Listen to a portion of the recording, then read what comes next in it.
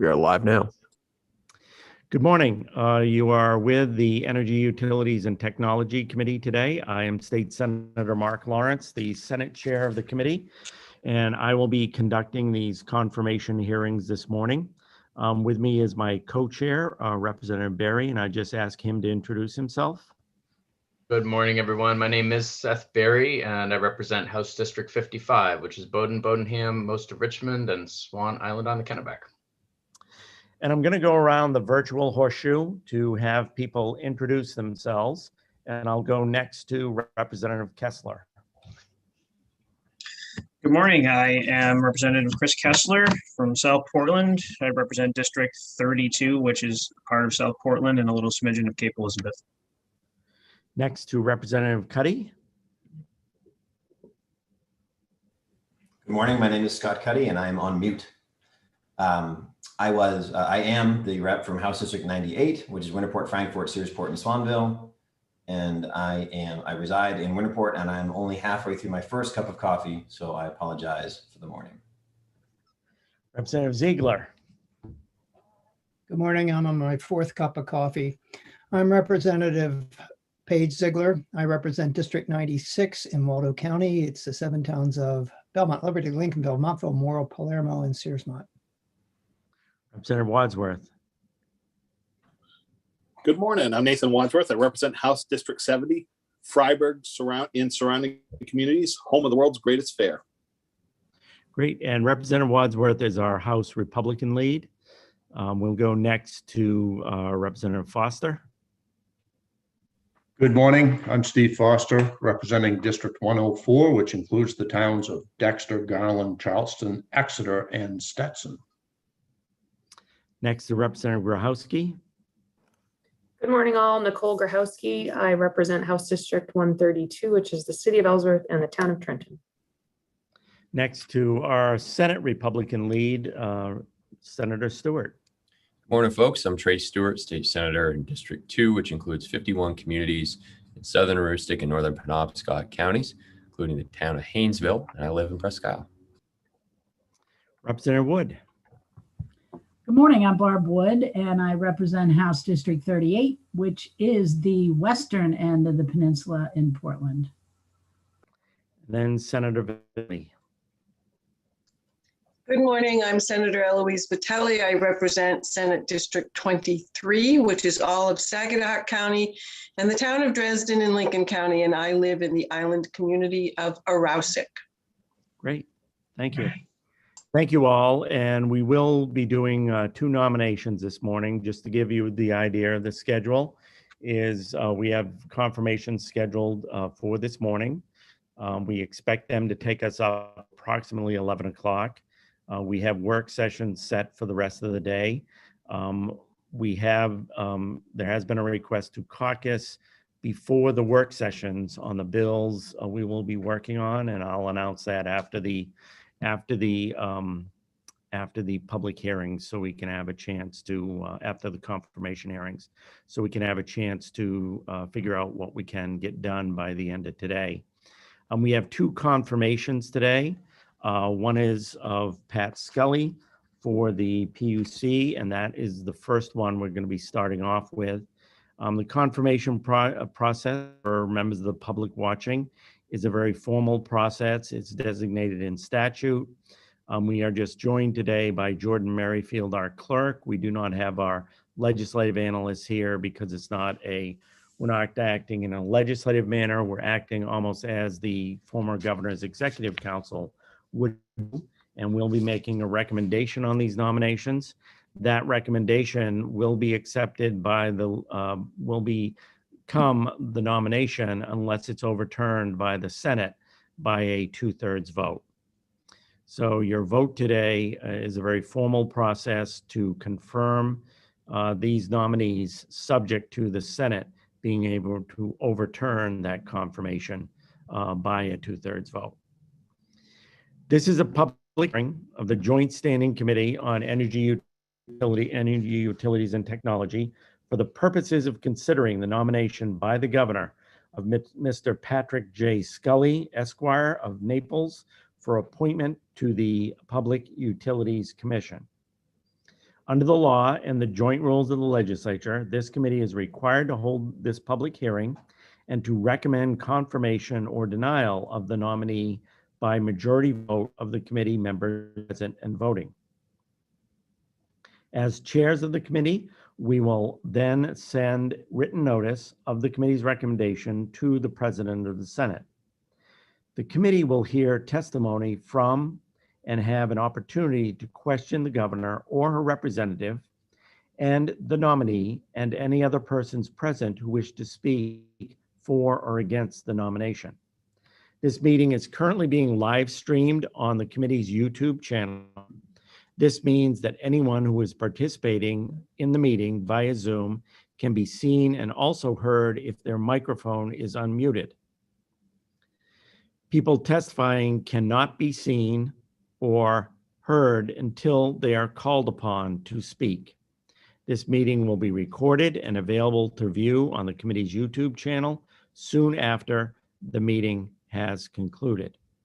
And we have had a request just to let the nominees know that after the nomination testimony is done, but before the confirmation vote, we've had a request on both nominees to do a brief caucus.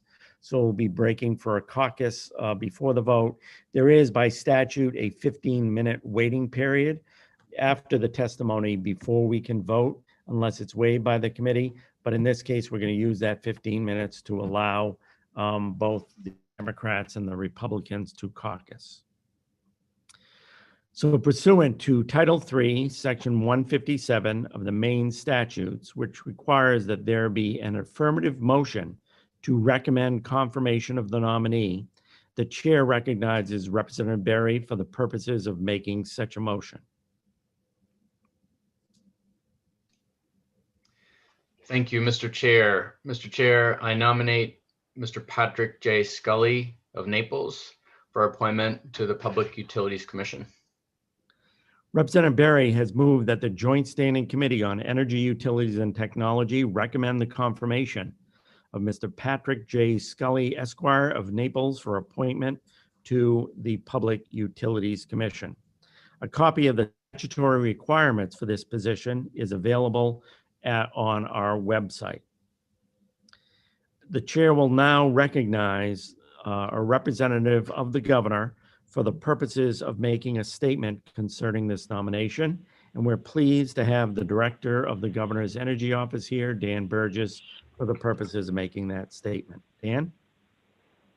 Thank you, Senator Lawrence, Representative Berry, and distinguished members of the Joint Standing Committee on Energy, Utilities, and Technology. My name is Dan Burgess, and I'm the director of the governor's energy office. I'm here today on behalf of the governor to speak in support of the nomination of Patrick J. Scully of Naples as a commissioner of the Public Utilities Commission. As you know, the commission statute can be found in Maine Revised Statutes under 35A, Chapter 1.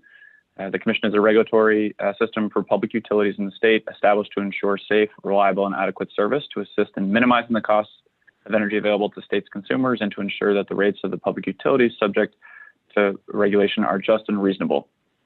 PUC, as you know, is led by 3 commissioners appointed by the governor, reviewed and confirmed by the legislature to serve 6-year staggered terms.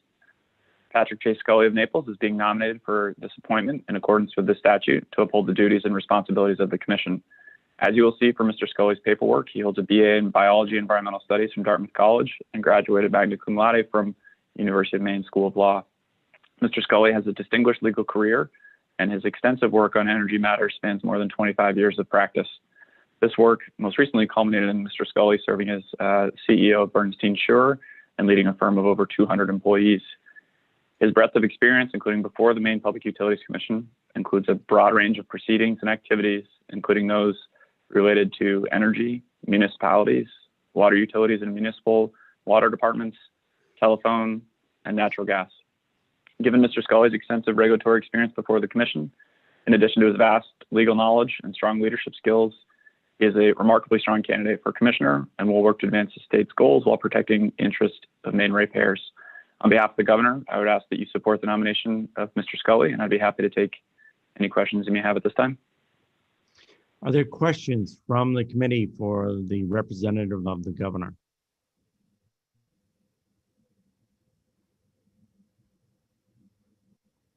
Seeing none, thank you very much, Dan.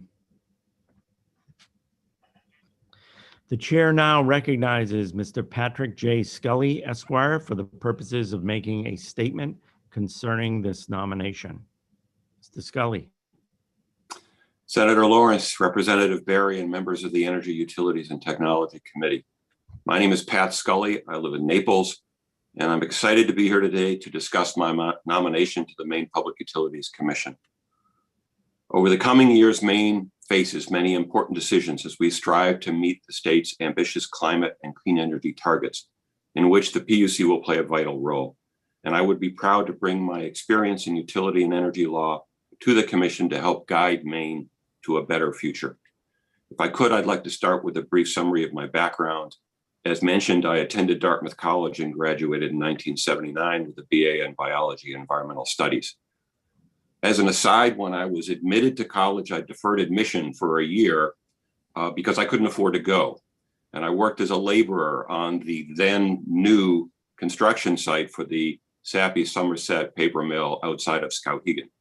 And I mention that only because 15 years later, I began representing Sappi as their energy lawyer before the commission. Further evidence as to what a small state we are here in Maine. After college, I worked for 2 years, and including a stint as a paralegal at a small law firm in Skowhegan. I attended the University of Maine School of Law and graduated in 1984. I joined the Portland-based firm of Bernstein Scher after graduation, and I began my practice in litigation. After 4 years of litigation experience, I transitioned to our firm's municipal practice, and I represented many towns and cities for several years. In land use, I also represented towns in their relationships with their cable providers in franchising matters. I began to represent clients before the Maine PUC in 1990, and over time, my PUC and energy work began to dominate my practice. For over 25 years, I represented developers, owners, and operators of generation facilities in Maine. This included cogeneration facilities at paper mills like Sappi Somerset, hydroelectric facilities, biomass plants, combined cycle natural gas plants, and in more recent years, I've done a tremendous amount of work in the wind industry. Onshore wind is also, in addition to the state's efforts to procure offshore wind, and even more recently, solar generation projects. I also represented competitive energy providers, the suppliers who purchase wholesale from power plants and sell directly to customers. My experience before the commission includes virtually every kind of proceeding involving Maine's utilities, generators, and suppliers, including rate cases, rate design cases, mergers and affiliate transactions, long-term contracts, and so-called CPCN, or Certificate of Need proceedings. I assisted generators in negotiating wholesale supply agreements, transmission service agreements, and interconnection agreements with utilities. I was active in the era around 2000 when Maine implemented electric utility restructuring and was involved with the rulemaking proceedings at the commission to implement that statute.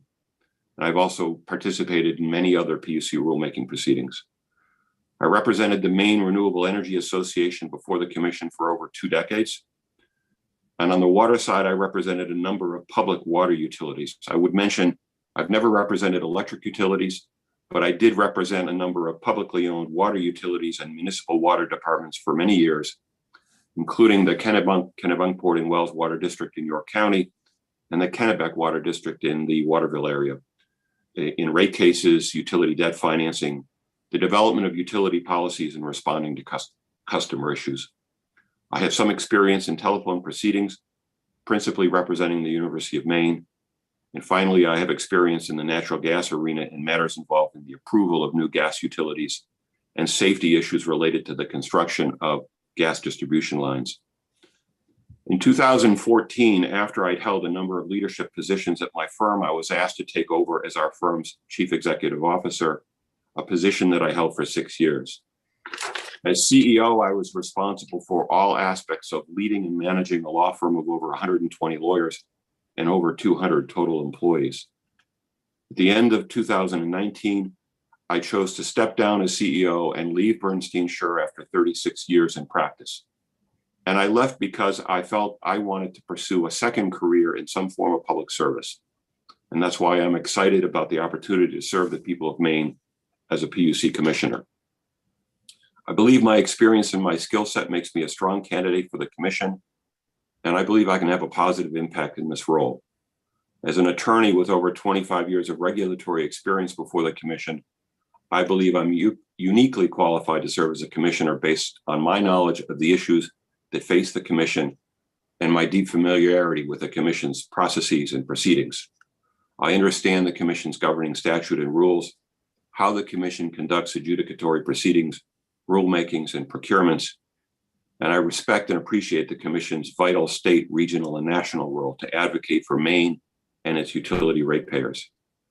I know many of the commission staff, and I hope that my leadership experience at my law firm will prove useful to help enhance the commission and its work. The next several years will be a critical time for the commission and the state, and I'm excited to be a part of Maine's transition to a lower carbon economy. I believe that what we refer to as beneficial electrification will provide substantial environmental and economic benefits to our state and people. By bringing more of our energy spending to Maine on Maine sources of energy, we will create jobs, spur local investment, and offset local property taxes. But at the same time, the interests of ratepayers must be closely considered during this transition. As we move forward, it will be critical for the PUC working collaboratively with the legislature, this committee, the Energy Office, the utilities, the public advocate, and other interested parties to plan for a transition that achieves the state's energy and climate goals at the lowest possible cost to ratepayers. I believe it will take a very careful mix of investments in transmission, in distribution facilities, in grid scale renewable generation, in distributed generation, in energy storage, and in energy efficiency to achieve these goals. And the commission will have an important role in ensuring that the right investments are made at the right time, in the right places, and in a cost competitive manner, while building a clean energy economy of the future and mitigating the costly impacts of climate change on the state that we all love and call home. And with that, I would look forward to any questions that the committee has of me. Thank you very much, Attorney Scully. The chair would ask if any member of the committee has questions of the nominee.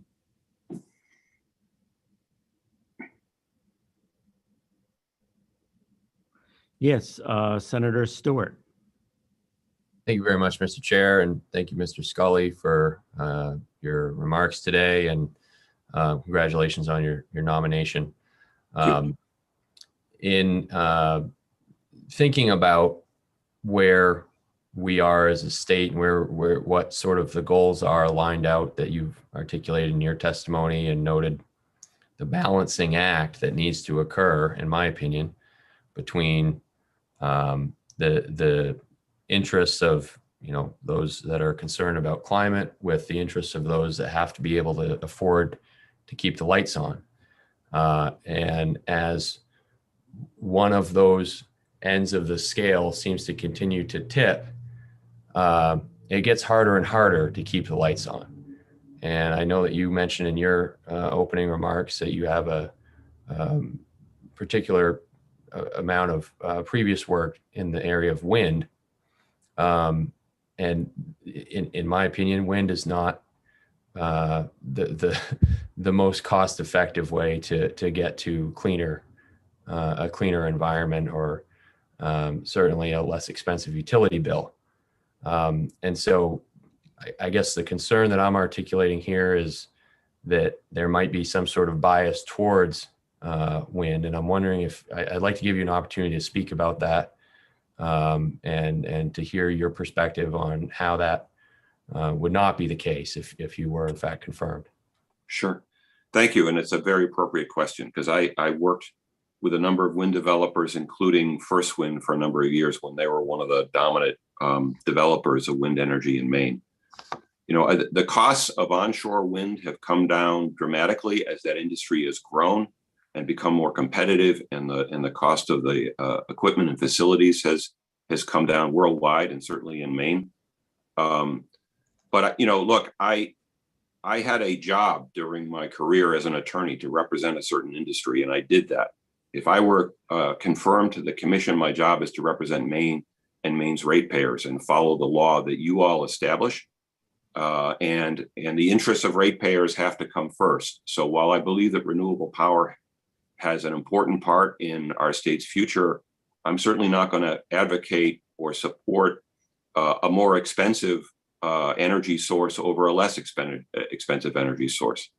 The commission recently did a procurement under the long-term contracting statute of 800 megawatts.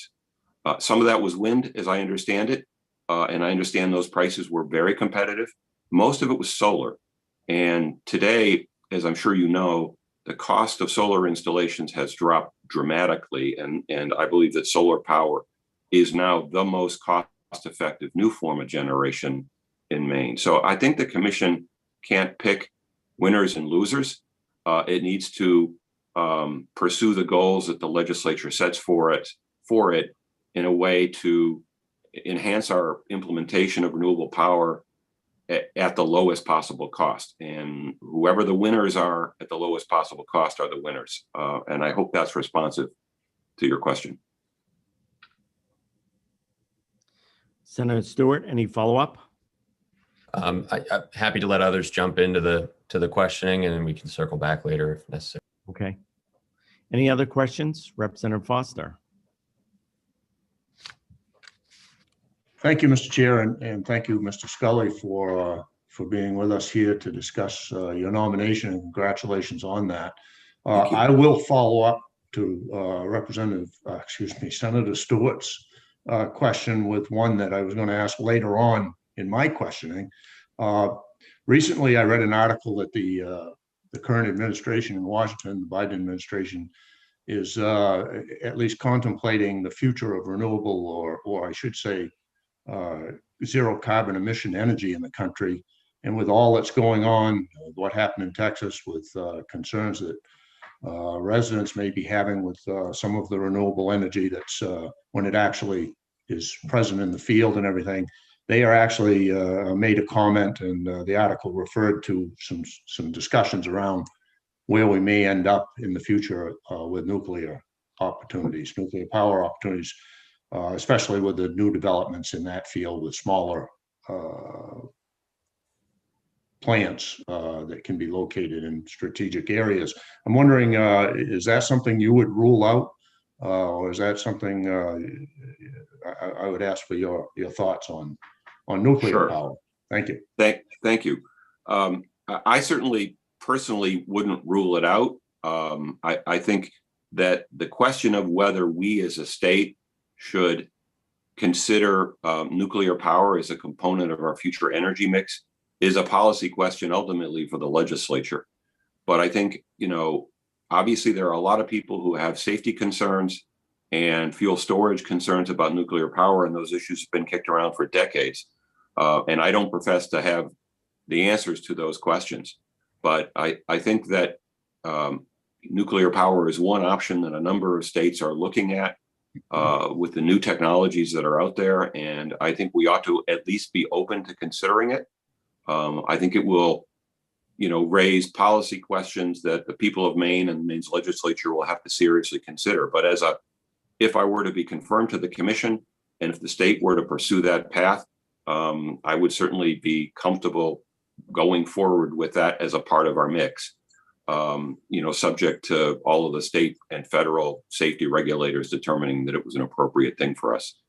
But I think, the larger question is we need to be sure that whatever mix we move towards in the future ensures the reliability of our grid. And so different kinds of technologies operate in different ways. And, solar generation doesn't produce power at night. Wind generation produces power when the wind blows. There are storage solutions that are under development that may help smooth out some of that up and down.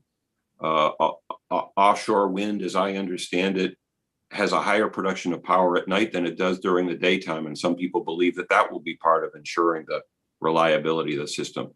But again, without picking winners and losers, I think part of the commission's job is to ensure that our system operates reliably and we have the right mix to ensure reliability in the grid. Great. And next I have Representative Cuddy. Thank you, Senator. Thank you very much for being here and your willingness to serve, Mr. Scully, and congratulations on your 2019 retirement, which you're already actively trying to come out of. You've addressed this several times, but I wanted to ask you in a direct fashion about sort of the role of a commissioner vis-a-vis the legislature. And the legislature is a policy setting body, and then there are people who execute that. And I wanted to give you an opportunity to talk about the commission's role in executing policy as opposed to developing policy. Sure. And when I look at the commission's relationship with the legislature sets policy, kind of capital P policy. And the commission's job is to implement the policy set by the legislature. So if the legislature says we want to get to zero carbon by 2050 or some other date, it's the commission's job to develop the rules subject to review by the legislature if they're major substantive, and to implement the cases and the proceedings to achieve that goal. Clearly, when the commission does its job, there are policy implications of what it does in trying to achieve the legislature's goals, always subject to review and reconsideration by the legislature. And, I know the commission submits annual reports and is pretty diligent in reporting back to you all what it's doing and why it's doing it. But, in a general sense, legislature sets the policy, the commission implements it, and, has an impact certainly in the individual cases it works on how that policy gets implemented. Thank you, sir. Representative Kessler. Thank you, Mr. Chair, and good morning, Mr. Scully. I wanted to follow up on, the mission of having to maintain good reliability and lowest cost. And you talked about, following and enacting what the legislature sets forth in terms of policy. And we are continuously and more so focused on greenhouse gas emissions and reduction of those. And it's really a delicate balance to keep rates low and accomplish that. And I am just curious what your decision-making process would be to achieve the goal of maximizing greenhouse gas emissions while keeping rates as low as possible. How would you weigh those two? Well, I think it's feasible to make this transition and do it without an unacceptable impact on rates. I think we have to keep in mind that some of this will be moving costs from one bucket to another bucket. So, I drive an F-150 pickup truck. I'm very excited about the new all-electric F-150. I know that if I go that way, I'm going to pay more money for the truck, but my gas bill is going to go to zero. My power bill is going to go up. I think on net, I'll probably be better off. And so, we think about the system as a whole. We have to recognize that as we move to an all-electric fleet, customers will see, or consumers will see their certain costs go down. We may see an increase in our distribution, in our T&D costs, and in our energy supply costs because we're consuming more electricity to charge our vehicles, and because the grid will need to be strengthened to be able to handle the additional load of all of that charging going on. So it's not an easy analysis to conduct, but I think the commission can very carefully, subject to the direction of this committee, look at how, what are the places that we need to make investments, and how do we make them in the most efficient manner. I believe in markets. I believe in competition. I believe that, if we're going to procure more renewable generation, it needs to be through competitive processes, and that should bring us lower costs. We're in a good place with respect to renewable energy in our supply mix in Maine today. We have a pretty significant percentage of Maine's sources of generation that are currently renewable. We still have natural gas in the mix. We really don't have much oil or coal in our mix anymore. So I believe these targets are achievable, but it's going to require some very important balancing, and I think it's doable. But as I said, I think it's just important that the commission be very attentive to rate impacts and overall economic impacts, and also be very open with the public about what we, the state and the commission, are doing and why we're doing it, and kind of what people can expect, so that people understand where we're going. Any further questions? Representative Wadsworth. Thank you, Mr. Chair, and Mr. Scully for being here. Currently, we have a bill in front of our committee to create a quasi-governmental utility and take over the two largest IOUs. This has been born out of the performance of our two largest IOUs. I don't support forcing the takeover of private companies, but I do support seeing their improved performance of these utilities. What can you do as a regulator to increase their performance so that some members of the legislature don't feel like we have to take over these private companies? Right. I think the commission has a lot of tools in its tool chest that it can use to bring companies into higher qualities of service, lower costs, and better responsiveness to their customers. And as you know, the commission conducted a long inquiry into CMP's implementation of its smart care billing system, and ultimately found some real problems, not so much with its meters, but with the way it implemented its billing system and with its customer service. And the commission penalized CMP on its rate of return quite heavily. And I think that, those tools continue to be available. I understand that the commission is conducting a management audit of CMP to look at the relationship between CMP and its owners, its upstream owners, and the results of that audit are expected to come out shortly. If I'm confirmed, I would assume that I would be part of reviewing the outcome of that audit and then deciding what to do about it. But I believe the commission has the tools to demand of the utility good quality service, good customer service. I believe that it can do everything from setting stricter standards to penalizing the utility if it doesn't meet those standards, to forcing the utility to be separated from its owners, to force the parent company to divest of the utility. That's within the commission's current powers, and so I think it's very important, whichever model the state moves forward with, that the commission is diligent about ensuring that the utilities provide high quality service at reasonable rates. And I think the commission has the tools to do it. Other questions from the committee? Representative Foster. Thank you, Mr. Chair. Mr. Scully, I appreciate the information you provided for us on all of the utilities that you have represented from a legal standpoint at various before the PUC and I'm assuming in other capacities. Gas, water, I think you mentioned, obviously energy, utilities, and also some of our largest employers whose employees pay electric bills in the state, and those businesses use a lot of electricity. I'm wondering, besides that, if you could give us a little brief understanding of your technical, if you will, experience, education, background, and knowledge in those areas, if you would. Well, yeah, technical knowledge. I mean, I'm a lawyer.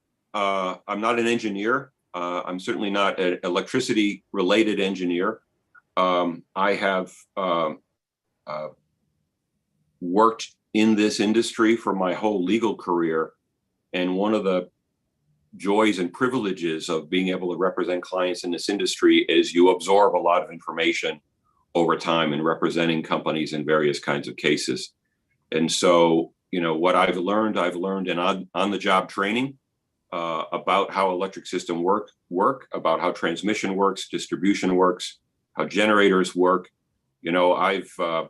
I've not only worked as a laborer at a large paper mill, but I've been in and out of that mill and other mills in the state on a number of times, dealing with the energy consumption issues that those facilities face and the challenges that they face as energy is a significant cost part of their manufacturing process. So I consider myself a bit of a sponge, but I'm not going to tell you that I'm a technical expert. I enjoy working with experts.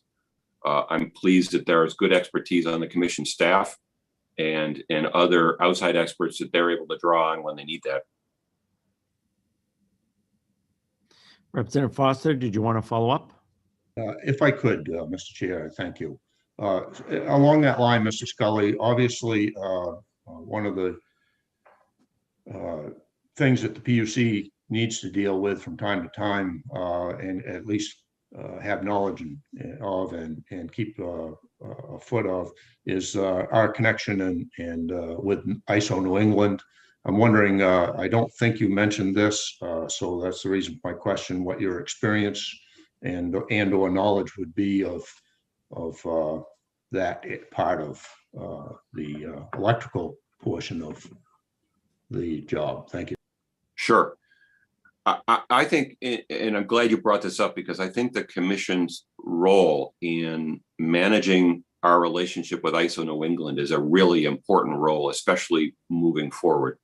So my own personal experience, I have experience working with the ISO on generator interconnections when large generators are connecting to the New England grid, and we have to negotiate arrangements to allow for that interconnection. So I've got a lot of experience in that area. I've been to ISO proceedings. I understand what ISO does in terms of managing the bulk power system and managing the electricity markets in New England. But I was not a practitioner at ISO on a regular basis. But I do think that that there are some challenges in the way in which ISO was governed and how responsive it is to what the states are trying to achieve. And I know there's work underway already with the New England states to try to improve ISO governance and to improve its responsiveness. It's a challenging relationship. It's also challenging in that our relationship with ISO means that as ISO supports large transmission investments in New England, Maine ratepayers pay a percentage of those costs. And on a going forward basis, I'm concerned about what those costs are going to look like, because there's a lot of transmission investment being proposed for Southern New England. And if we have to pay our 8% share of those costs, it's going to be a significant exposure to Maine ratepayers. And that's something I think the commission has to be very concerned about. Representative Foster, are you all set? Yes, thank you. Representative Ziegler. Yes, good afternoon, Mr. Scully, and congratulations on retirement, and be very careful what you wish for in retirement. You have a very impressive CV. You seem to have incredible broad knowledge in regards to this. What do you see your learning curve would be in getting going in the PUC? And I'm not going to ask you any questions about the opinions you have before going into this, because once you're in the board, that's when you'll start making those decisions and you'll be looking deeper into it. So I like a tabula rasa for a person going in, but with knowledge of how things work. Sure, thank you. And I have to be honest, I learned a lot over 25 years of practicing before the commission. But as a lawyer, the metaphor I've been using, it's kind of like you come into a forest, and in individual cases, you learn a lot about individual trees. And you learn those trees really well, but there's a lot of the forest you don't learn a whole lot about. And so I acknowledge that there will be a lot for me to learn. And I intend to work very hard, if I'm confirmed, initially to get myself more current and more up to speed on the issues that that I don't know as well and I'm not as familiar with. One of the benefits to me is that there's a strong staff at the commission, there's strong technical capability, and I look forward to meeting with and working with some of those staff members who I've known for many years, and to help, to get their help in getting me as up to speed as I can possibly be as quickly as I can. It's exciting. It's going to be a lot of work, and you're right. It is a kind of, be careful what you wish for situation. But I knew that when I stepped down from my law firm, I wasn't ready to really retire. I don't play golf, and I can only read so many books. And I felt that I had some obligation to engage in public service. And given my background, this seemed like a logical way to contribute in a kind of second act career. So I'll have a lot of work to do, but I'm looking forward to it. Any other questions? Senator Stewart. Thank you, Mr. Chair. And candidly, I think from a technical standpoint, Mr. Scully, you've done a good job today and previously in answering some of those technical concerns that our side has. And I've spoken with my caucus about your nomination. And you mentioned too your shift from the private sector into looking at public sector roles.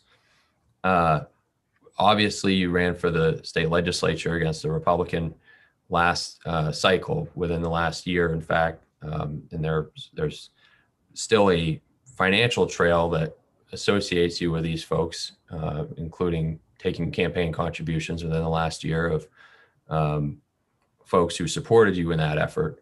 And they include a number of folks who either work for companies that will be going before the PUC, certainly the law firms that would be representing them, as well as the attorneys litigating those cases. That's a concern that our side has. And I'd say beyond that, there seems to be a pattern from at least this chief executive, which I know you can't control, but is a concern for us, of taking former candidates who ran against Republicans and then finding other ways to put them into various roles that could then conceivably be problematic down the road. I'm not going to get into that today, but it is a pattern that we're frustrated by, and one that may or may not reflect on you individually. I don't think that it does. I believe that you have demonstrated a capability of performing the role. I am worried about the possible conflict of interest. But I'd like to give you an opportunity to respond to that in fairness, because those are legitimate concerns that my colleagues in the Senate Republican caucus have. Sure. Well, let me respond. I think it's a totally appropriate question. I'm an independent. I ran as an independent for the House. And to be clear, because I saw this information come up when I was running, I've never been active in a political party. I have been registered at times as a Republican and at times as a Democrat. But most of my adult life, I've considered myself an independent. When I've registered for a party, it's almost always been because there was a primary coming up and I wanted to be able to vote in the primary because I had a strong feeling or preference for one candidate versus another candidate. And so that's really, I truly consider myself an independent. I don't like feeling pressure to kind of follow the ideology or the set of positions of one party or the other. I like to personally decide how I feel about issues on their own merits. When I ran, I did receive support from some people in the industry, frankly, who are friends that I've known for many years. I did receive support from Republicans and I received support from Democrats and from independents. I didn't feel it was appropriate for me to tell people, who could or couldn't be supportive of my campaign or who could or couldn't donate to my campaign. I think I received in donations the grand sum of about $7,000 or $8,000. That certainly doesn't impact me personally in terms of what my role would be or how I would conduct myself as an adjudicator if I were on the commission. And, you know, I understand your concern, but I can assure you that my personal integrity is very important to me. I think that it's important that commissioners behave in a nonpartisan fashion, that they respect the law that the legislature adopts, and they implement that law to the best of their ability. And when they're in what we call adjudicatory cases, they act like judges, which is they consider the facts put before them, they apply the law as they understand the law, and they make fair decisions without being biased one way or the other. And that's the best I can say, and that's what I would intend to do. Any follow-up, Senator Stewart? No, thank you for the response. Thank you, Mr. Chair. Any other questions from the committee for the nominee?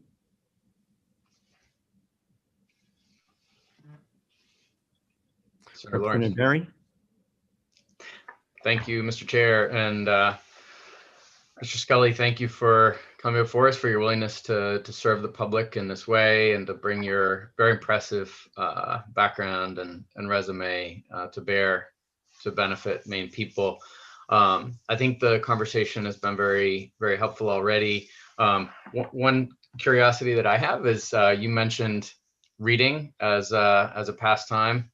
And I'm just wondering if you're familiar with the work of Scott Hempling at all. He's the author of a number of books from Georgetown Law, books like Preside or Lead, the attributes and actions of effective regulators, another regarding regulating mergers and acquisitions of U.S. electric utilities, industry concentration and corporate complication.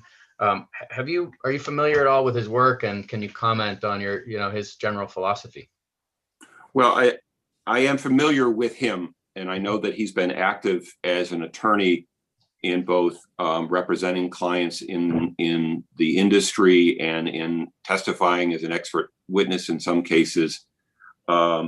I did read the submission that he made in New Mexico concerning how to look at sales of utilities. And I thought it was interesting material. I think he is, obviously very well educated, very thoughtful about this stuff. But it's a little bit difficult to respond to your question about his philosophy overall. I mean, I haven't read his books, and if you want me to, I'll promise that I do that as part of my, my education process over the next month or two. But it would be helpful to me, Representative Berry, if you had a more specific question about what aspect of this philosophy do I agree with or support or disagree with, if I could. Thank you, Mr. Chair, if I may. Go ahead. That's a very fair question in return to my question. And, I'll start with the notion of fitness to serve. You mentioned already that the Public Utilities Commission does have that power. It is part of the regulatory bargain. These are natural monopolies. They're given the privilege to serve the public, and whether it's consumer owned or investor owned, there does need to be some degree of fitness in order for the Public Utilities Commission to continue to allow that privilege. So I would ask you what comes to mind, and why don't we just focus on electric utilities for now, since it's the subject of many bills before us. Are there specific standards that come to mind for you in thinking about what fitness should look like? Sure. Well, I mean, in the broadest terms, a utility has been granted this franchise, this privilege, with a kind of, if you will, a somewhat captive group of customers. And it is authorized to collect reasonable rates and to cover its costs and get a return on equity if it's private. And in exchange for that, it's got certain obligations, and that is to provide reliable, in this case, electric service that's safe and that's meets the law, and to do so at a reasonable cost to customers. I think, part of the commission's job is to really to flesh out what does that mean, and what does good quality utility service look like. And that can include everything from basic customer service, how quickly you respond to customer complaints, how you address them, whether your systems are appropriate and accurate, whether your billing is accurate, your metering is accurate, how you respond to storms and outages, and how quickly you're able to get customers back connected and served. So I think there are a whole range of different things, and the commission has standards and rules for many of these things. But I think it's, a good utility, in my mind, puts its customers first. I think that's how any business succeeds, by putting its customers first and by providing the highest quality service. The regulatory mechanism that we have is really intended to replace what competition would look like. And, in a competitive environment, if you're not putting your customer first and you're not providing a good product or a good service, you lose out to somebody else. And, that doesn't work well with a natural monopoly. So we try to achieve the same result with regulation. And so I guess that's a long-winded effort at answering your question. Any follow-up, Representative Barry? Yes, indeed. No, that's very helpful. It's interesting, because putting a customer first is certainly what I think we all want, and yet the fiduciary obligation of a board is not to do that.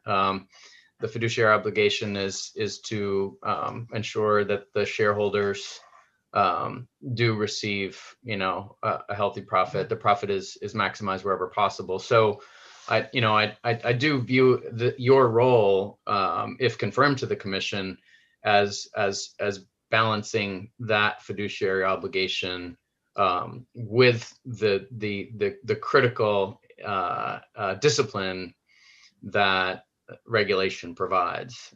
So I do take this question very, very seriously for that reason. Just on the fitness piece, I want to note that there's no current standard in law, and there's no precedent in Maine that I'm aware of for exercising that fitness test, for actually making that decision. So that's where my question comes from. And I would encourage you to say more about fitness if you like, but let me go on to another question, and you can fold it in if you want. Sure.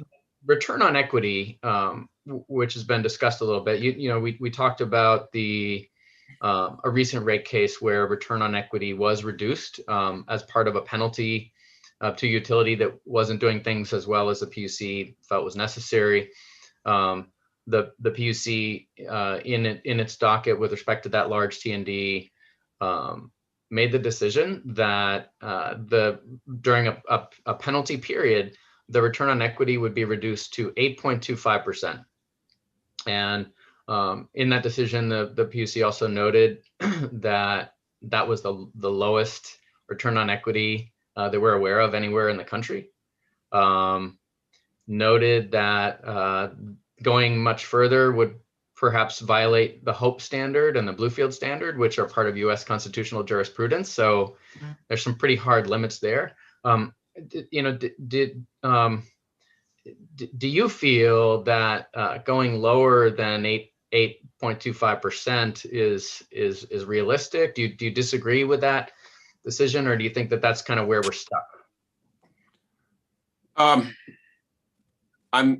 I need to be very cautious about answering this question, because I think this very issue is one that might very well come before me if I were to be confirmed.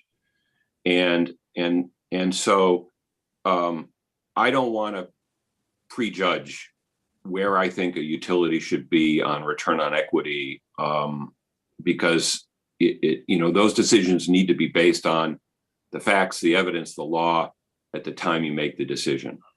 I certainly agree that there are limitations on what any Public Utilities Commission can do. Constitutionally and statutorily, the utility is entitled to a reasonable return on its investment.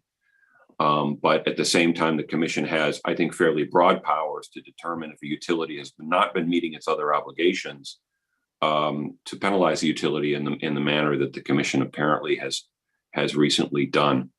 But to respond to your question by saying, I think you could go to 7%, or I think you could go to 6%.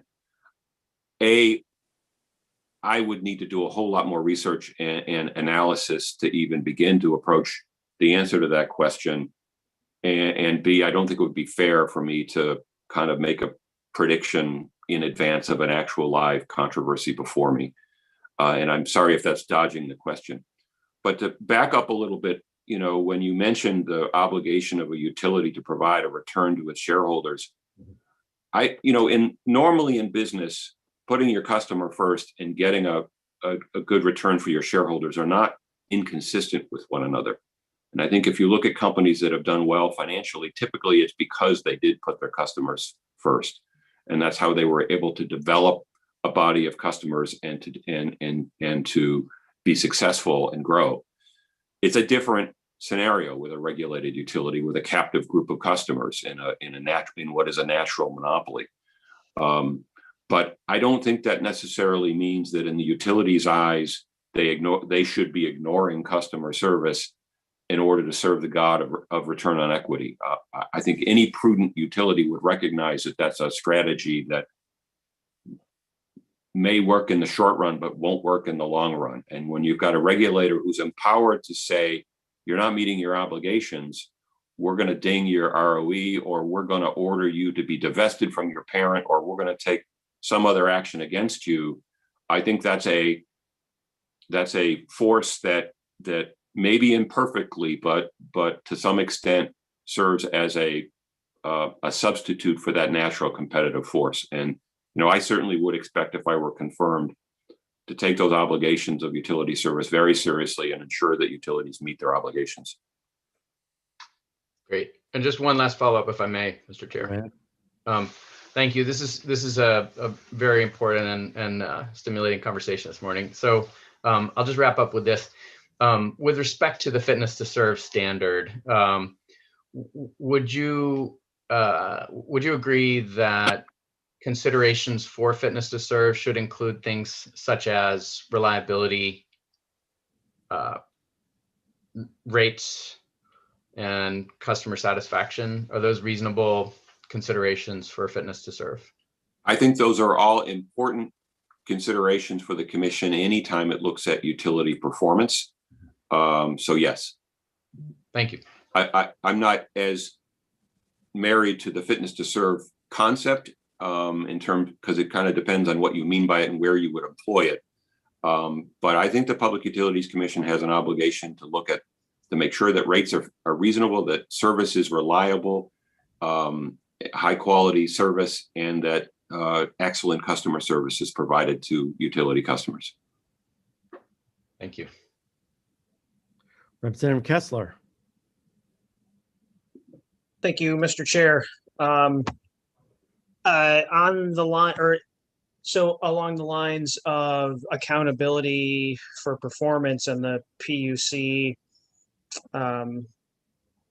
fulfilling that mission for ratepayers, we are in a scenario where we may have a completely different ownership structure in a few years' time. And there have been comments made about concern about if we in fact do have a consumer-owned utility in the future, that being able to hold the utility accountable for performance would be a much more difficult scenario. And I was wondering if you could speak to how you would envision still fulfilling the PUC's mission of reliability and lowest cost, and a different ownership. Sure. Thank you. Well, you know, we do have consumer-owned electric utilities in the state currently today. You know, Madison Electric, Kennebunk Light and Power, Van Buren Power and Light, Holton Water Company, which is an electric utility, Eastern Maine Electric Co-op. Those are all publicly owned electric utilities, or T&D utilities. And I think the commission has most of the same tools, certainly the same obligation to ensure that their rates are reasonable, that their service is reliable, that their customer service meets commission standards and expectations. So the toolbox maybe is a little bit different in that you don't have the same ability to impact a return on equity with a publicly owned utility, but I think the commission still has the ability to monitor, to enforce its rules, to penalize if necessary, and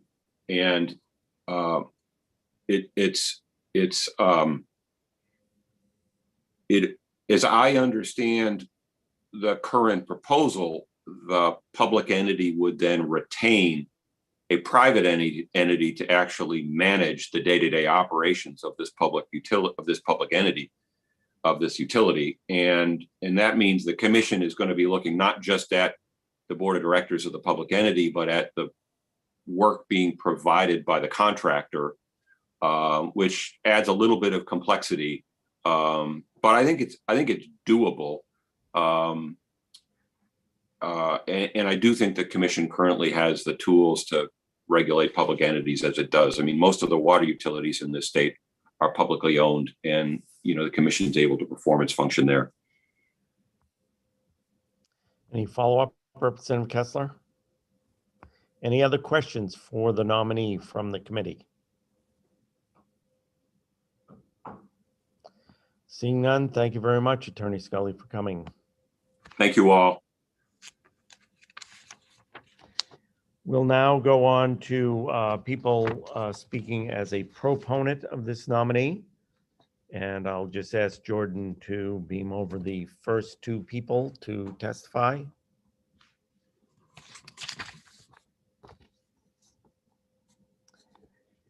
So we are now taking comments from persons attending this hearing who may wish to speak for or against the nomination. Anyone who has a written statement but who does not wish to speak should have submitted the statement with the committee clerk prior to today's hearing. All such statements shall contain the name and address of the person who prepared the statement. A copy of each written statement presented to the committee at this hearing will be made available to the nominee prior to the committee's vote, and the nominee will have an opportunity to respond to written comments. Those who wish to speak in person registered with the committee clerk prior to the start of this hearing and will be called upon by the chair, at which time they will be promoted to panelist status in Zoom and can be seen and heard. When it is your turn to speak, please observe the following. State your name and your place of residence prior to presenting your testimony. Only comments concerning the suitability of this particular nominee for this particular position will be considered. All other comments will be considered out of order. After you have done speaking and there are no more questions for you from the members of the committee, you will be returned to attendee status and the next person will be called. Okay, the chair is pleased to recognize first Fortunat Mueller of Revision Energies. Fortunat? Thank you, Senator Lawrence, Representative Berry, members of the committee. My name is Fortunat Mueller. I live in North Yarmouth. I'm co-founder and president of Revision Energy, and I'm here today to offer testimony in support of Pat Scully's nomination as Commissioner of the Public Utilities Commission. Maine is at a critical juncture when it comes to our energy and economic future. We talk a lot about 2045 and 2050 as if those dates are far off in the future, but it really is just around the corner. We're already closer to 2050 than we are to 1990, if you can believe it. And because the life of policy infrastructure decisions, the regulatory decisions we make over the next 5 to 10 years are what will determine the trajectory of the next 25 and whether Maine accomplishes our energy and climate goals. Pat's energy and expertise and legal brilliance are second to none in the state, and that by itself is surely a huge asset to the commission. But in addition to those things, what I believe makes Pat Scully the ideal candidate for the position is his diverse executive leadership experience. Before he retired at the end of 2019, Pat was CEO of Bernstein Shore, as you heard, for the previous 6 years. As any of you who have run a business can certainly appreciate, being a successful CEO of a 200-person enterprise is a significant challenge, and maybe even more so when 100 of those 200 people are attorneys. I can tell you, I imagine running a law firm is even harder than running a firm full of solar installers, electricians, and plumbers. To be successful in that role requires more than simply being a brilliant lawyer, which I think we all know Pat is. And from what I saw of Pat as CEO of Bernstein Shore, he was an incredible leader, inspiring, strategic, and driven, while also thoughtful, inclusive, and empathetic. It's this rare combination of intellect, passion, legal, and executive leadership experience that I believe led Governor Mills to nominate him for the position, and is why I encourage you strongly to support his nomination. In the context of the coming clean energy transition and beneficial electrification, we talk a lot about the grid of the future and even the utility of the future, both of which are absolutely critical. But just as our approach to physical infrastructure and utility business model needs to evolve, so too does the commission itself. Over the coming years, I believe the Maine PUC will need to significantly increase its technical and financial analysis capabilities and to substantially change the way that utility planning happens, instead of simply reacting to utility proposals in a backwards-looking way, thinking thoughtfully forward about how we can build infrastructure to meet our future energy goals cost effectively. Because electrification and the renewable energy transition will directly affect each and every resident and business in Maine, the commission also needs to dramatically improve the way it communicates with stakeholders, both the public, generators, and everybody who uses electricity. Together with Chairman Bartlett and Commissioner Davis, I feel confident that based on his experience and track record, Pat Scully is exactly the right person to help lead the commission and the state in this new direction. I'm so grateful for his dedication to the state and his willingness to continue to serve and give up his retirement for all of us. I encourage the committee to support his nomination without reservation. Happy to take any questions. Thank you. Are there questions from the committee for Mr. Mueller? Seeing none, thank you. Thank you. We'll go on to our second person testifying in favor of the nominee, and that is Stacy Fitz. Stacy? Thank you. Senator Lawrence, Representative Berry, and members of the Joint Standing Committee on Energy, Utilities, and Technology. My name is Stacy Fitz. I'm a resident of Pittsfield, and I appear before you in support of the nomination of Patrick Scully to the Public Utilities Commission. I have known Pat personally and professionally for over 30 years in my work in independent power generation and also as a legislator. He is one of the best minds that Maine has developed in the area of utility law, regulation, and power generation. And his work has been exemplary, and he will, in my opinion, be a remarkable public utilities commissioner. I commend the governor and her staff for choosing Pat as their nominee for this position. At this time, with changes in the industry that we are seeing, Pat is equipped with the background, the knowledge of the issues, and the ability to process facts, to reach decisions that will be fair and in the interest of Maine utility customers and the state at large. Pat understands the role of the commission. He will execute and oversee the implementation and administration of the policies established by this committee and the legislature. His years of legal practice and leadership in this field will serve us well in this new chapter of now his new career. Maine is fortunate that we have a skillful, deliberative, and thoughtful commission. Some states are less fortunate and rather fill their commissions with friends, relatives, and use these appointments as rewards and favors. And I can say that as experienced when I did serve on this committee and traveled the country and had chances to meet commissioners from other states. It amazed me how far ahead we are as a state with the level of knowledge that our commissioners have. And for those that serve on this committee, we all appreciate the effort which goes into being a member of the Public Utilities Commission and the hard work that our commissioners put into their deliberations and decisions. Commissioners understand the relationship between the commission and the legislature, especially this committee. And Pat Scully will undoubtedly carry on with that in mind. I have no doubt that he'll maintain the trust of the legislature in the deliberative nature of the commissioners, and that he will see that the policies established by past, current, and future legislatures are administered properly.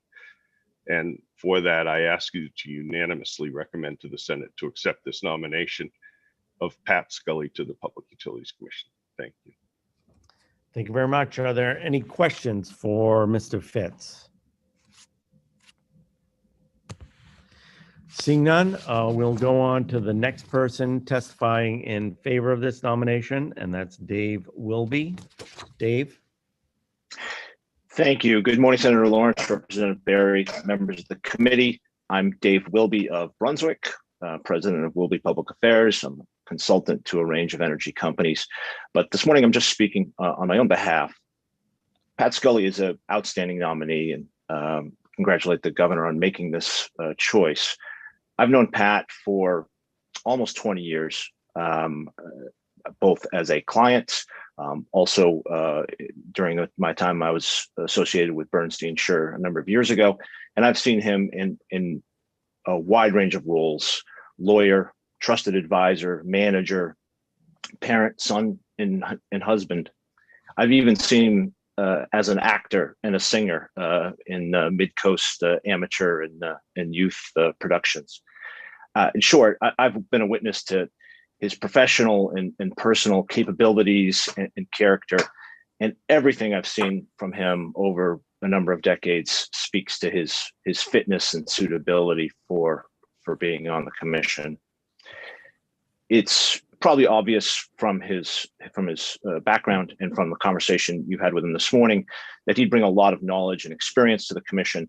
But I also want to emphasize my belief that he'd also bring wisdom and a judicious nature to this role, which I think is extremely important at the commission, and exactly the sort of temperament that we would collectively all want from our public utilities commissioners. I'm extraordinarily confident that if he were confirmed, the folks that would come before the commission when he was there, if he is indeed confirmed, whether it's a regular a party who appears regularly before the commission, or a member of the public who's there for the first time in what is sometimes a pretty arcane process, they would all find Pat welcoming, inclusive, and he would treat all parties similarly with respect and understanding. So I'll leave it at that, Mr. Chairman, just to say in conclusion that I'm very pleased to be able to add my voice to those before, urging the committee to support Mr. Scully's nomination. Thank you. Thank you. We'll go next. Any questions for Mr. Wilby? Excuse me. We'll go next to Tim Schneider. Tim? Thank you, Mr. Chair. My name is Tim Schneider. I'm the General Counsel of Tilson Technology Management. We are at Tilson on a mission to build America's information infrastructure, and we're headquartered in Portland, Maine. I'm here testifying on behalf of myself and Tilson in support of the nomination of Patrick Scully to the Maine Public Utilities Commission. I've known Pat since I began practicing law in Maine. So when I began in private practice, he was well known as a highly respected member of Maine's utility bar on behalf of electric generators, particularly renewables. And then later, during my term as public advocate, I had the opportunity to work with him on both sides of the horseshoe at the commission as a litigant. And then after my term ended as public advocate, I had the opportunity to work with Mr. Scully as a client of Bernstein Sure at Tilson. And he and his team supported Tilson and frankly me as I took on my first in-house role. It's really exciting for the state to get an attorney like Mr. Scully as commissioner, and I commend him for stepping up to serve as a commissioner and take on public service. Serving as a commissioner is really hard work and not most people's idea of a leisurely retirement. As someone who's far from retirement and has 3 small children, golf and books sound quite nice, but apparently he would like to be a commissioner instead, and that's great for the state of Maine. I would echo Mr. Wilby's comments. In all of my dealings with Mr. Scully, I deeply appreciated his patience, his composure, his honesty. I think these attributes will serve him and the commission very well. But in addition to his temperament, I wanted to highlight for the committee 2 attributes I think that will be of particular value to the commission and by extension the state if Mr. Scully's nomination is approved. First, as a practical matter, I think it's great to have a commissioner with experience as a litigant before the commission. Representative Ziegler mentioned the learning curve. For those of you not familiar with the commission's process, it can be somewhat arcane. And I saw more than one accomplished lawyer from outside of Maine or from other areas of practice within the state falter in understanding the commission's procedures and customs. It'll be really valuable to the commission to understand how that works and doesn't procedurally and how that affects the way in which these complex issues come before the commission. Second, I think Mr. Scully's experience working on behalf of electric generators will also be beneficial to Maine ratepayers. There are a lot of areas, particularly on transmission and the efficient and effective function of wholesale markets of ISO New England, where generators and customers share similar frustrations. This is a really critical piece of Maine's larger energy picture, particularly as a net exporter of energy, and this will be really helpful to the commission and by extension the state. Thank you again for the opportunity to testify today on behalf of myself and Tilson in support of Mr. Scully's nominations, and happy to take any questions. Thanks. Thank you. Are there questions from the committee? Next, we'll go on to Jeremy Payne. Good morning, Senator Lawrence, Representative Berry, members of the committee. My name is Jeremy Payne. I'm the Executive Director of the Maine Renewable Energy Association. Here to testify in support of Mr. Scully, as we believe the governor has identified the right person at the right time for this vitally important job. His experience, knowledge, and character make him the ideal candidate to help lead the PUC alongside Chair Bartlett and Commissioner Davis. As you heard from Mr. Scully, MREA has had the pleasure of working directly with the nominee in years past, and we were repeatedly impressed by his ability to problem solve, listen intently, and offer a well-informed perspective at critical junctures. So with that, we respectfully encourage the committee to vote to confirm Mr. Scully to the PUC, and I'd be happy to try and answer any questions you may have. Are there any questions from the committee? Seeing none, thank you. We'll now hear from Bob Dorco. Bob? Good morning, Senator Lawrence, Representative Berry, and members of the Joint Standing Committee on Energy, Utilities, and Technology. I'm Bob Dorco, a Skowhegan resident, president of the Industrial Energy Consumer Group. I'm testifying on behalf of the group in support of Patrick's confirmation as a Public Utilities Commissioner. My group recently met with Pat to discuss various subjects related to energy. Following that meeting, we feel that the state of Maine would be well served by him utilizing his past knowledge and experience, coupled with his desire of public service. We found him to be very knowledgeable regarding the electrical industry structure and issues facing Maine and businesses. And we expect he will educate himself as needed on the other aspects of the PUC's jurisdiction to help make sound decisions for the public. We spent a lot of time discussing Maine's climate goals and IECG's focus on achieving them at the lowest cost. We explained our Get Maine Climate Right principles, including acting on consensus climate science, taking cost-effective actions first, and prudently relying on careful analysis and thoughtful economic planning, as well as equitably sharing burdens associated with clean energy transmission, as described on the website that we have available for everyone, getmaineclimateright.com. Pat indicated that he wanted to work on the current transition and its implications while being sensitive to cost and implementing efficient solutions. Our group was encouraged to hear that he felt that PUC will need to be proactive on climate change, work on fundamental policies, and not to overburden ratepayers with transition costs.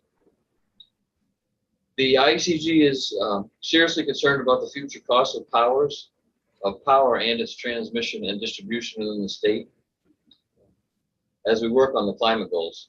This is not a singular reason to support Pat, although it's certainly an important one. Please let me know if you have any questions that I can answer on behalf of the group that I lead. Are there any questions from the committee? Seeing none, thank you. Oh, you're welcome. Thank We'll now hear from Richard Silkman. Senator Lawrence, Representative Berry, and members of the committee. My name is Rich Silkman. I live in Scarborough, Maine, and I'm here today in my personal capacity to support the governor's nomination of Pat Scully to the Maine PUC. Like a number of us on this call today, I've known Pat for roughly 30 years in his capacity as an attorney representing his clients before the Maine PUC. I guess that makes both of us old. 30 years is a long time. In the vast majority of our interactions, I was on opposite sides of Pat on issues before the commission. But despite being on opposite sides, I have always found Pat to be of the highest integrity, to be true to his word, to be honest and forthright in his interactions with others, and to be very capable and most knowledgeable concerning matters under discussion. And Pat does his homework, and that's very important. I think he's demonstrated to you today in responding to your questions this morning. And we owe the people of House District 68 our thanks. I mean, had they used better judgment and elected Pat to the legislature, his talents would be languishing as a backbencher and an independent to boot on some obscure committee in the legislature. Instead, we have the opportunity to put his 30+ years of experience to a much higher and much better use. Pat has always represented his clients very well, and I have no doubt that he will represent his new clients, if appointed, the people of Maine, in similarly well. I hope that you will not make the same mistake the voters of District 68 made. With that, thank you very much for your attention, and I'm happy to answer any questions if you have any. Thank you very much. Are there questions from the committee? Seeing none, thank you. We'll now turn to Caitlin Kelly O'Neill. Thank you. Good morning, Senator Lawrence, Representative Berry, members of the Energy, Utilities, and Technology Committee. My name is Caitlin Kelly O'Neill. I'm the Northeast Regional Director for the Coalition for Community Solar Access. I'm testifying before you today in support of the confirmation of Attorney Patrick Scully to the Public Utilities Commission. Attorney Scully's long history of working on energy-related issues in Maine during his time working for and leading the law firm Bernstein Scher makes him an especially qualified nominee. His in-depth knowledge of energy and utility law will be a critical asset to the PUC, particularly as the expansion of distribution-level renewable assets increases in the coming years. Guiding the implementation of Maine's energy and carbon reduction goals will require the PUC to address complex planning and policy questions. Maine's future grid must be clean, reliable, and resilient. The PUC is currently tackling the larger challenges of the interconnection of distributed generating resources and modernizing the grid, while ensuring costs remain reasonable for ratepayers. Attorney Scully's knowledge and expertise will certainly help the Commission in their consideration of these issues. CCSA looks forward to continuing to work with the Commission on these policy questions and strongly support the addition of Attorney Scully's voice to these ongoing discussions. CCSA supports the confirmation of Patrick Scully for appointment to the Public Utilities Commission. Thank you for considering my testimony this morning, and I'm happy to answer any questions. Thank you. Are there questions from the committee? Seeing none, thank you. We'll go next to Sean Mahoney. Good morning, Senator Lawrence, Representative Berry, and members of the committee. I am Sean Mahoney. I'm the Executive Vice President and State Director of the Conservation Law Foundation, and I appreciate this opportunity to testify in unequivocal support of Governor Mills's nomination of Patrick Scully to the PUC. CLF staff have worked with Mr. Scully in a number of proceedings and venues and agree wholeheartedly with Governor Mills's description of Mr. Scully as among Maine's most knowledgeable energy and utilities attorneys. While he has always been an excellent advocate for the parties he represented in those proceedings, he has also been unfailingly professional and respectful with all parties involved. Mr. Scully has made clear that a principal role of the PUC moving forward is to be a strong voice and champion of Maine's efforts to address the climate crisis, including the implementation of Maine's Climate Action Plan adopted last December, a thoughtful approach to modernizing our current system for generating, transmitting, and storing energy here in Maine, and the reform of the regional transmission system. Mr. Scully's experience, his knack for problem solving, and his commitment to serving the people of Maine make him an excellent nominee for the PUC, and we urge the committee to confirm him, to recommend his confirmation. Thank you very much. Thank you very much. Are there questions from the committee? Seeing none, thank you. And I'll Thank go you. on to Matt Marks. Thank you, Senator Lawrence, Representative Barry, distinguished members of the committee. My name is Matt Marks. I live in Scarborough, and I'm here today in my capacity as the CEO of Associated General Contractors of Maine. Now, I'm pleased to be here today to support the nomination of Mr. Patrick Scully. AGC Maine had the pleasure of working with him during his career at Bernstein Sure. He was a trusted advisor on a number of occasions related to the regulatory process of the PUC. We found his knowledge and ability to share the complicated process to be extremely helpful. In 2016, we turned to Mr. Scully to deliver the keynote address to an event we organized for renewable energy in the first New England Solar Summit. Following the summit, the accolades from attendees acknowledged the foresight and experience Mr. Scully delivered on our energy future that echoed the same comments you heard from Mr. Snyder. Maine has been fortunate to attract uniquely qualified and dedicated public servants to the Maine PUC. Mr. Scully's vast experience with the PUC and energy policy in Maine make him an excellent candidate for this position. With Maine's aggressive renewable energy goals, the challenges that accompany that growth, his knowledge of interconnection issues, transmission and delivery needs will benefit all the residents of Maine. Having sat myself through complicated and prolonged hearings at the Maine PUC, it requires a broad depth of the energy industry, and when making appointments to the commission, it's critical Maine secure dedicated and experienced professionals. With Mr. Scully, the PUC will enhance their capacity as a commission at the time when energy development is quickly outpacing our policy. I will add that Mr. Scully's background speaks for itself, but we're also pleased that his career started as a skilled worker in the construction industry. And with that, I hope the committee will support this nominee today. Thank you. Thank you. Are there questions from the committee? Seeing none, thank you. I believe this concludes all the people who have signed up to testify regarding this nominee.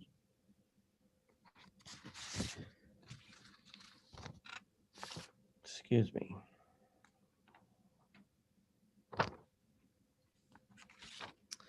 All public comments having been taken, the committee will now proceed as follows.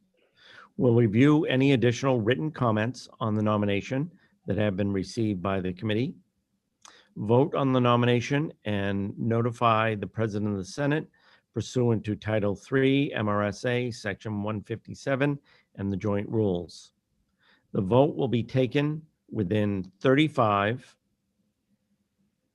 days from the date of the governor's written notice.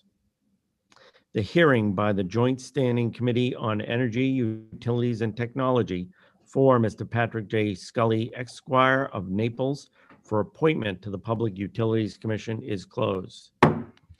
In accordance with the law, and the committee may not take a vote on the nomination sooner than 15 minutes after the close of the public hearing unless all committee members who are present agree. At this time, therefore, the chair will break for caucus, having been previously informed that the parties wanted to caucus during this period, and we will return. I'll schedule it for 11 o'clock, but and we'll consider this to be our morning break too as well. But if members could let me know if they need more than 15 minutes to just get back to me, and we will post it on our Zoom here if we need to extend that time for additional caucus. So please mute your mic and turn off your video, and we'll be back at 11 o'clock unless otherwise notified.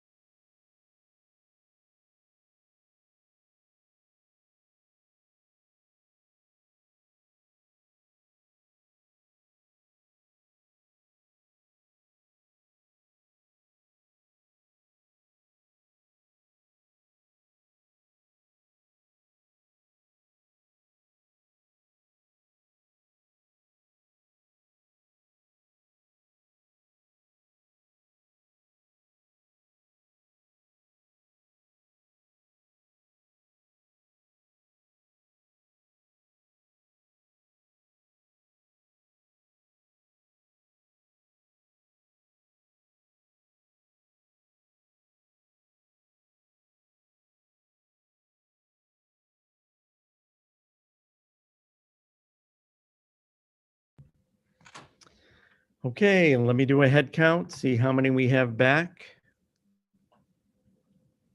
1, 2, 3, 4. Need a few more. 5, 6, 7.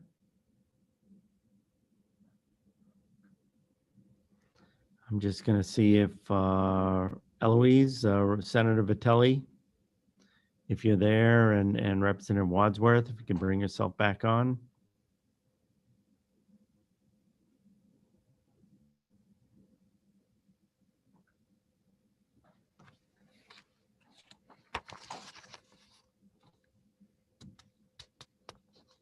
We'll wait a minute for Senator Vitelli. If somebody could send them a text message and see if they could get them to come back on, I'd appreciate it.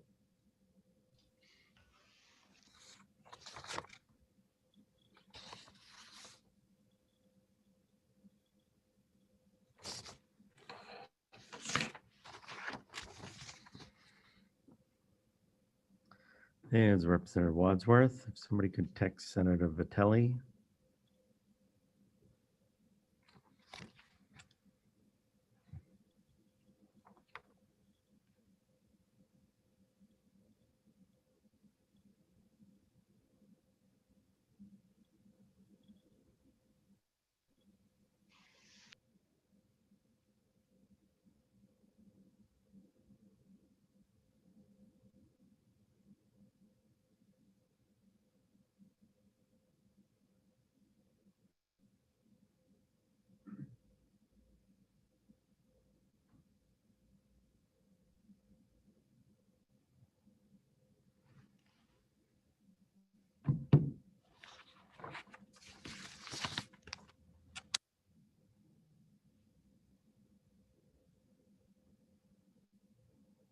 There we go. Great. So I believe we're mostly all back. 1, 2, 3, 4, 5, 6, 7, 8, 9, 10.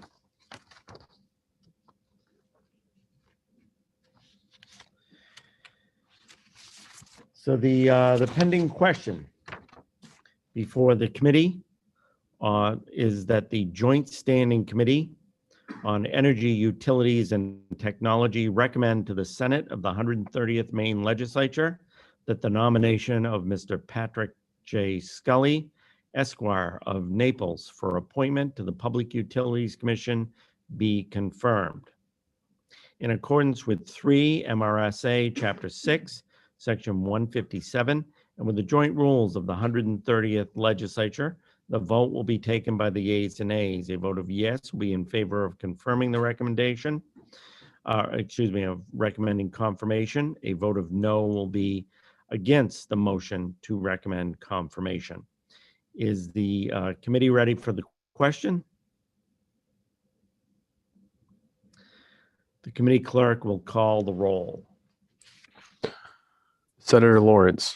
Yes. Yes. Senator Lawrence is a yes. Senator Vitelli. Yes. Senator Vitelli is a yes. Senator Stewart. No. Senator Stewart is a no. Representative Barry. Yes. Representative Barry is a yes. Representative Cuddy. Yes. Representative Cuddy is a yes. Representative Grahowski. Yes.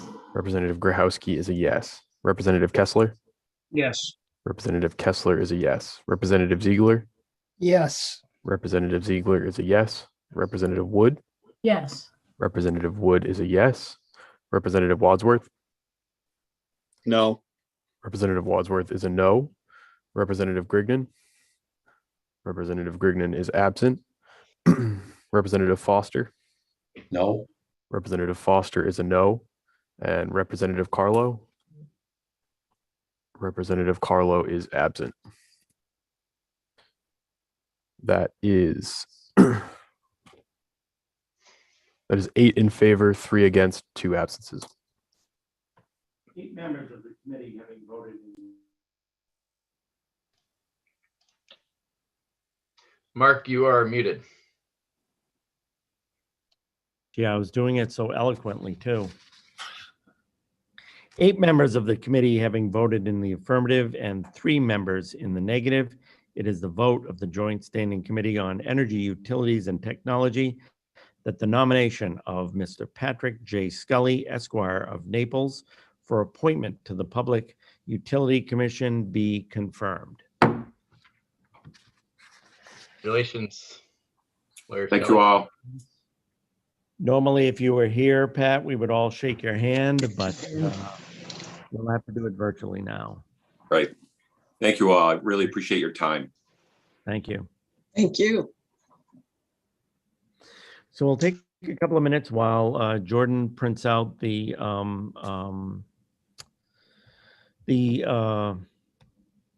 what do I want to say, the script for the next nominee. And we'll take up the next nominee. My plan is, following this nominee, is to break for lunch.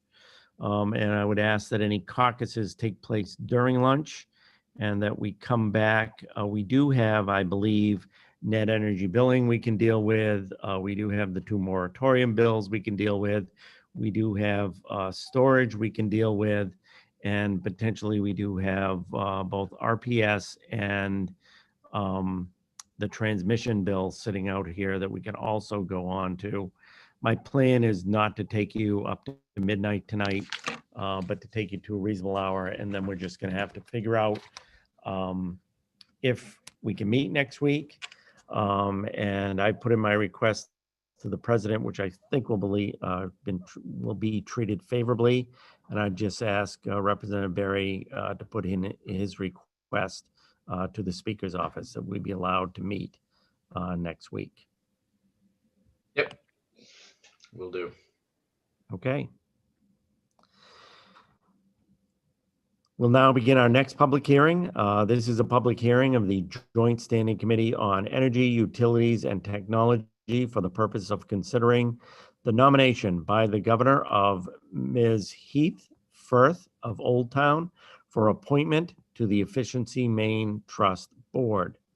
Under the law and the joint rules of the legislature, this committee is required to hold this public hearing and to recommend confirmation or denial of the nominee by majority vote of the committee members present and voting. As chair of the committee, as chairs of the committee, Representative Berry and I will then send written notice of the committee's recommendations to the Senate President. The committee will hear testimony from and have an opportunity to question the governor or her representative, the nominee, and any other persons present who wish to speak for or against the nomination. This meeting is currently being live streamed on the committee's YouTube channel. This means that anyone who is a participant in the meeting via Zoom can be seen and will also be heard if their microphone is unmuted. People testifying cannot be seen or heard until they are called upon to speak. This meeting will be recorded and available to view on the committee's YouTube channel soon after the meeting has concluded. Pursuant to Title III, Section 157 of the Maine statutes, which requires that there be an affirmative motion to recommend confirmation of the nominee, the chair recognizes my co-chair, Representative Berry, for the purposes of making such a motion. Thank you, Mr. Chair. And I am pleased to move at this time that the Joint Standing Committee on Energy, Utilities, and Technology recommend confirmation of Heather Firth of Orono to the board of the Efficiency Maine Trust. Okay, it's been moved by Representative Berry that the Joint Standing Committee on Energy, Utilities, and Technology recommend confirmation of Ms. Heather Firth of Old Town for appointment to the Efficiency Maine Trust Board. A copy of the statutory requirements for this position is available online at our website. The chair now recognizes Dan Burgess, representative of the governor, for the purposes of making a statement concerning this nomination. Dan, go ahead.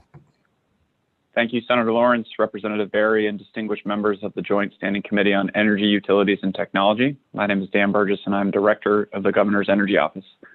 I'm here today on behalf of the Governor to speak in support of the nomination of Heather Firth of Orono as a member of the Efficiency Maine Trust Board of Directors. Efficiency Maine Trust statute can be found in Maine Revised Statutes under 35A, Chapter 97. The board consists of 9 members, 7 of whom who are appointed by the governor. The remaining 2 members are the Director of Maine State Housing and the Director of the Governor's Energy Office. Heather Firth of Orono is being nominated for appointment and fulfills requirements of several areas of the required representation, including representing the interests of small business energy consumers, possessing substantial management expertise or knowledge of or experience with conservation fund programs, carbon reduction programs, energy efficiency, and or climate change policy. As you see from Ms. Firth's paperwork, she holds a BS in biology from the University of Maine. She owns and operates multiple small businesses, including Orono Brewing Company, a microbrewery that distributes throughout New England with manufacturing and restaurant facilities in Orono and Bangor, a restaurant in Orono, and multiple residential and commercial real estate units in the Bangor region. Heather is an entrepreneur and has been recognized for her success in the region through the Foster Award for Entrepreneurship. She has also served her community and leadership roles, including the Downtown Bangor Partnership, as a trustee of Northern Light Eastern Maine Medical Center and the Bangor Region Chamber of Commerce. She has demonstrated expertise in operations and management, financial management, board coordination, as well as long-term strategic planning. Her expansive professional network extends throughout Maine and New England small business communities and augments her own experience with the interests of small businesses and the role that energy and energy efficiency can play in their success. It is because of this experience and knowledge that we believe Heather Firth is qualified to serve on the Efficiency Maine Board of Trustees and is worthy of this appointment.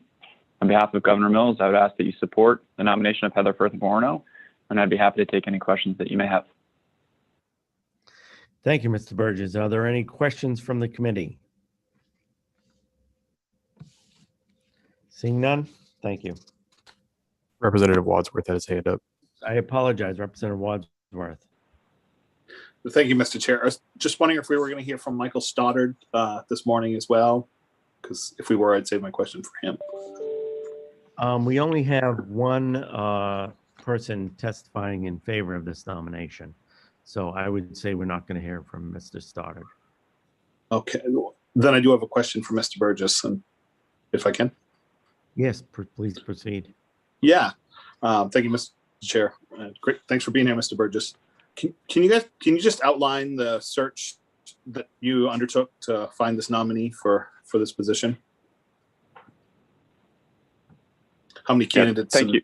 And how you found Ms. Firth?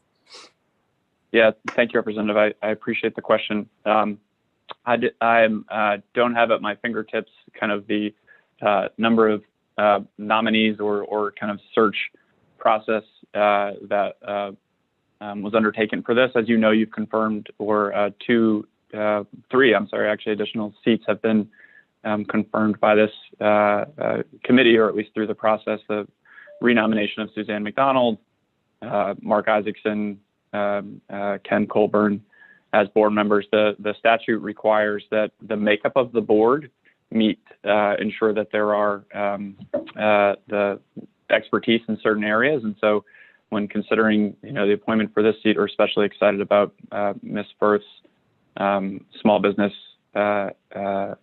expertise, her work in the greater Bangor area. I don't want to speak for Mr. Stoddard, but I think that having someone with deep roots in the small business community and in that part of the state is really an exciting opportunity, and we're hopeful to have her confirmed through this. And I can certainly follow up on kind of other processes and talk to the boards and commissions process, but don't necessarily have all of that at my fingertips at the moment. Representative Foster. Thank you, Mr. Chair. Thank you, Mr. Burgess. Quick question. Was Mr. Stoddard involved in this selection process? We absolutely consulted with Michael Stoddard on, considering kind of the needs of the board, and I think made a real attempt to specifically look at that part of the state and those. Yes, talk to Mr. Stoddard. Other questions for Mr. Burgess? And as I understand it, what you're saying, Dan, is geographic diversity on these boards is very important for you, important for consideration for the governor's office. Yes, that's right, Senator. Geographic diversity and different levels of experience. I mean, I think that, I'm not sure that, again, don't want to speak for Michael. I'm not sure that he would necessarily always kind of, it's the board that is kind of overseeing Efficiency Main Trust. I'm not sure that he would normally kind of speak on behalf of someone, but yes, that's right, Senator. Okay, thank you. Senator Stewart.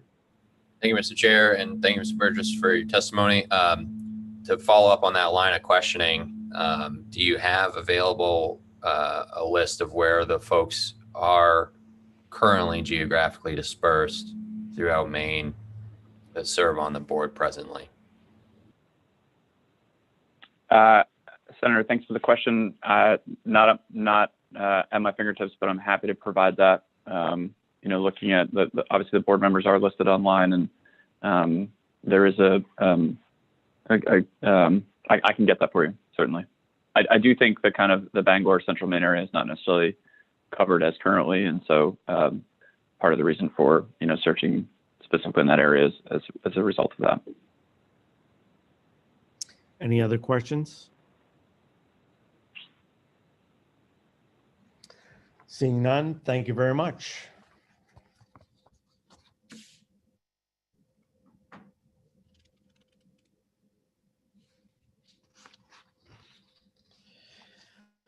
The chair, excuse me. The chair now recognizes Ms. Heather Firth for the purposes of making a statement concerning this nomination. Go right ahead. Thank you. Good morning, Senator Lawrence, Representative Berry, members of the Committee on Energy, Utilities, and Technology. My name is Heather Firth, and I live in Old Town, although recently moved from Orono, which I think is part of the confusion back and forth there. And I'm here today to discuss with you my nomination to the Efficiency Maine Trust Board. I'm a lifelong Mainer and a small business owner. As co-founder of Orono Brewing Company and Firth Properties, I have extensive experience in managing energy costs for commercial, industrial, and residential use. I have personally utilized multiple Efficiency Maine programs, including installing heat pumps, hot water heat pumps, heat pump clothes dryers, and LED lighting conversions for both my home and my businesses. I believe in the work that the Efficiency Maine Board does to lower energy costs and environmental impacts in Maine. I'm honored to serve on the Board of Trustees for both Eastern Maine Medical Center and the Bangor Region Chamber of Commerce. And I welcome the opportunity to further serve my region and the entire state by joining the Efficiency Maine Trust Board. Thank you, and I'm completely happy to answer any questions you may have.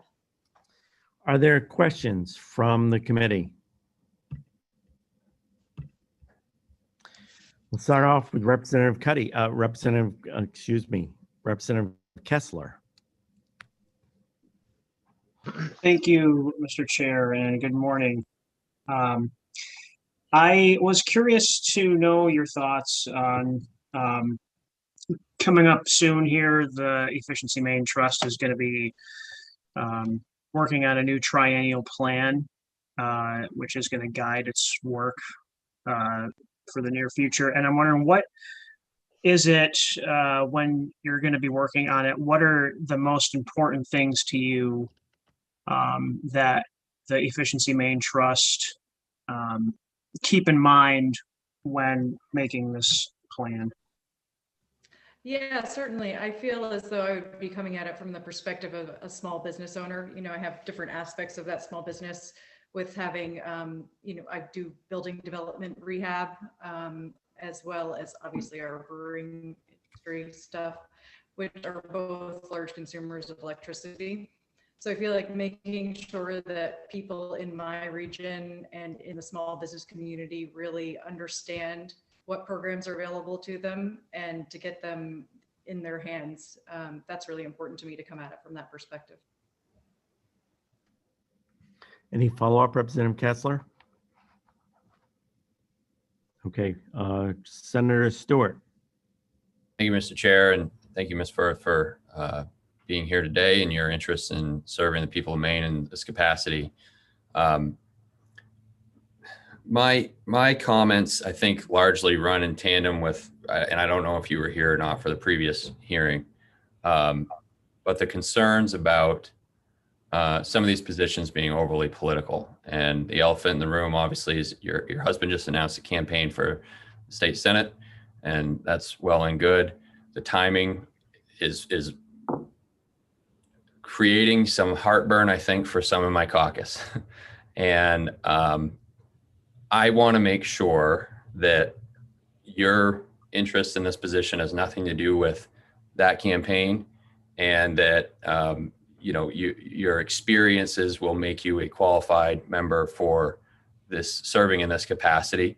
And I know that in talking with my colleagues, we want to know more about you because I don't want this to be a political appointment, and I want to have enough to go back to my caucus with and say we're okay to vote for, because this has nothing to do with politics. This is purely about her interest in serving the state of Maine, and that she'd make a good fit for this role.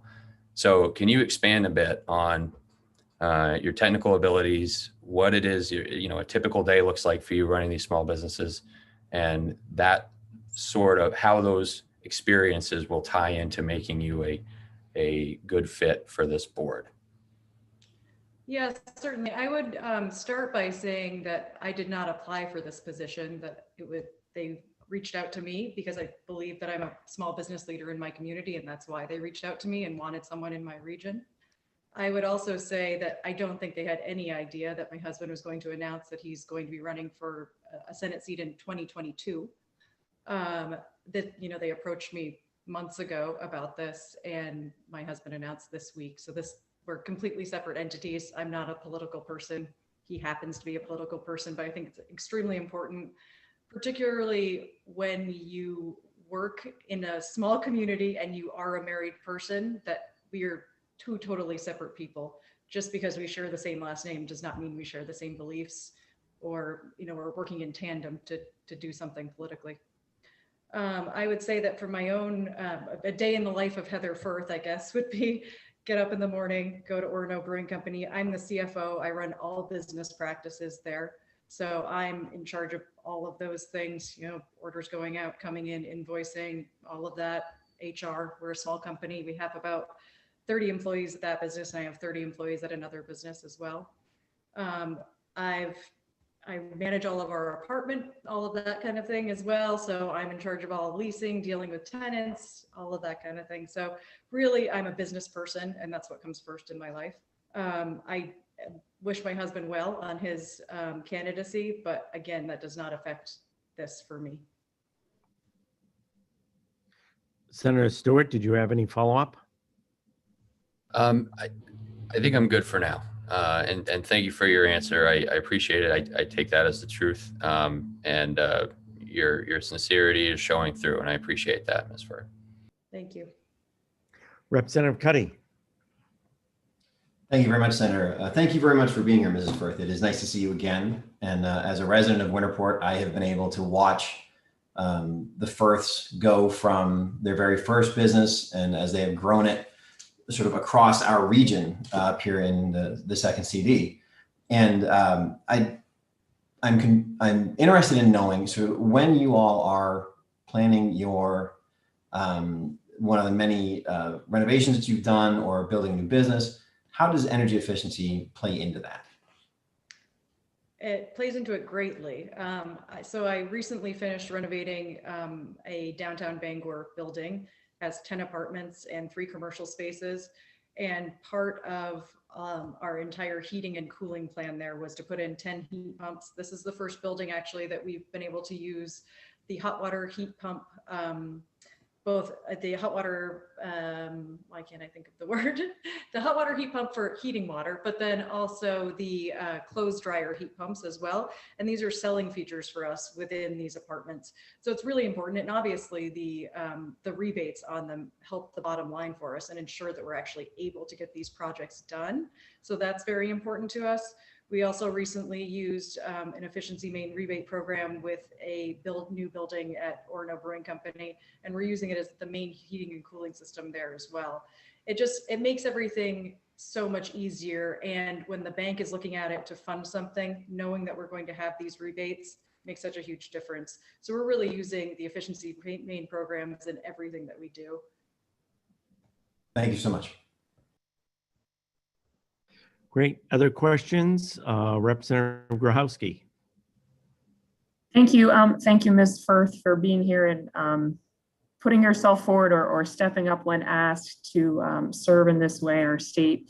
I serve on a nonprofit board myself, and I know that I didn't know everything about the particular workings of that board, but there is sort of larger principles that come into play when you serve on a board. And I'm really impressed by the two boards you serve on, the chamber and the hospital. And I wonder if you could just elaborate a little bit about what you've learned through that process that you think can apply to serving on this new board. Sure. I feel like my service on the Eastern Maine Medical Center board has been extremely eye-opening. I obviously am not in the healthcare field, but I think that they're choosing me to be on that board was really to represent small business owners, women in our community, and people from multiple different generations serving on that board. And I've had extensive governance training and fiduciary responsibility training by being on that board. That's been wonderful. I feel like the Bangor Region Chamber of Commerce board, it's the second largest chamber in the entire state. It's extremely active. And I really appreciate being able to work with people with different perspectives, different political views, different sized businesses, whole different areas in the community. I really get to learn about what's going on and interact and give perspective that they maybe hadn't thought of previously. Any follow-up, Representative Grochowski? Representative Ziegler? Yes, good morning, Ms. Firth. And thank you. You appear in the little rectangle to be much younger than me, and I'm really happy to see younger people select public service. And I really, want to thank you for that.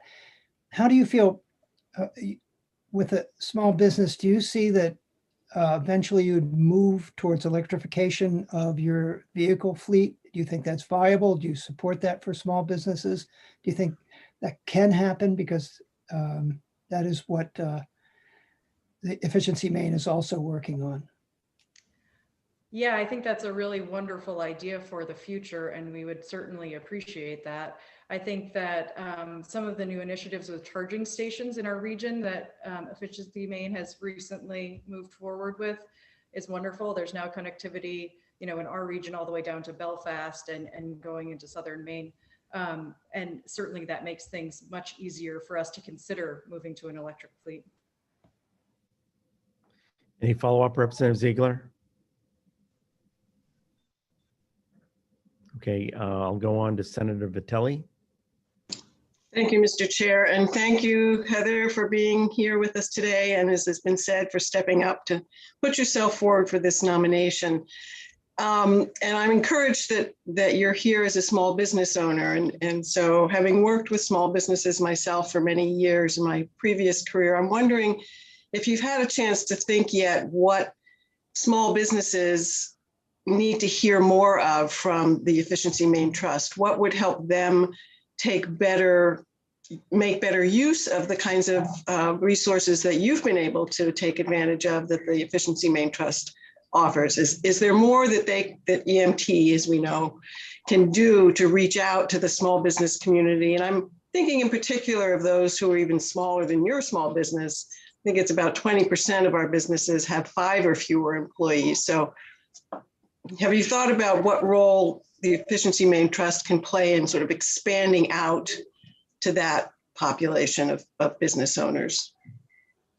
Yes, I look forward to thinking more about it, but I know from running small businesses that it's very easy to get in your own little bubble and you're concerned with all of your day-to-day issues and problems and not kind of reach out and not to feel like you have a larger community, which is what I think for instance, the Chamber of Commerce is wonderful about getting people together to talk about ideas, share things. We all know that word of mouth travels very quickly, and I feel like within the small business community particularly.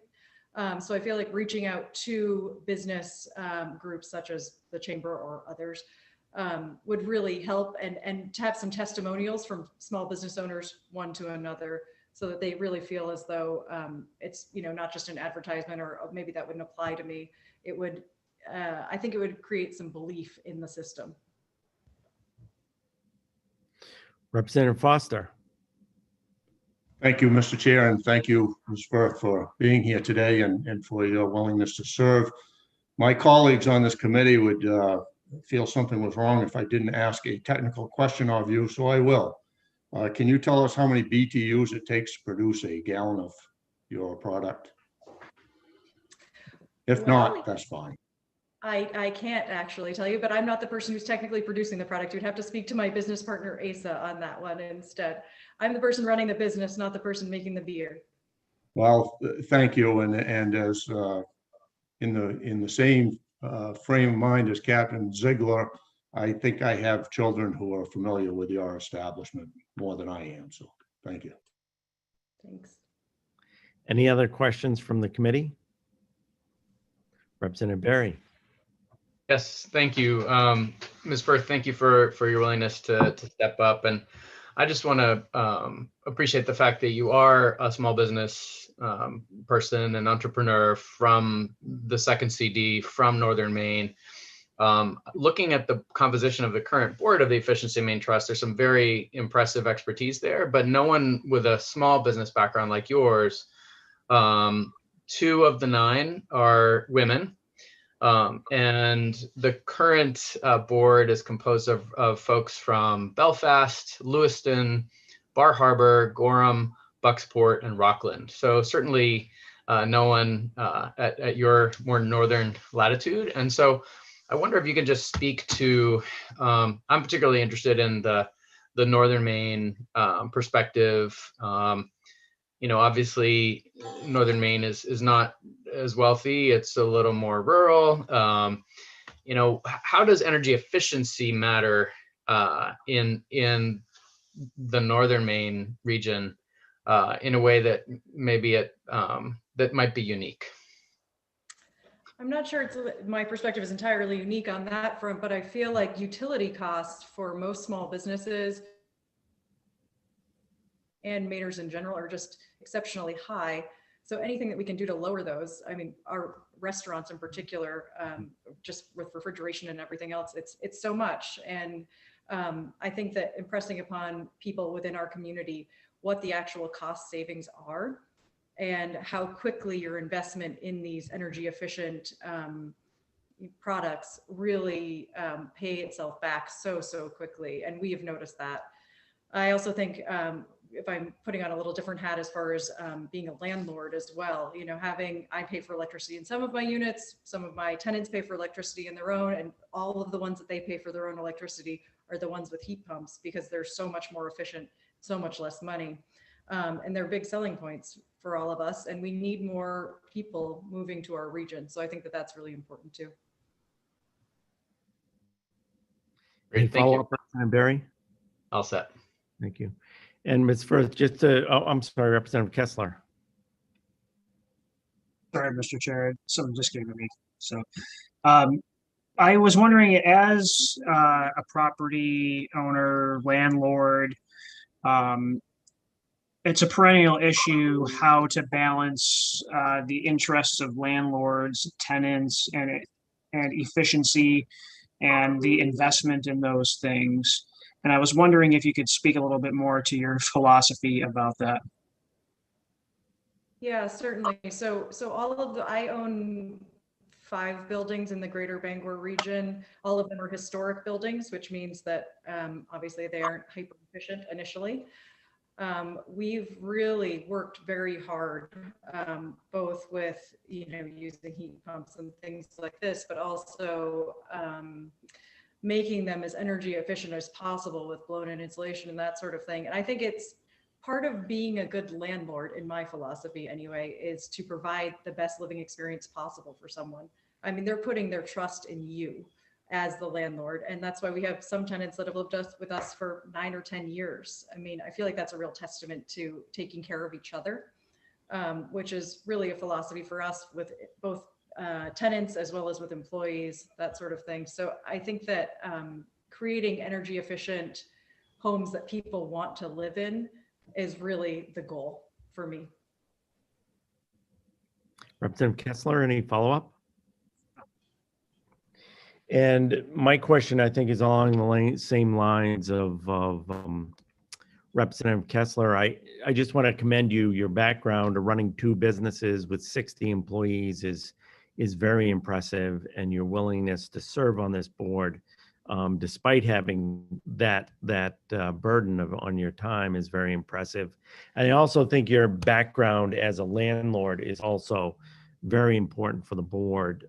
One of the things we've struggled with is trying to figure out ways to incentivize landlords to find both efficiencies and to convert buildings to renewable energy. And especially in the situation where the tenant is paying the electric bill, it's difficult to incentivize the landlord to do that.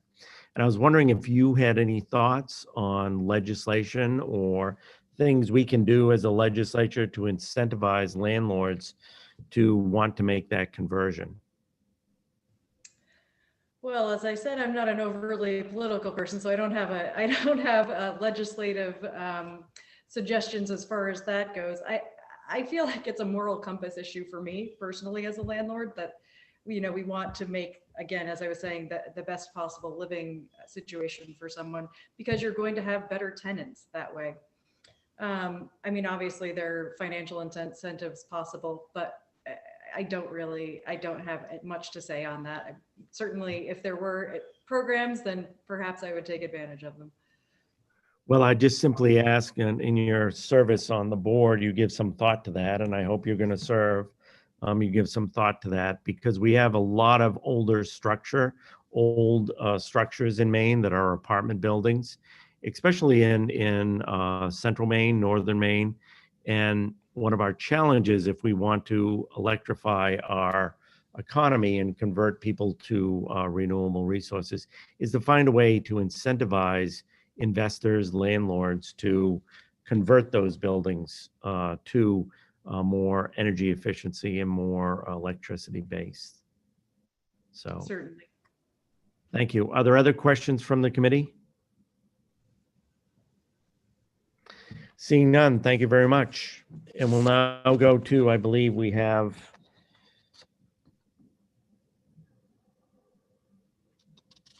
we'll now take comments from persons attending this hearing who wish to speak for or against the nomination. Anyone who has a written statement but who does not wish to speak should have submitted the statement with the committee clerk prior to today's hearing. All such statements shall contain the name and residence of the person who prepared the statement. A copy of each written statement presented to the committee at this hearing will be available to the nominee prior to the committee's vote, and the nominee will have an opportunity to respond to the written comment.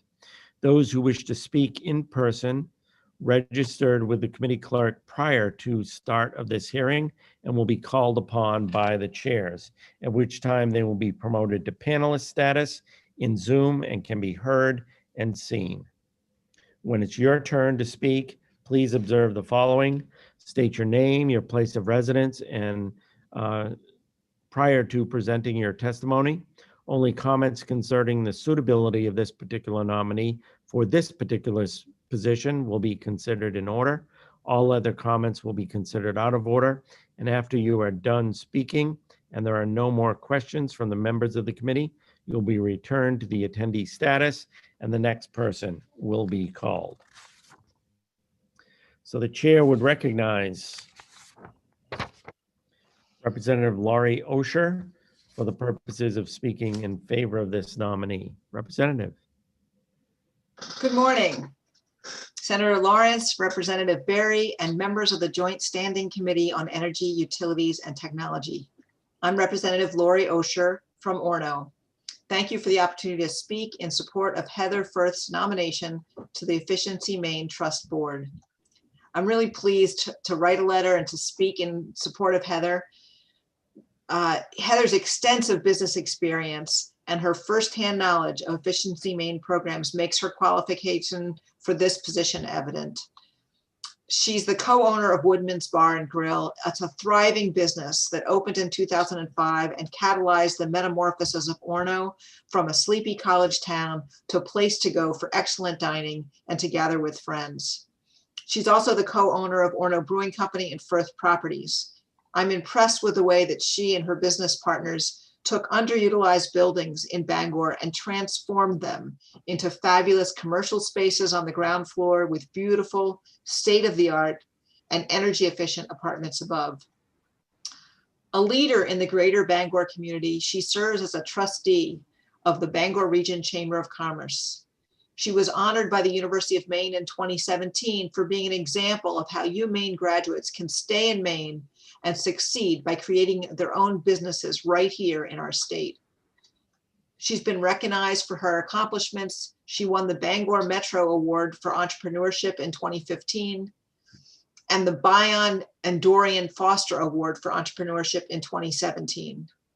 She has experience serving as a trustee in two other capacities. Since 2018, she's served on the Eastern Maine Medical Center Board, and as of this year, on the Bangor Region Chamber of Commerce Board. It's perfect that she's been nominated to this position because Efficiency Maine Trust Board needs more young women and more people that are entrepreneurs in rural parts of Maine to serve in leadership roles.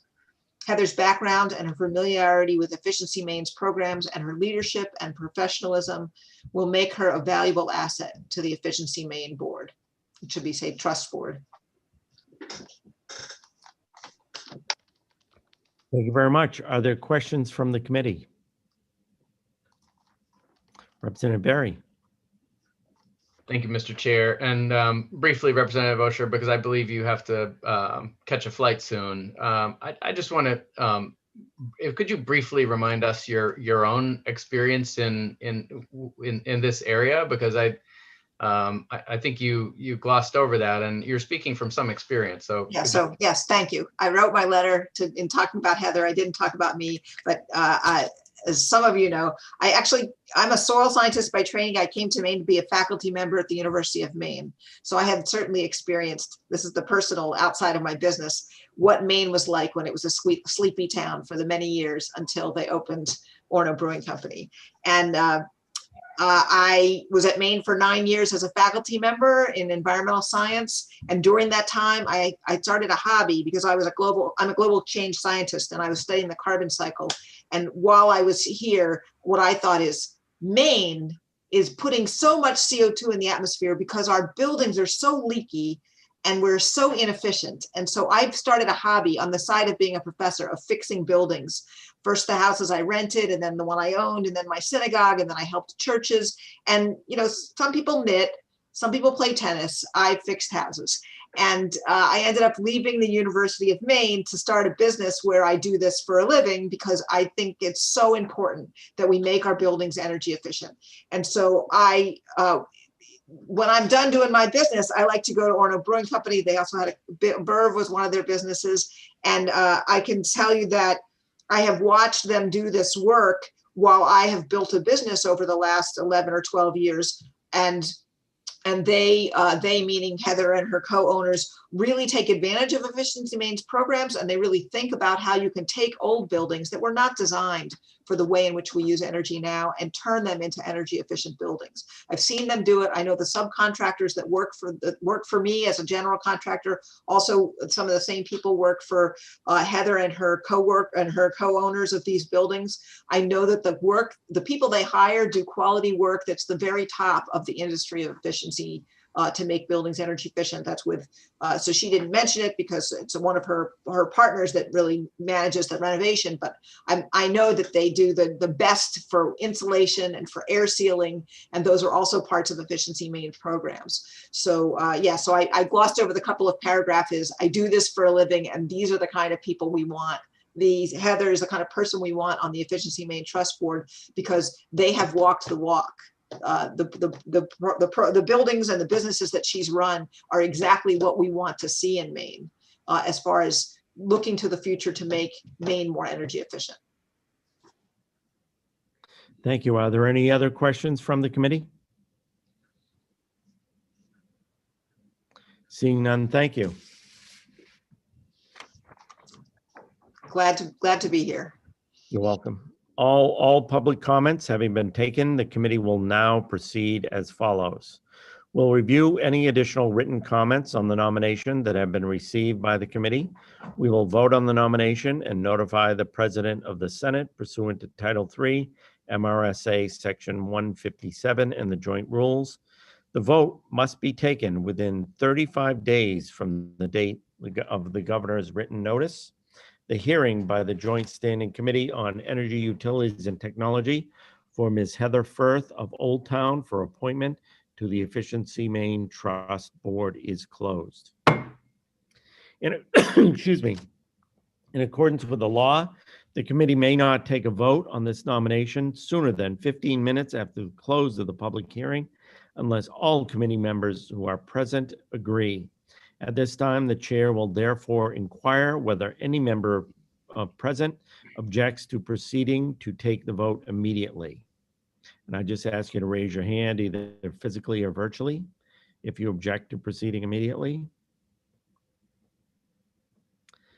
Seeing no objection, the pending question before the committee is that the Joint Standing Committee on Energy, Utilities, and Technology recommend to the Senate of the 130th Maine Legislature that the nomination of Ms. Heather Firth of Old Town for appointment to the Efficiency Maine Trust Board be confirmed. In accordance with 3 MRSA Chapter 6, Section 151, and with the joint rules of the 130th Legislature, the vote will be taken by the yeas and nays. A vote of yes will be in favor of recommending confirmation. A vote of no will be against the motion to recommend confirmation. Is the committee ready for the question? The committee clerk will call the roll. All right, we'll start with Senator Lawrence. Yes. Senator Lawrence is a yes. Senator Vitelli. Yes. Senator Vitelli is a yes. Senator Stewart. Yes. Senator Stewart is a yes. Representative Barry. Yes. Representative Barry is a yes. Representative Cuddy. Yes. Representative Cuddy is a yes. Representative Grahowski. Yes. Representative Grahowski is a yes. Representative Kessler. Yes. Representative Kessler is a yes. Representative Ziegler. Yes. Representative Ziegler is a yes. Representative Wood. Yes. Representative Wood is a yes. Representative Wadsworth. Yes. Representative Wadsworth is a yes. Representative Grignon. Representative Grignon is absent. Representative Foster.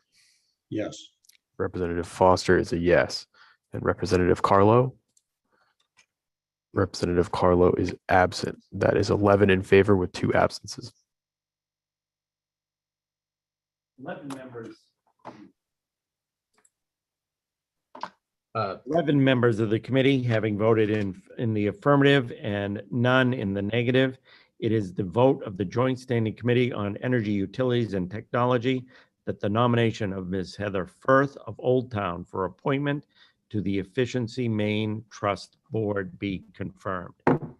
Congratulations. Thank you. I look forward to serving. Thank you, Heather. Congratulations from us. Thank you. Thank you very much, Heather. Okay, so we are at the bewitching hour of just about noon. So I'm going to suggest we take our lunch break now till 1 o'clock, and we come back ready to deal with the remaining bills we have before us as quickly and as efficiently as we possibly can.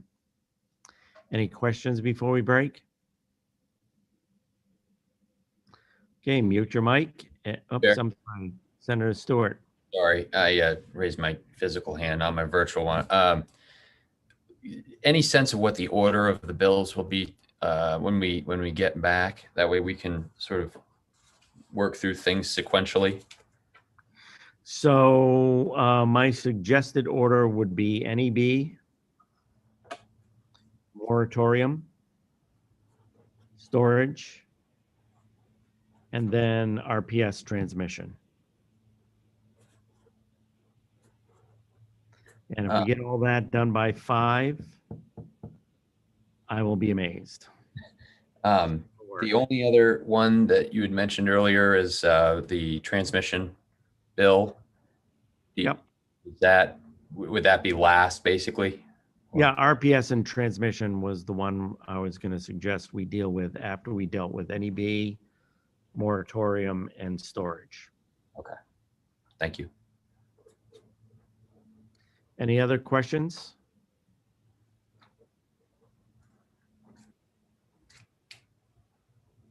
Seeing none, if you could just mute yourself and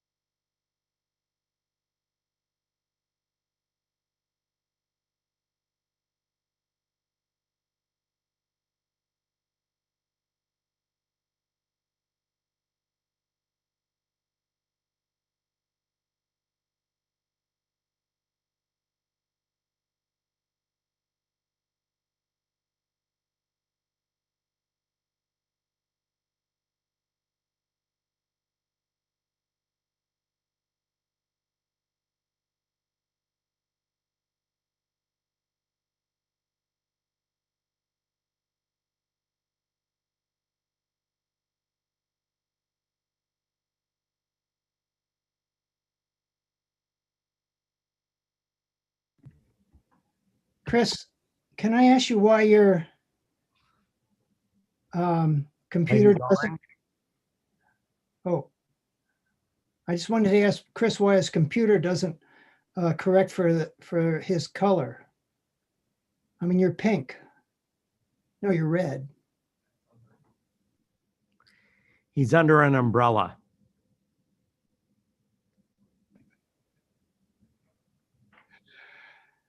Okay, we've got 1, 2, 3, 4, 5, 6. I'd like to get one more so we can start back up. Paige, you're just jealous that he's zooming from outside. And hopefully it's Nicole who joins us. No hint, but Okay. Nate, how do you know I'm not outside? How do you know this isn't my universe behind me?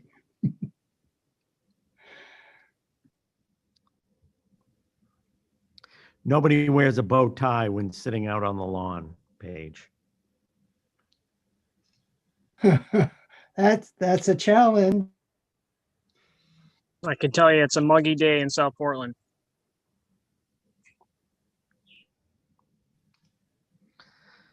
Okay, I'm just waiting for Nicole to jump on because the first two we're going to do are hers.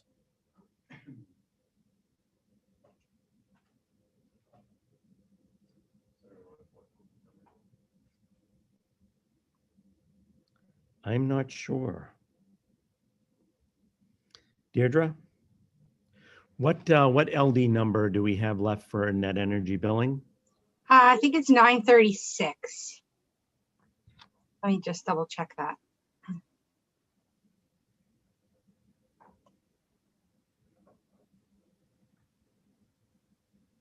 Yep, it's 936. So that was a concept draft.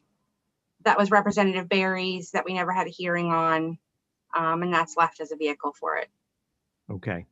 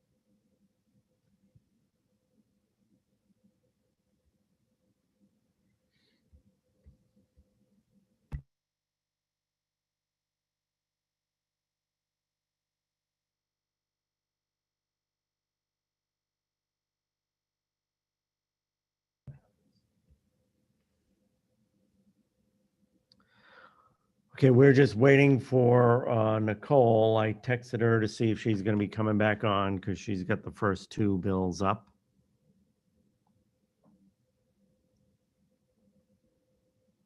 Deirdre, do you have the language on net energy billing that you can share?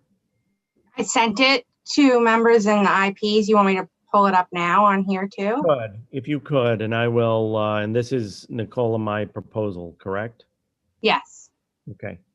So maybe I can walk through it while we're waiting for Nicole. I'm back. Oh, okay, good. Do you want to do the walkthrough? Sure, unless, Deirdre, I don't want to put you on the spot, but because I haven't fully read your draft, I know what the pieces are because I sent you the outline, but so I kind of have an expectation of the flow, but if you're willing to walk us through it, I think you would do a better job. Okay. I can explain the reasoning behind any of it, of course.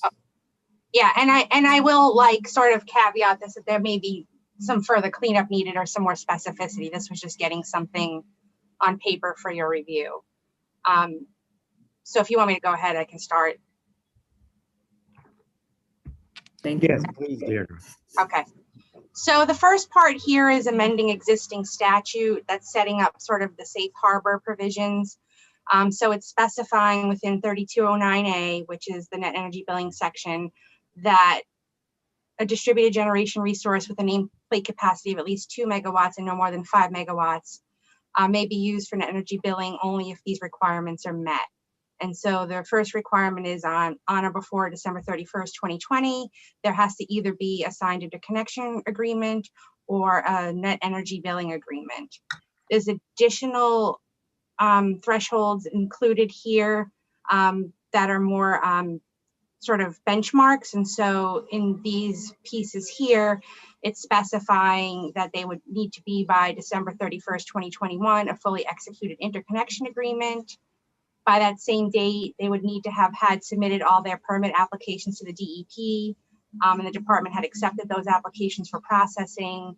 On that same date in December of 2021, that they had received all local non-ministerial permits. I will note here that we probably can't use non-ministerial permits. I'll have to describe that better in a final amendment if you go forward, but that's just here to convey the ideas of now, and that it would have to reach commercial operation by December 31st, 2024. There is a provision within this section that would allow an entity to petition the commission for a just cause, for a good cause exemption due to external delays outside of the entity's control. And if the commission determines that they could have reasonably met those requirements, if not for those delays, then they would not get knocked out of the program. And it also specifies that the goal for development of commercially operational DG resources under this subsection is 750 total megawatts. I could stop there if anybody wants to. Yeah, I just want to clarify and make sure you captured what Nicole and I had proposed. If you could scroll back up to those dates. Yep.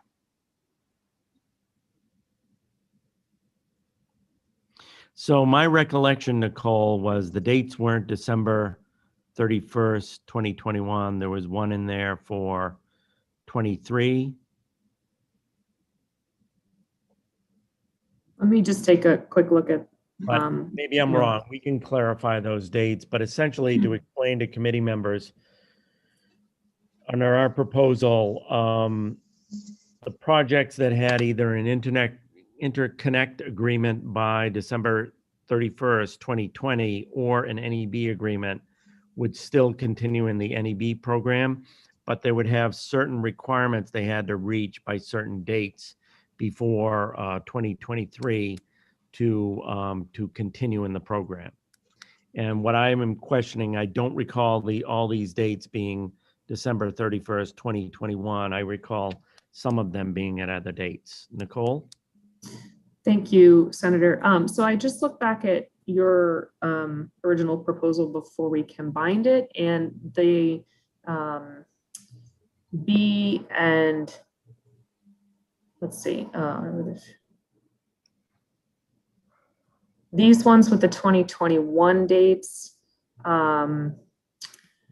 you had at 2021, 2023 was the final commercial operation, which I think you and I agreed we were comfortable with going to 2024 because we heard from the community that mostly everyone would be done probably by 2023. And what would happen for the spillover was there would be all sorts of good cause exemptions filed to the PUC because of those hiccups that are sort of outside of their process. So it was recommended that if we went with 2024, there would just be sort of less paperwork filing, but no substantive difference in the total megawatts. That's how I recalled that discussion. And I had thought that you had said you were comfortable with shifting to the 2024 date that I had for full commercial, online. We can sort it out when we debate this. Yeah. I recall that I wanted to keep the 2023 in there to keep pressure on the agreements, these projects to continue moving forward. Okay, sorry if I misunderstood in my notes. Why don't you continue on, Deirdre? Okay. So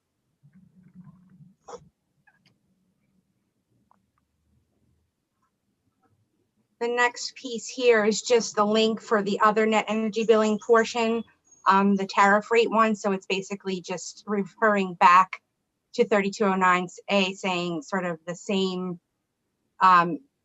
requirements are met in order to participate in that program.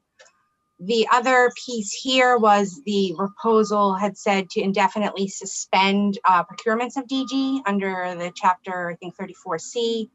So this is just language in there saying basically until this chapter is amended or repealed, the commission may not procure distributed generation resources. So that sort of puts the indefinite suspension on that, that chapter. The next part is this stakeholder group process.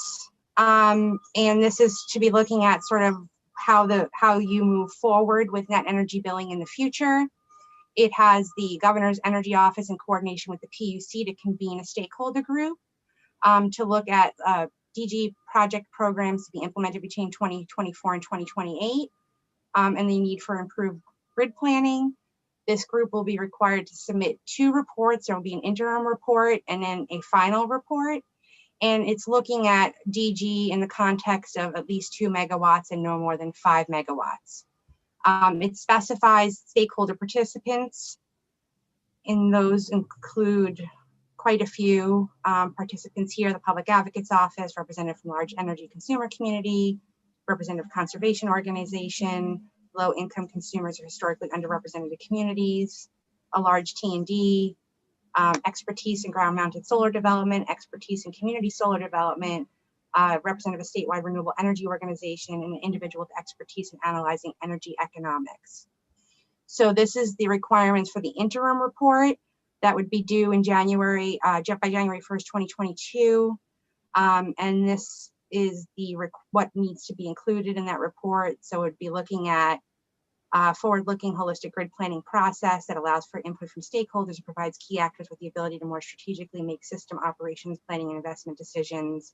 It requires sort of determining an optimal total amount of DG, how to cost effectively incentivize net energy billing project diversity. It gives some parameters around that discussion here. And then also includes a provision on supporting successful development of DG by small Maine-based businesses. And then it would give the committee ability to report out a bill next session based on the information and recommendations included in the interim report. And then the second part of the stakeholder process, and I will note here for Representative Grahowski, there was a date of December 1st, I think in your proposal, and I found that when the legislature changed and we get reports December 1st, it sometimes gets caught in a limbo because we don't necessarily have the committee assignment. So I just moved it to January 1st for ease of having a committee to submit the report to specifically. And there's a little spacing error here we can fix, but that one is the report by January 2023. So this would be the final report and includes the parameters of what's supposed to be looked at, what is supposed to be looked at in that report. And then that is everything, I believe. Yep. And again, it gives the committee in that first session of the 131st the ability to report out a bill based on the recommendations and information included in that final report from the stakeholder group. And I will stop sharing and so you guys can chat. Thanks. Is there anything else you want to go over on that, Nicole?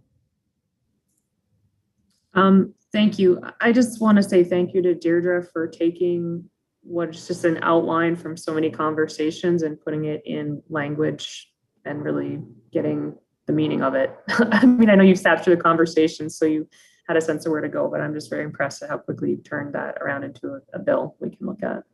Thank you. I'm hoping I didn't mess up any of the meeting. That's why I'm, you know, if we have to clarify things, I'd be more than happy to. Great. Okay. So that was a proposal from our side, from the NEB subcommittee.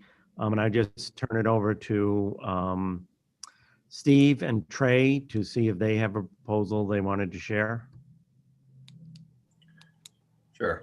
Thank you, Mr. Chair, for the work that you guys have done. We obviously worked on our side to try to come up with a proposal as well, and presented that. It was, I don't know, a month or so ago, and it became kind of clear to us that there's things that we simply weren't going to agree on with regard to whatever proposal came out of it, and it would ultimately be a divided report. And in the interest of making Deirdre's life a little bit easier, we just came to the conclusion yesterday that we would just vote ought not to pass on it.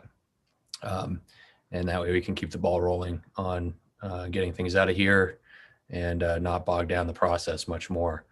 I don't know if Steve has anything to add. Well, no, I think first of all, I would compliment Representative Grochowski. I know she's been working hard as well as Deirdre on not only this bill, but hammering out a lot of other stuff. So, and I thank both of you and Senator Lawrence for your time spent on this. I think as Trey said, we did, clean up our proposal a little bit back along, and Deirdre has, I think, that somewhere in the notes. So, but his statement was correct in that we were far enough apart that we couldn't see that we could move, and basically that was in light of what the cost is going to be to ratepayers for even our proposal. So that's, I guess, where we're at. Okay. Thank you. Representative Ziegler. Is it appropriate? I would like to move ought to pass as amended. That's very appropriate. It's been moved ought to pass as amended. Is there a second? Seconded by Representative Cuddy. Debate or discussion? Yes, Representative Kessler. Thank you, Mr. Chair. I feel like we're missing a class of customers that that are not included in this, and that's some of our medium-sized business projects. And I really would be wanting to see with those projects, for those who have a fully executed net energy billing agreement by April 30th, 2021, if they have a fully executed contract with actual customers, that's 90% of the project capacity. That's a significant number of projects in my community. And I would imagine a lot of small businesses around the state. And I think it would be really important to include that in the bill. So I would like to propose an amendment to the amendment. So there's been an amendment to an amendment proposed. Are you guys comfortable with that amendment? Representative Ziegler and Representative Cuddy? I would like to hear from Representative Grochowski. Yeah, I'm not 100% sure I understand what. So let me see if I can clarify it. In Representative Grochowski's proposal, she proposed a setting the December 31st, 2020 date. Well, let me start off with my proposal. I had proposed setting the December 31st cutoff date for anybody who had a fully executed NEB agreement, with an exception to allow what Representative Kessler is talking about, anybody who by our April 30th had an NEB agreement with 90% of the people signed up. So under my proposal, the first part, the NEB agreement, would mean approximately 1,050 megawatts. The exception Representative Kessler is talking about would have added 150 additional megawatts, bringing it up to a total of 1,200. What Representative Grochowski had in her proposal was not doing what Representative Kessler said, but doing instead, if you had either an interconnect agreement or if you had an NEB agreement by December 31st, 2020, you would be in NEB, continue in NEB. That would be 1,350 megawatts. What Representative Kessler is proposing is doing, and I gave in to Representative Grochowski because she's so persuasive, and let her have that part of it instead of doing my 1,200, doing her 1,350. What Representative Kessler is saying is he wants to move my additional proposal in with Representative Grochowski's proposal, which will bring the total up, if I estimate it right, to about 1,500 megawatts. Does that help, Representative Cuddy? It does. Thank you. I would just like to clarify, if I could, since I made the motion, that Yep. that Representative Grochowski sees this as a friendly amendment. Okay. And Representative Cuddy, are you fine with amending the amendment?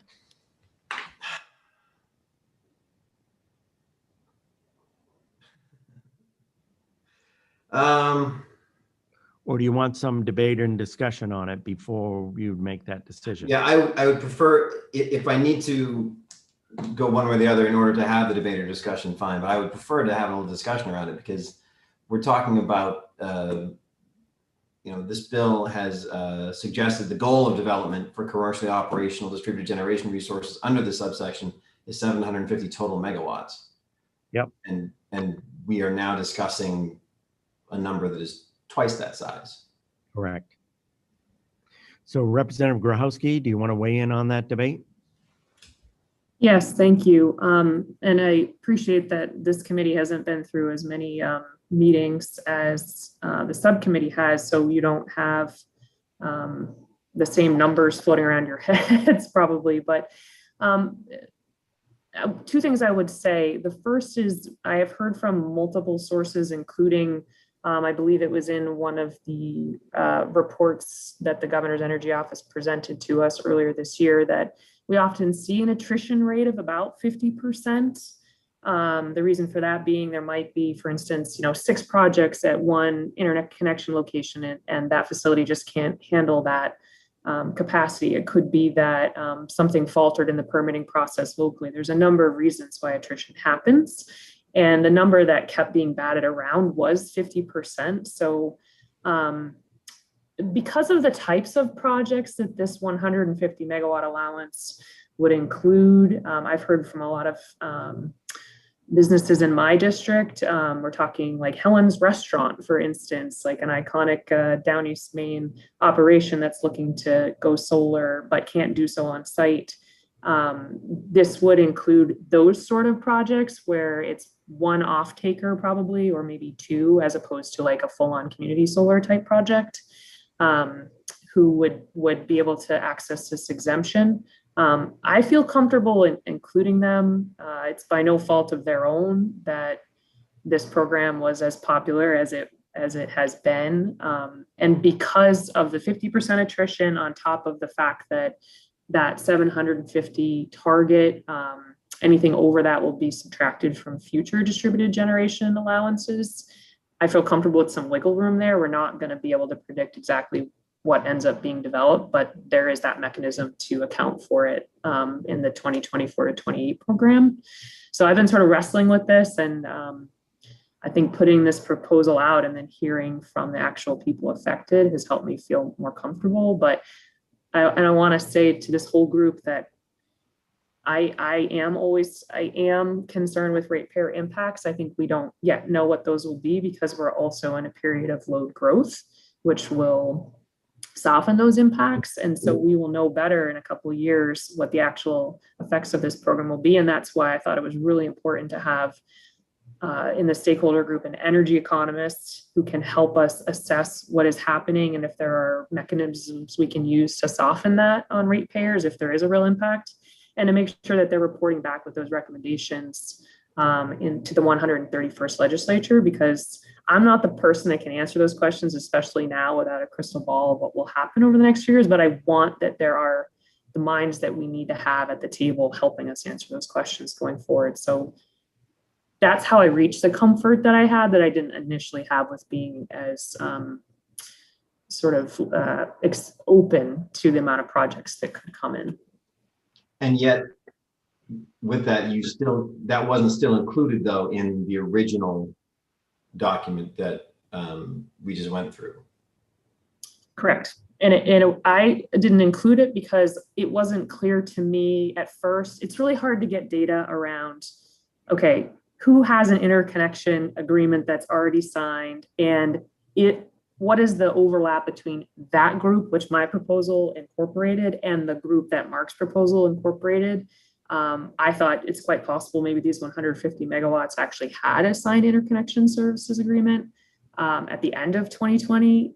once that proposal was presented publicly, then we started to hear that actually isn't the case. So it was sort of a fact-finding mission that we went on by putting that proposal forward in that way. Just, I wanted to learn, like, what are those 150 megawatts of projects and what was their status in terms of other milestones?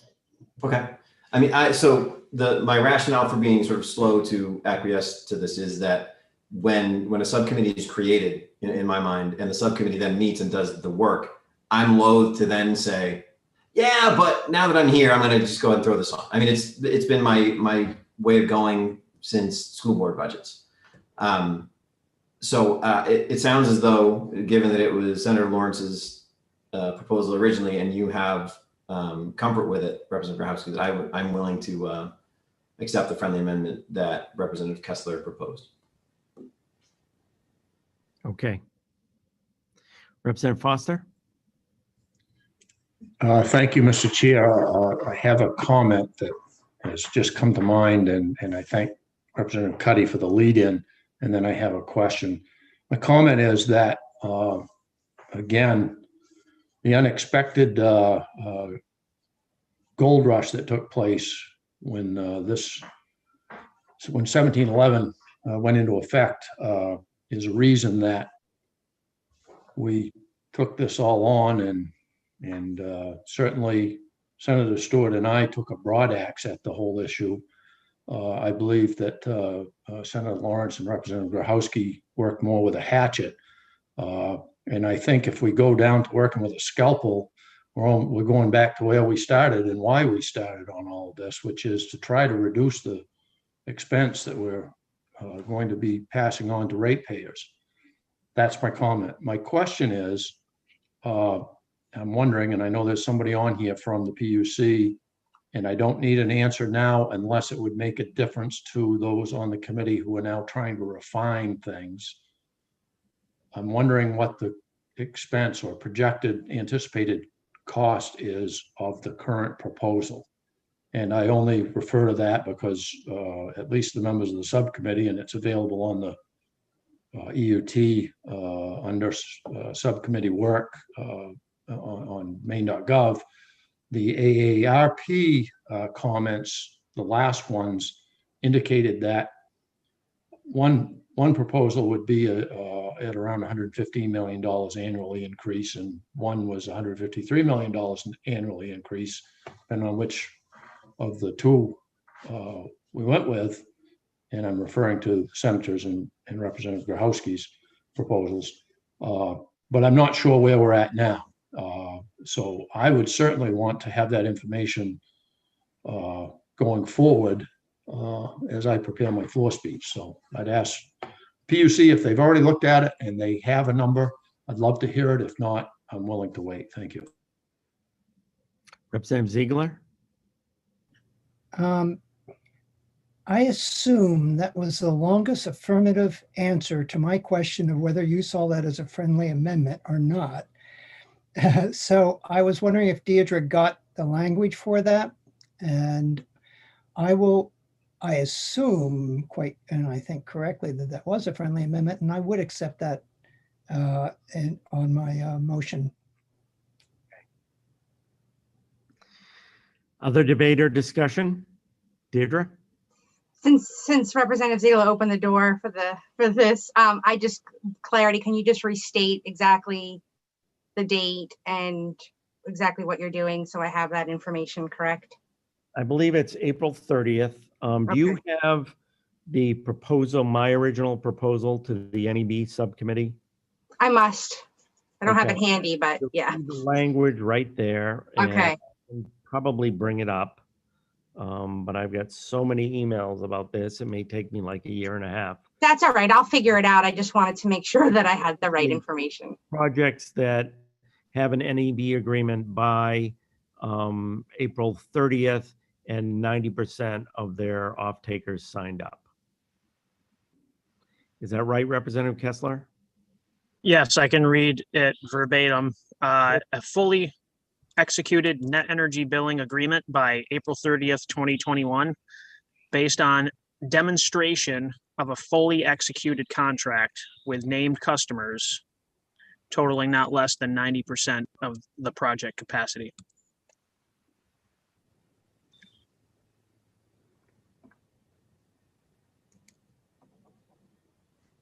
Representative Cuddy. So long as Deirdre has what she needs there, I do have a question on part of what's been brought to us. Go ahead. Okay, thank you. In part E of section 1, where it states that the DG resource has got to be in commercial operation by December 31, 2024. How was that date arrived at of December 31, 2024? We got a projection from the industry and from the GEO and the PUC about what is a reasonable time frame for people to bring these projects online if they're serious about them. The idea of putting a date in is to set a deadline there where people don't just leave their project lingering if they're not intending to go forward with it, or they're intending to sell it to somebody else or something, or they're not actively pursuing it or investing money in it. It's the Fisher cut bait deadline that says if you're not going forward by this date, if you haven't got it operational by this date, it's clear it's not a project that's going to be going forward. And so, and that then they would have been taking into account current constraints on labor and so on and so forth. Because that's part of my concern with NEB in the beginning was that we had so many projects and there was so much work to be done that we were going to be offshoring too much of the work to people who may not live in Maine. And so we are able to slow it down but still complete the projects with a December 2024 date or a December 31, 2024 date, then that's good. And it does give nearly 3 years to complete. There is an exception. I'd direct your attention to that. There is a mechanism after that where they can apply to the PUC and say for an exception to say this is why we couldn't reach that deadline, and we ask for an extension. Thank you.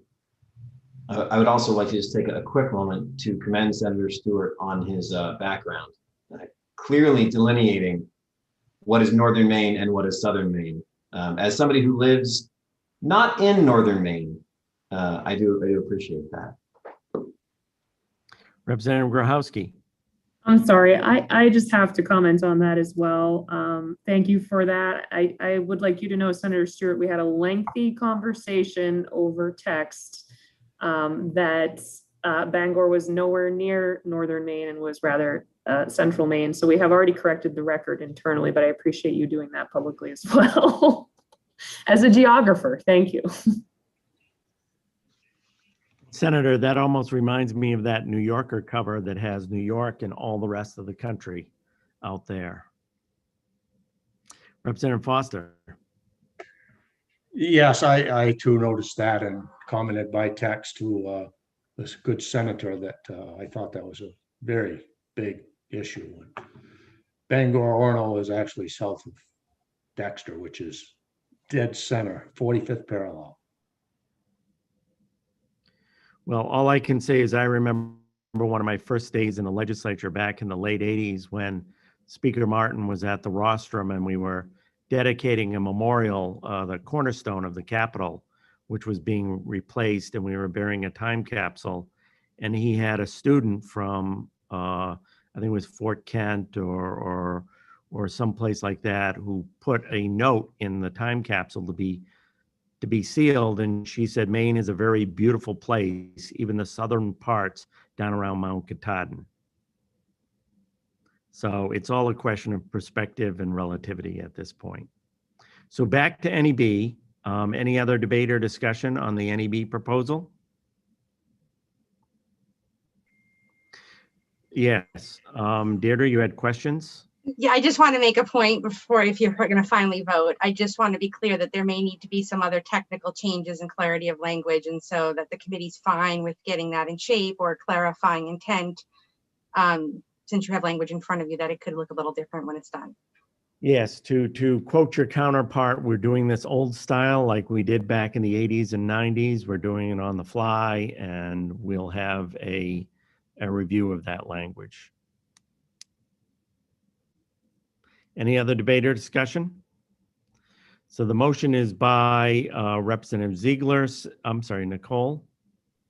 My apologies. Did we sort out 2023 versus 2024 in the amendment? You had said you wanted to discuss that, Senator. Oh, I apologize. Yes. I mean, I would like that language moved in if it's agreeable with the sponsors for 2023. And now you're talking about completion of the project by 2023? Mm-hmm. The end of, yeah. No, I think given Representative Cuddy's comments, I'm fine leaving it at 2024. Okay, thank you for, just wanted to circle that last bit and figure out where we were. I thought there was another cutoff in there that had 2023, but I may have been mistaken.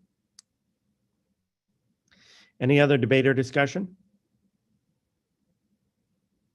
So the motion is by Representative Ziegler, seconded by Representative Cuddy, that we adopt essentially the proposal that Nicole presented with the amendment that we add in that language to allow certain projects that had a net energy billing agreement by 4/30/2022 with 90% sign up to continue under the NEB program.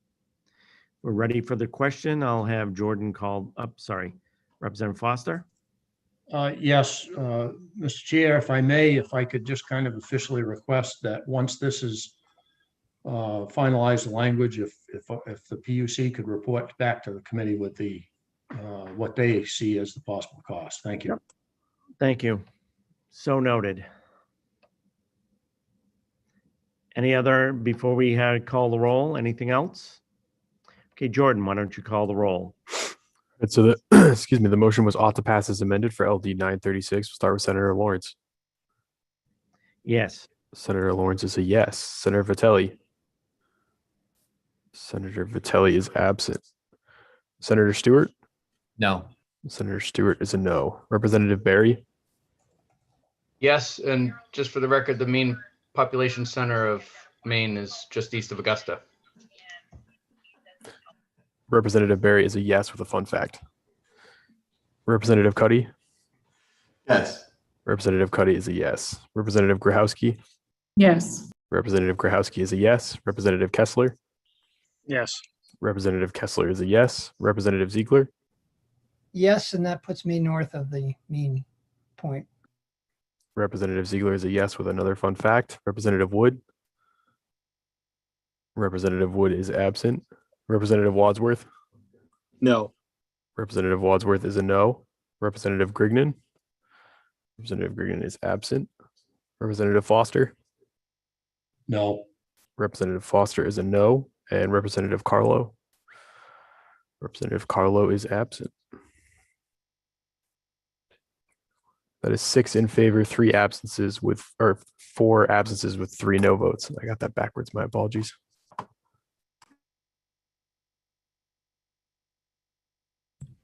The motion prevailed. Just to clarify, I believe the motion in opposition was ought not to pass, correct? I'm getting some nods. All right. Yes. I believe he stated that previously. Just making sure. Great. So that takes care of NEB, and obviously we're going to have a mega language review on that coming up.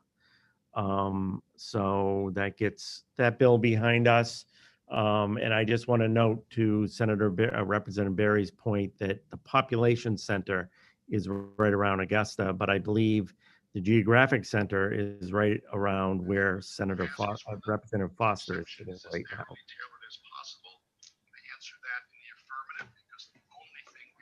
Oops, somebody have Can I just make a quick reference on language review? So where we're at in the session, language reviews are mostly happening by email. If we are meeting Monday and this is complete, I can always bring it back if it's necessary for language review then. But after Monday, like a final and a fiscal, that's all going to be via email. We're not going to be in person to do that. Okay. Okay.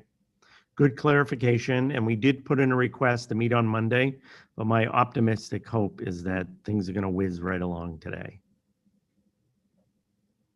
Nobody's smiling. Okay, we'll go on next to LD 1619, which is one of the moratorium bills. And again, I'll go to Representative Grahowski.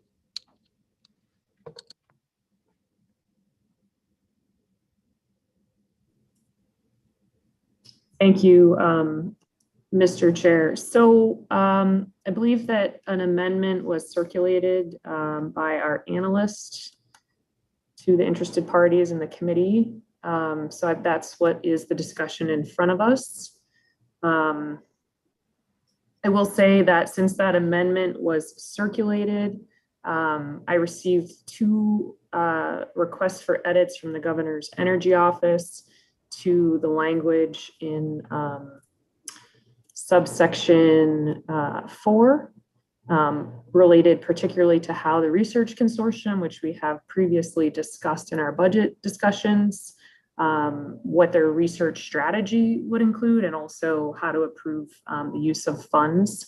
So they are not substantive changes, but rather just better language. I think that, quite frankly, our analysts probably would have, in some cases, insisted upon to better draft that section, but they are minor, and those changes I have shared with the analyst and discussed also with other stakeholders involved in this amendment. So I don't know, Senator, would you like me to describe each section of the amendment, or what is the process? Would you like Deirdre to do a screen share?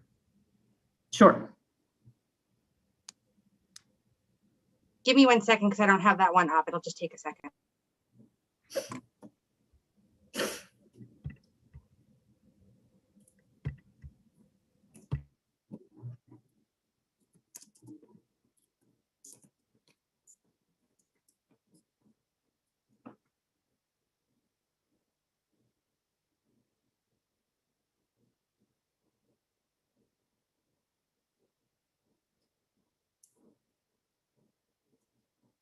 It's my computer's fault on how slow it is, not mine at this stage.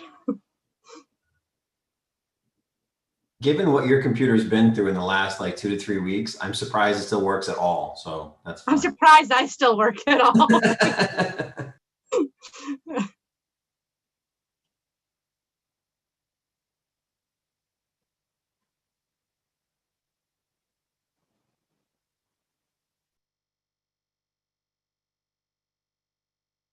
There it is.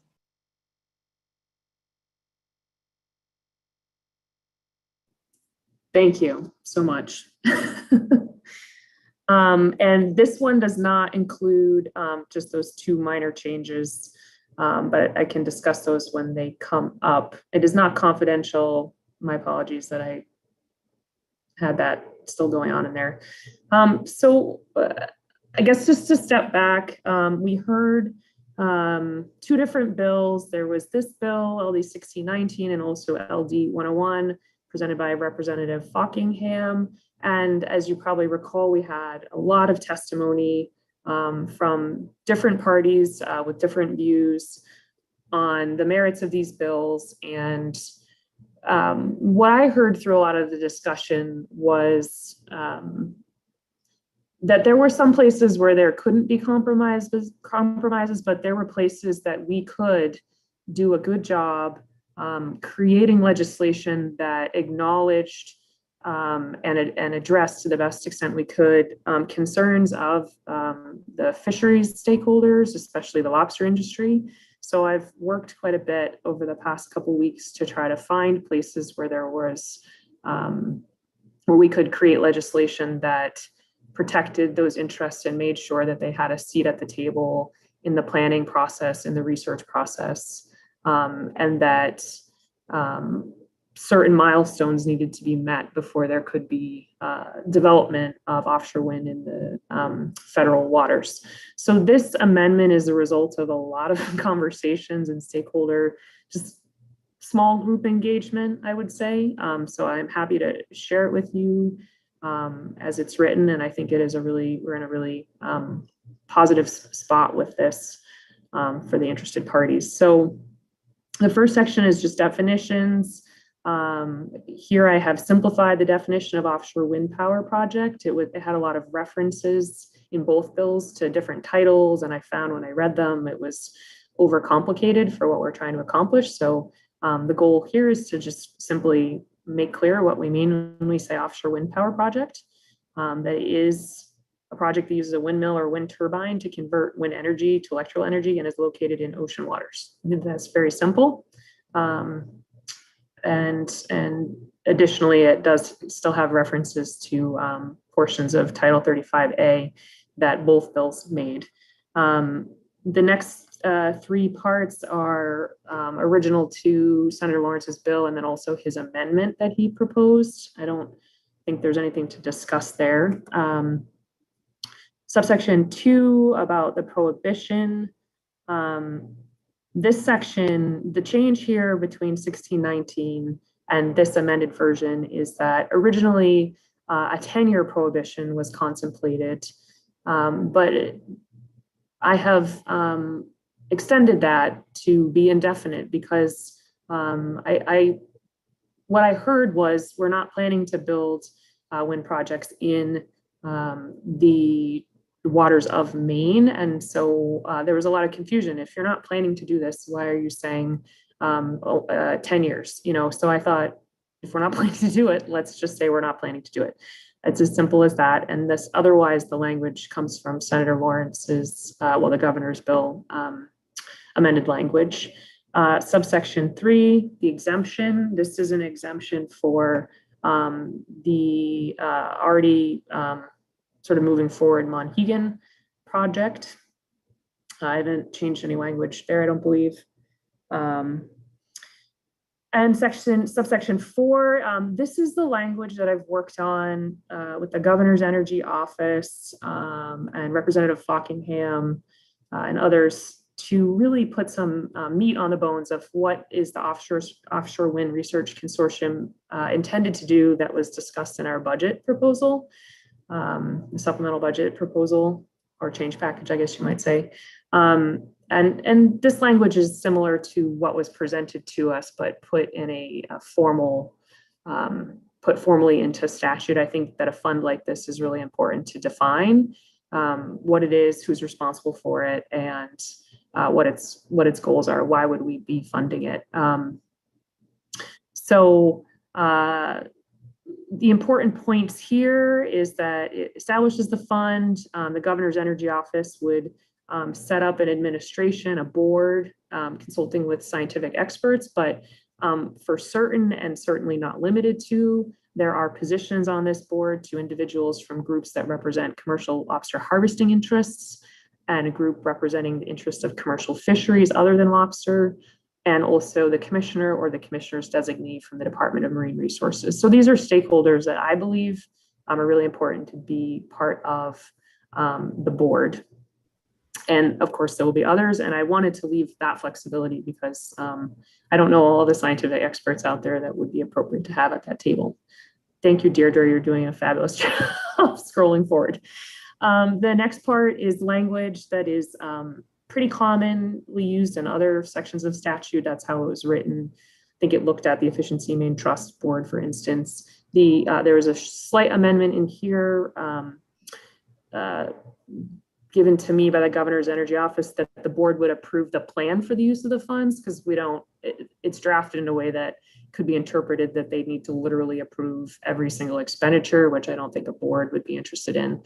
So that is like what I consider to be a non-substantive change that I have shared with Representative Fockingham, and he's in agreement with that. The next paragraph really defines what the board is to be doing with the research or overseeing with the research. We want it to be inclusive, open, transparent. The point is to look at local and regional impacts of floating offshore wind in the Gulf. We are making sure that there's input solicited from stakeholders, including the fishing industry, state and federal agencies, and other scientific experts. The research strategy is going to seek to identify, what are the opportunities and the challenges created for the current uses of the Gulf of Maine and minimize impacts. I will say that I did receive change to the sentence, which also is considered to be an improvement and not changing the content and the agreement that we reached. I'm just going to try to find that really quickly here so I can read it to you. Give me 1 second. Got a lot of tabs open, much like Deirdre.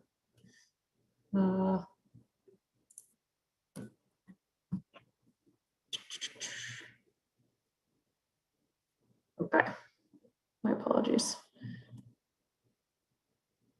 So the change to this language, it would instead read, the research strategy shall include, but not be limited to, the identification of opportunities and challenges caused by the deployment of floating offshore wind power projects to the existing uses of the Gulf of Maine, methods to avoid and minimize impacts to ecosystems and existing uses, and ways to realize cost efficiencies in the development of floating offshore wind power projects. So I hope you'll agree that I think is actually an improvement to be more specific about existing uses. And I think it's a good idea in general to be clear that we are, you know, this is not a comprehensive, exhaustive list. It's to include but not be limited to. So that was the change proposed there. That, and to me, those are really all really important research goals that we've identified here.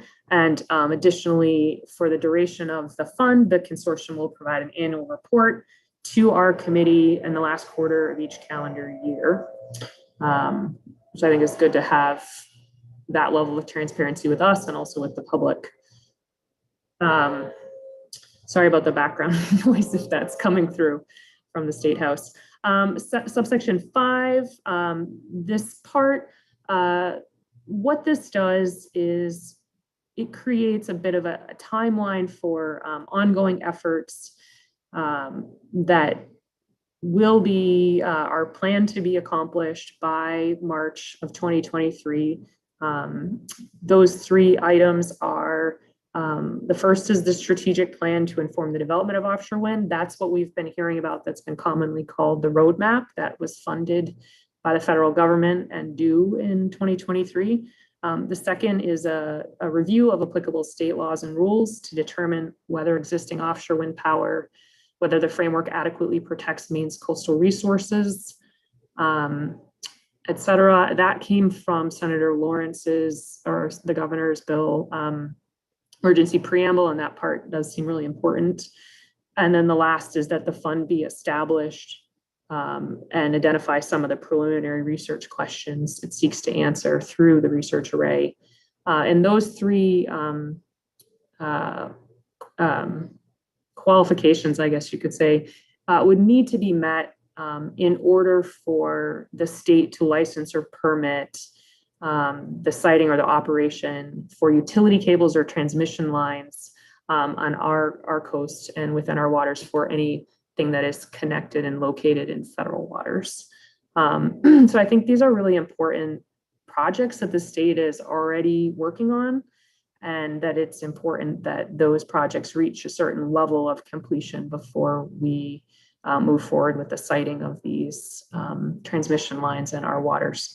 And lastly, this is language that came from LD 101. And what it does is asks the Maine Land Use Planning Commission, the Public Utilities Commission, and the DEP, Department of Environmental Protection, to take a look through their statutes and see if there's anything that needs to be changed in order to come into conformance with this change in our title. And I have extended the time period for those agencies to do that from what was originally proposed to February 1st, 2022, knowing that a little more time is usually helpful, and that bills like these are, I think, fairly easy for the legislative committees to process from February till the end of the session. So that's my walkthrough. I know it was quite detailed, but I wanted to share the information because I've been looking at it a lot recently, but I know that you all have not had as much time to do that. And I'm happy to take any questions.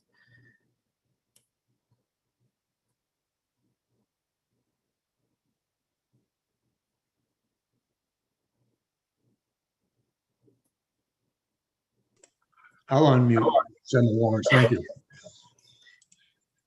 Thank you, Mr. Chair, and thank you, Representative Gawrowski, for your explanation. I do have a couple of questions. One is the funding for this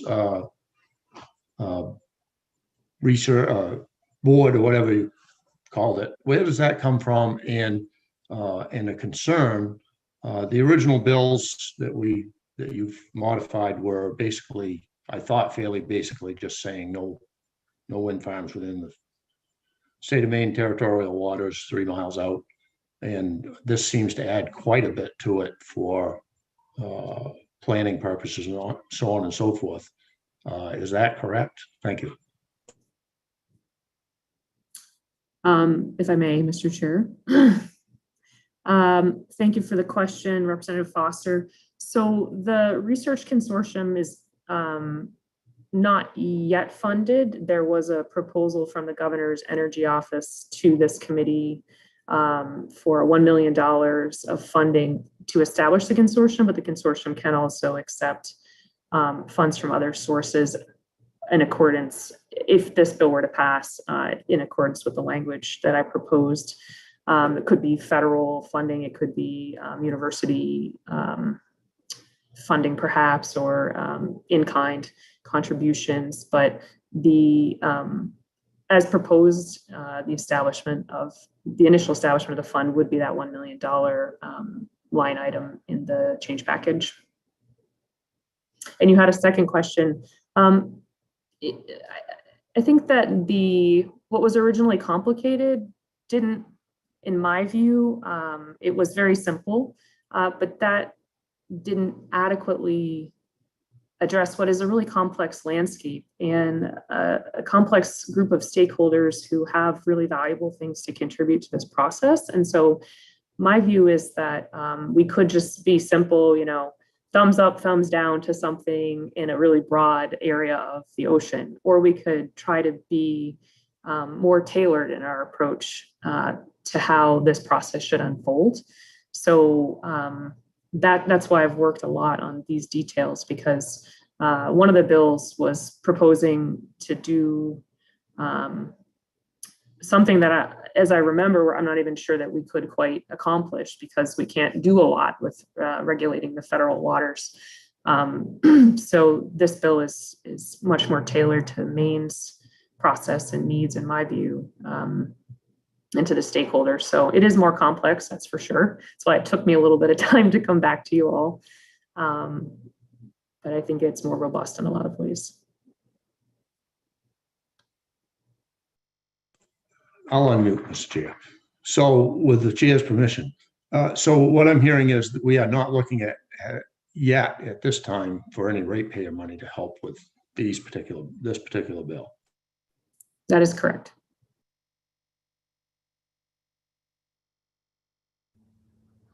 I guess I'll go next, seeing how Mark's still muted. I've got a question that deals, I think, with the combination of both admiralty law and federal energy law. And I don't know, there's a provision in the bill which says, and I don't remember which one it was, but that deals with the connections from offshore winds in the federal territory, or well, what would be regulated, I believe, federally, and the connection that would ultimately need to be made at some point along the Maine coastline. And I'm wondering if there's any sort of supremacy clause issue or anything like that that may have come up as the amendment was being drafted, or if that might be a point of contention. And I just ask because I'm curious more than anything. I like the proposal, but I'm just wondering if that ever came up at all in the discussion when it was being drafted.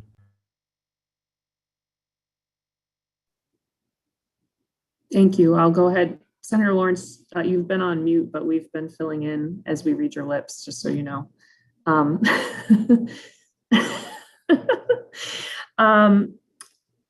I will admit I'm not in law school. I like to pretend I play a lawyer in committee. I don't do it as well as others in our committee who are actual lawyers or in training to be lawyers, but We do, I believe, have the ability to regulate what does happen on our coastline and within that 3-mile limit. So I think this is I haven't gotten any feedback that this isn't a clean way to do this. I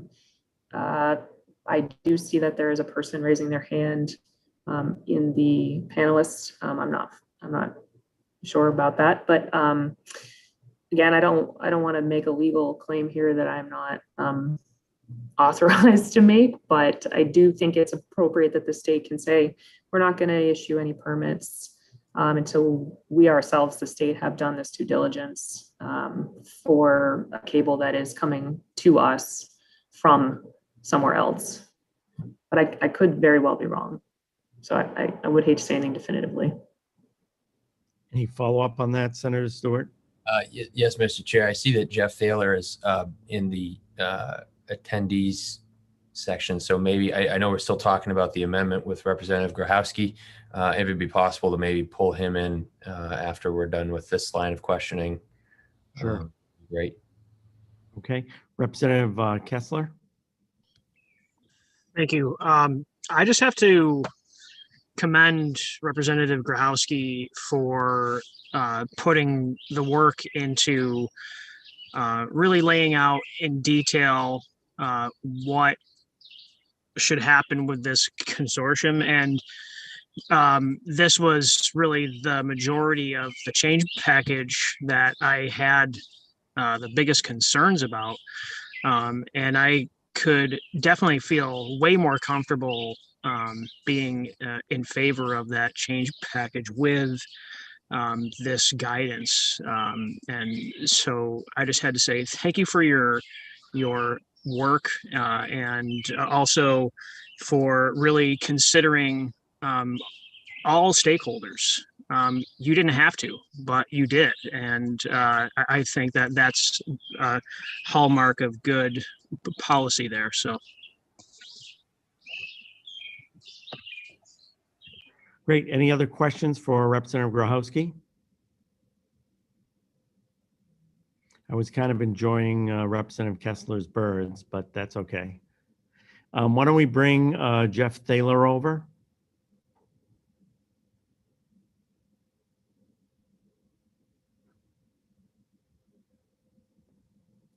And Senator Stewart, do you want to direct your question to him?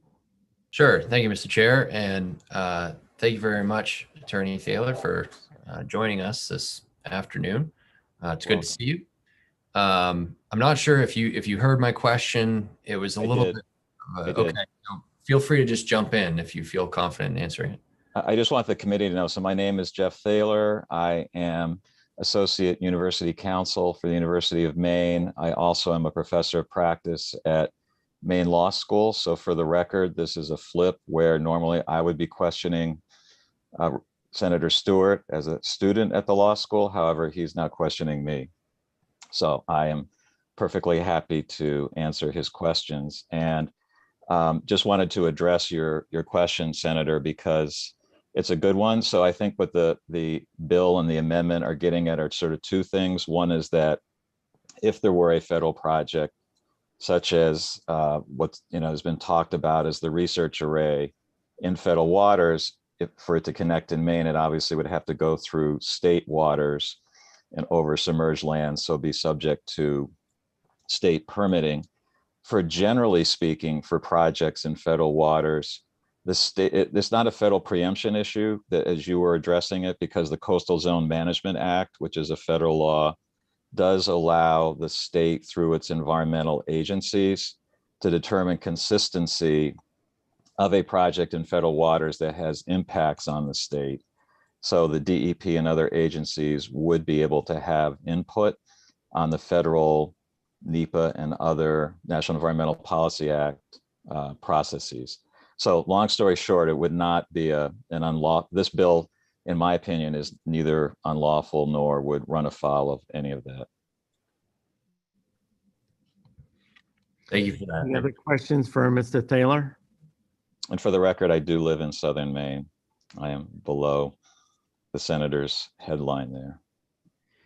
From my view, Professor, you live in northern Maine. I think everybody in Maine lives north of you, Correct. Senator Lawrence. Correct. Thank you. Any other questions for Mr. Professor Thaler before we send him to the other side? Okay, we can send him back over. Thank you, members. Any further debate or discussion? Deirdre? I'll let Representative Foster go first. Representative Foster? Well, I'm not sure what Deirdre has to say, may change my mind, but thank you, Senator Lawrence. I would only say at this point that normally I oppose bills that I don't think are need to be, if you will. And in looking at this, and I will defer to the Representative Ziegler on this, but in my calculations that I did on the back of a napkin, a wind generator of 600 feet in height is viewable on the horizon from the level of the water approximately 27.5 nautical miles out. So when I say that I don't know that we need these bills, I am referring to the fact that if someone were to decide they wanted one within the 3-mile limit, I think that there would be a robust line of limousines coming to Augusta to stop that. And it would never happen anyway. But with that aside, I will certainly consider this bill the best that I can. Thank you. Any other debate or discussion? Deirdre? So I just wanted to point out a couple of things in the drafting portion of it prior to that. So I think this will need some cleanup, and I guess I'm looking for some clarity because in subsection 2 under the prohibition, it specifies nothing in the subsection could be construed as limiting the approval of cables, transmission lines, associated facilities, or portside infrastructure that may support offshore wind in federal waters. But then in subsection 5, it specifies that you can't have cables, transmission, that sort of stuff for offshore wind facilities located in federal waters unless you meet certain thresholds by March. So it seems like there might be some little bit of conflict between those two provisions. I mean, if your intent is to sort of go with this limitation that those are allowed if they meet those thresholds, then we can sort of align all those pieces together easily as long as I'm clear on the intent on the intent. And then I guess I was looking at paragraph B under subsection 5. The state has undergone a review of applicable state laws and rules to determine whether the existing offshore wind power statutory and regulatory framework adequately protects Maine's coastal resources in a manner that avoids or minimizes adverse effects on coastal resources and users. I mean, I guess are you tying that to like the development of offshore wind in federal waters? Because if this is a prohibition on the development of offshore wind within state waters, I'm not sure how the state laws affecting offshore wind specifically would be looking at those. So I just wanted to be clear that are you intending that to be to make sure we minimize any impacts if there are offshore wind projects in federal waters and lines or cables, whatever has to come over. That's the universe we're looking at in that review under state law. And then there's just a couple other technical things. I think it's not an intent question, and I think there would just need to be some cleanup and organization of it a little differently in some places. And I will just note on that last question that Professor Thaler spoke about, there also was a bill that was passed last legislature.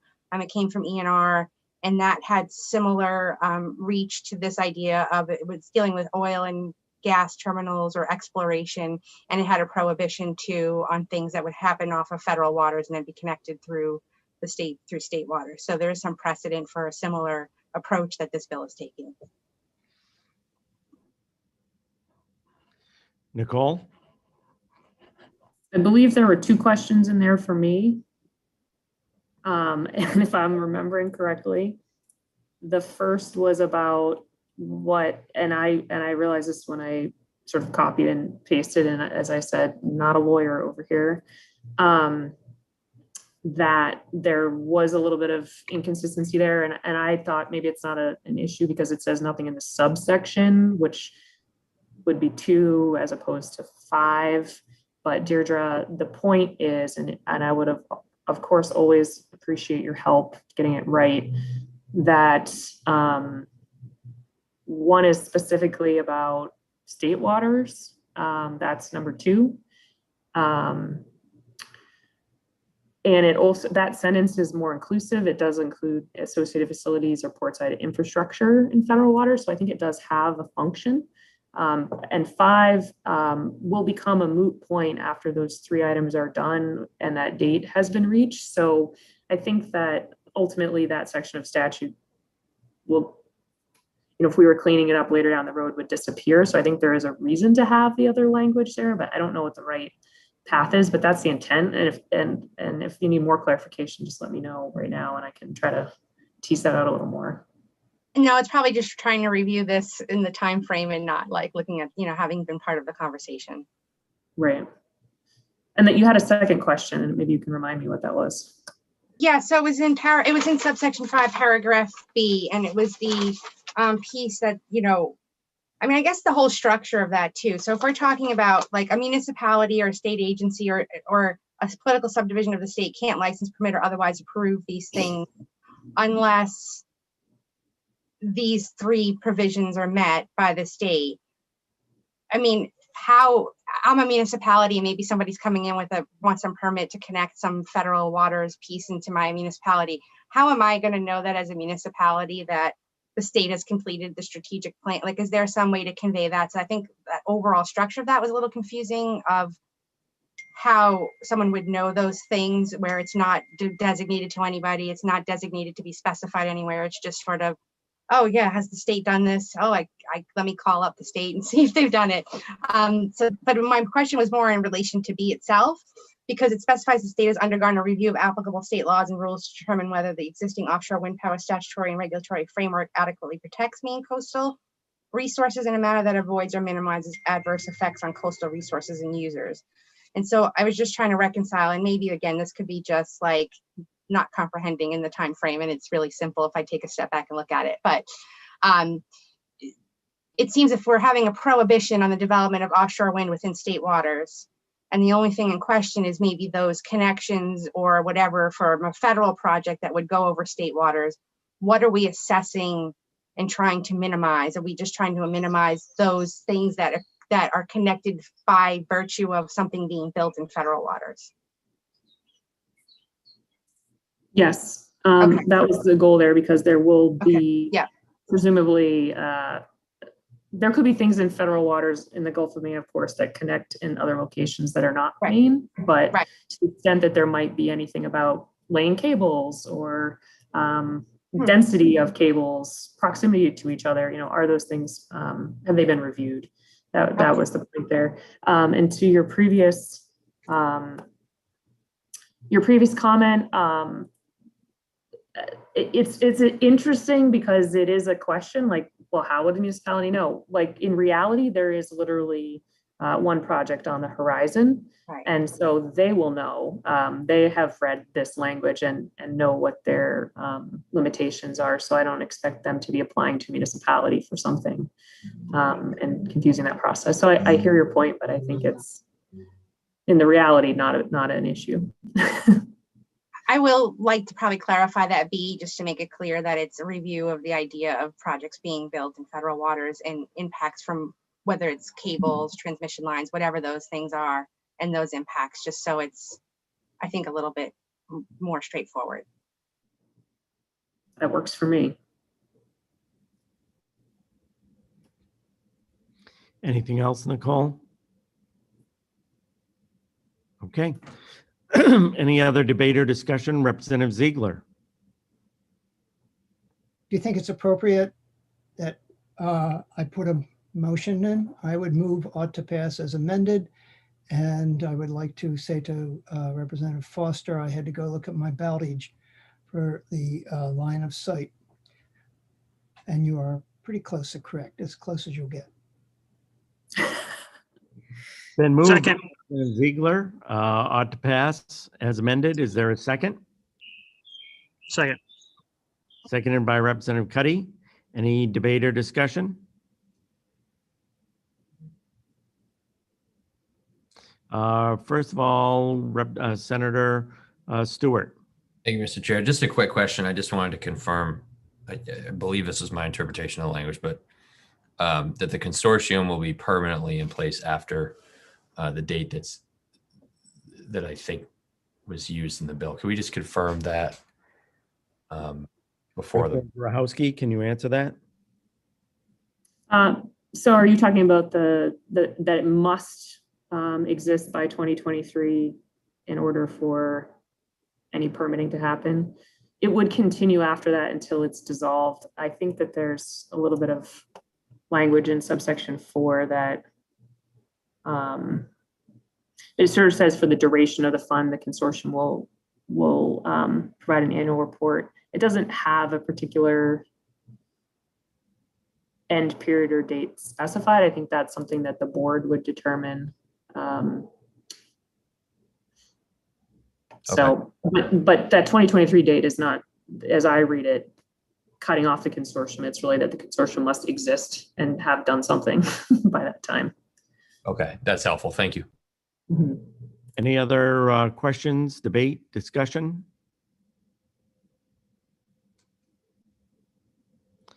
Are we ready for the vote? Jordan, why don't you go ahead? So the motion was ought to pass as amended for LD 1619. We'll start with Senator Lawrence. Yes. Senator Lawrence is a yes. Senator Vitelli. Senator Vitelli is absent. Senator Stewart. Yes. Senator Stewart is a yes. Representative Barry. Representative Barry is absent. Representative Cuddy. Yes. Representative Cuddy is a yes. Representative Grahowski. Yes. Representative Grahowski is a yes. Representative Kessler. Yes.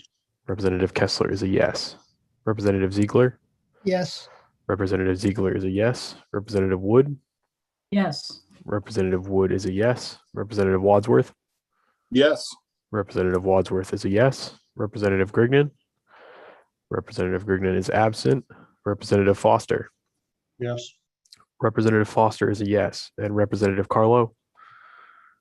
Representative Carlo is absent. That is 9 in favor with 4 absences.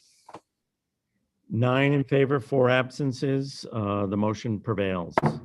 Deirdre, what's the LD number of Representative Fockingham's bill on the moratorium? Is it 110? No, 101. 101? Thank Yes. you. We'll bring that up now. And I will entertain any motions.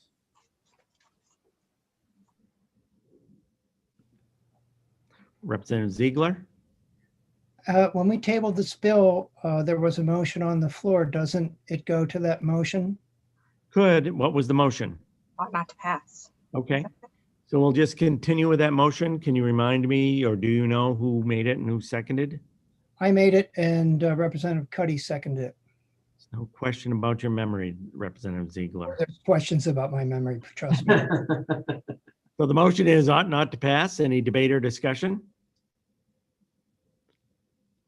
Representative Ziegler, did you want to debate or discuss, or are you just waving at me? Thank you. Any debate or discussion? Okay, Jordan, why don't you call the roll? So the motion was ought not to pass for LD 101. We'll start with Senator Lawrence. Yes. Senator Lawrence is a yes. Senator Vitelli. Senator Vitelli is absent. Senator Stewart. Yes. Senator Stewart is a yes. Representative Barry. Representative Barry is absent. Representative Cuddy. Yes. Representative Cuddy is a yes. Representative Grahowski. Yes. Representative Grahowski is a yes. Representative Kessler. Yes. Representative Kessler is a yes. Representative Ziegler. Yes. Representative Ziegler is a yes. Representative Wood. Representative Wood is absent. Representative Wadsworth. Yes. Representative Wadsworth is a yes. Representative Grignan. Representative Grignan is absent. Representative Foster. Yes. Representative Foster is a yes. And Representative Carlo. Representative Carlo is absent. So that is 8 in favor with 5 absences. Motion prevails. Okay, since we're on a roll, Senator Vitelli can't be here, but I understand she sent on an amendment to her storage bill. Is that correct, Deirdre? Yes, and I Yeah. just emailed it to you all. Okay. Are you prepared to share it? And I sure am. And we can go over it and see if we can get this done. Yep. So, share screen.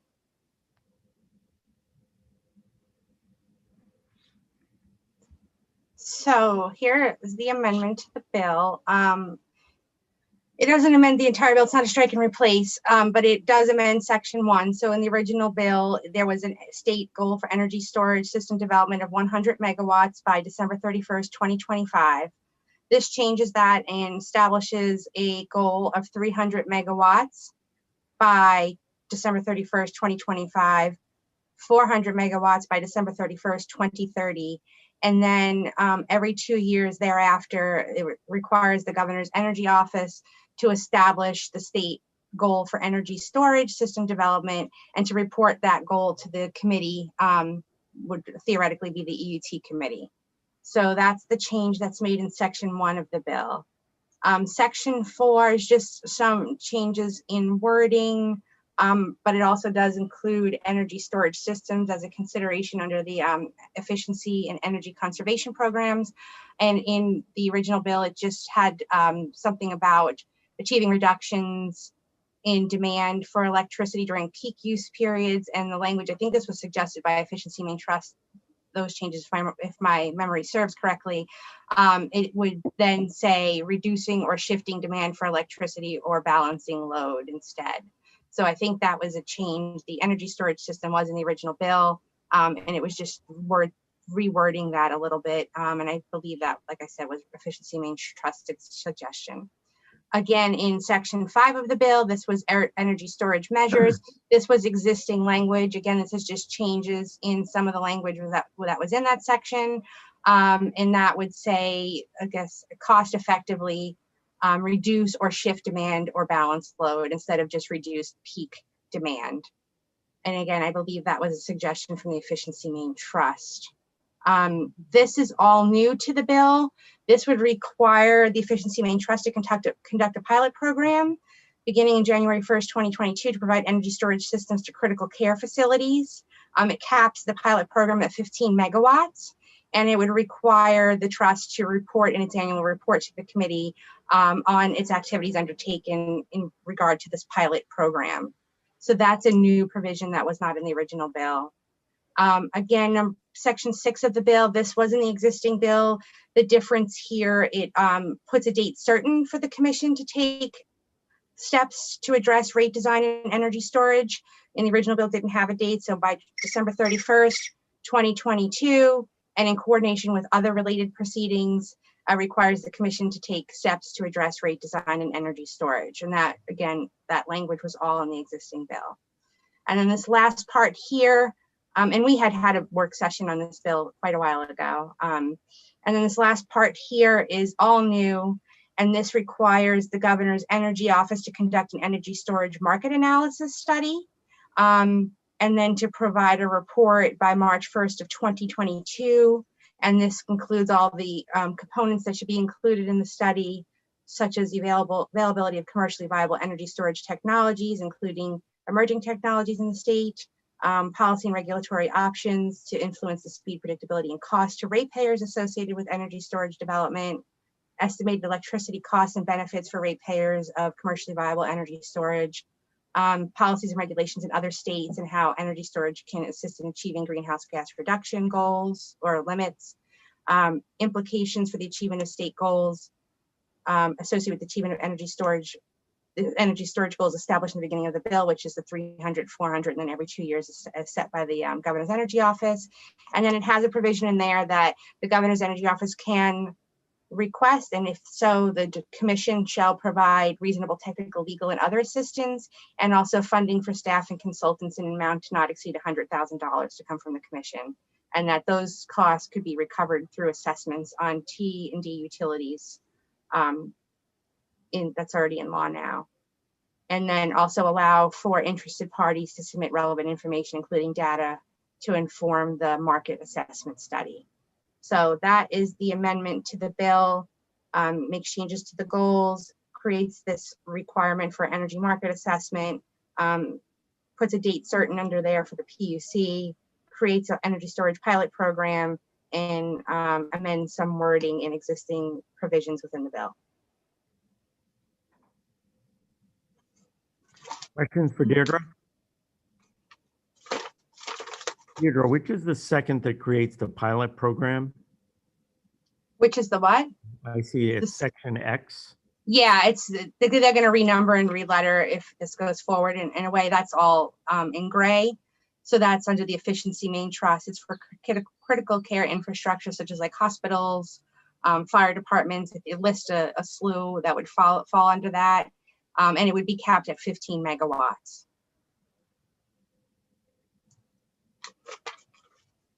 Okay. Any debate or discussion? Representative Foster.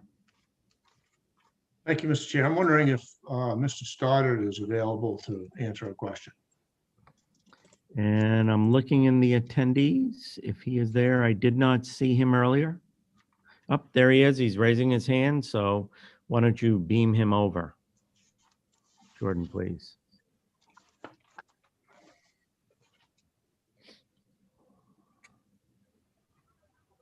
Thank you, Mr. Chair. Thank you, Mr. Stoddard, for running all the way over here to be with us. I'm wondering if you could explain what capabilities Efficiency Maine already has, what's allowed, if you will, to help with energy storage going forward without this bill. We have authorization to do pilot projects. Well, first of all, we have authorization to do things that are cost effective. And when we can demonstrate that they're cost effective or likely to be cost effective, then we can fold those into our program. But with battery storage in particular, it's expensive, as you know. It can have great value, and that's very site specific and application specific. And we've been playing around in our innovation program where we do pilot projects with some small scale things. And those are sort of at a small residential level or small commercial level. And I think that's fine for managing loads at and something that we could scale up. And we're looking at doing more of, but to take on a more aggressive role, I think is something we would be, and to do projects that would be bigger. So projects that were like, say, 1 megawatt or 2 megawatts in size, which is where the economics start to get quite a bit better because of the economies of scale. That is something that's we would feel a lot more comfortable if we had a directive from the legislature saying, yes, we want you to go pursue that and see, where you can find the most cost-effective applications of those things. We know that battery storage is going to play an important role for all the reasons you've heard about throughout the course of the session, both for balancing new renewables as they come on, but also for managing demand on the grid in real time.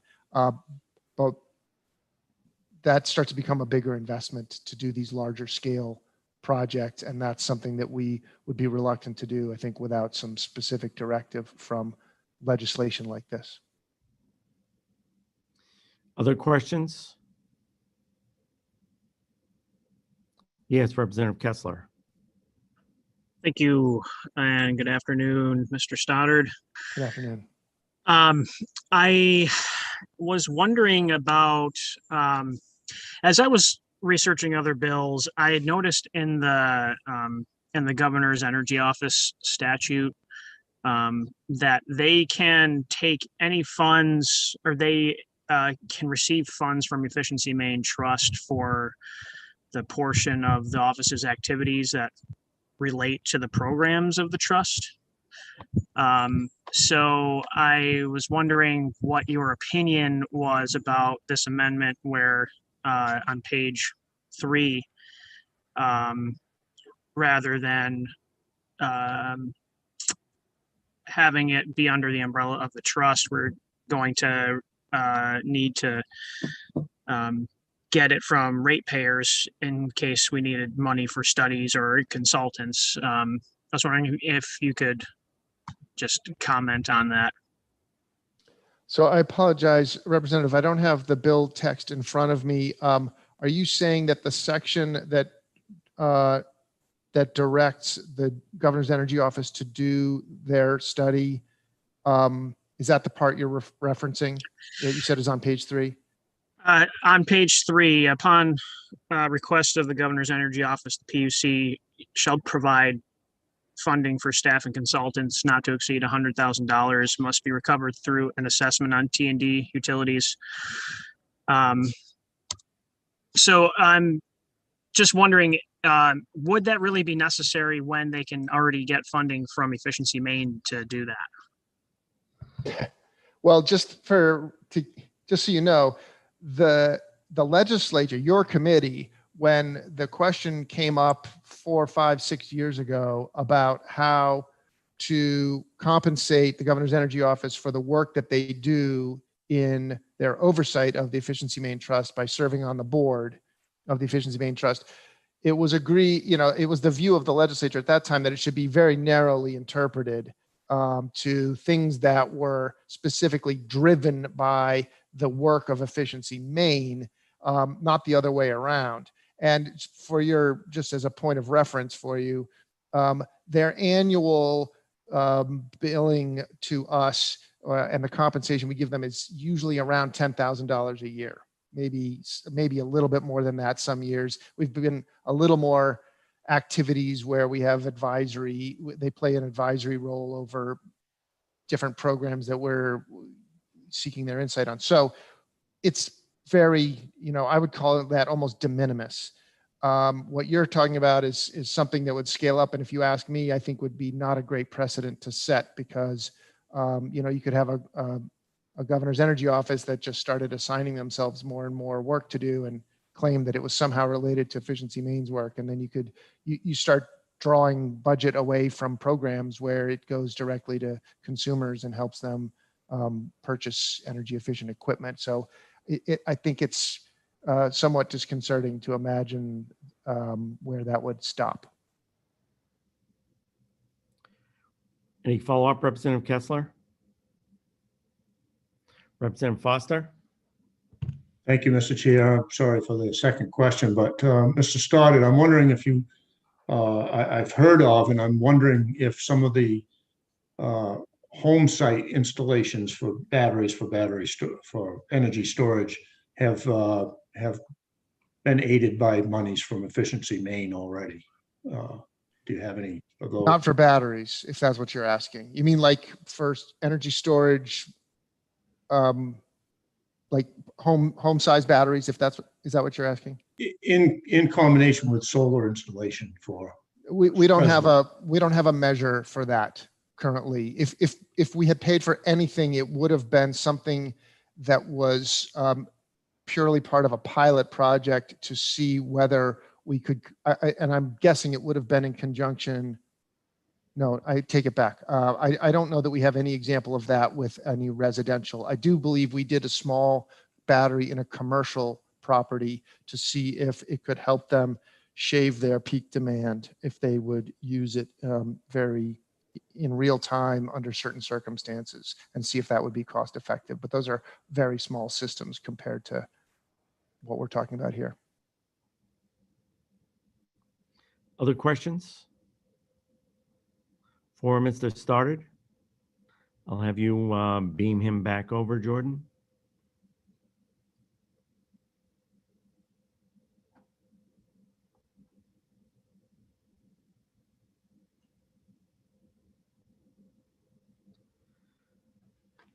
Representative Foster.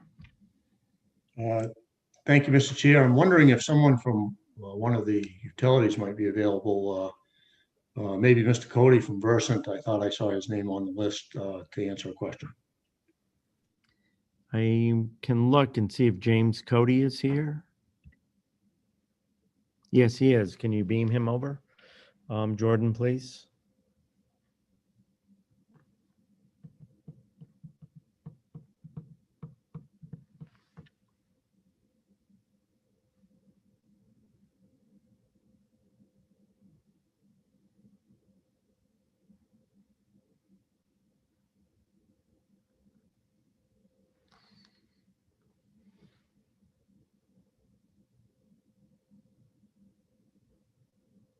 Senator Lawrence, James has been beamed over. Thank you. We've got to get him to materialize.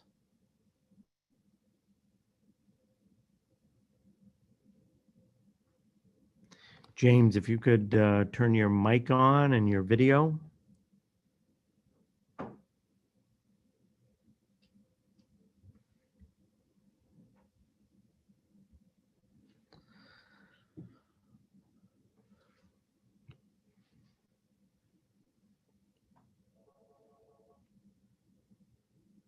Let me see if he's having problems.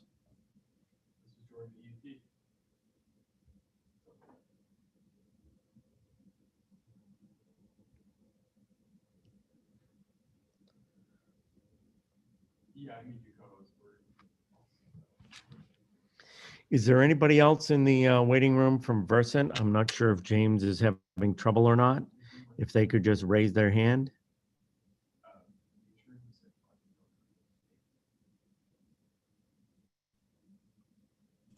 Or CMP. I didn't see anybody from CMP. Is there anybody from CMP there?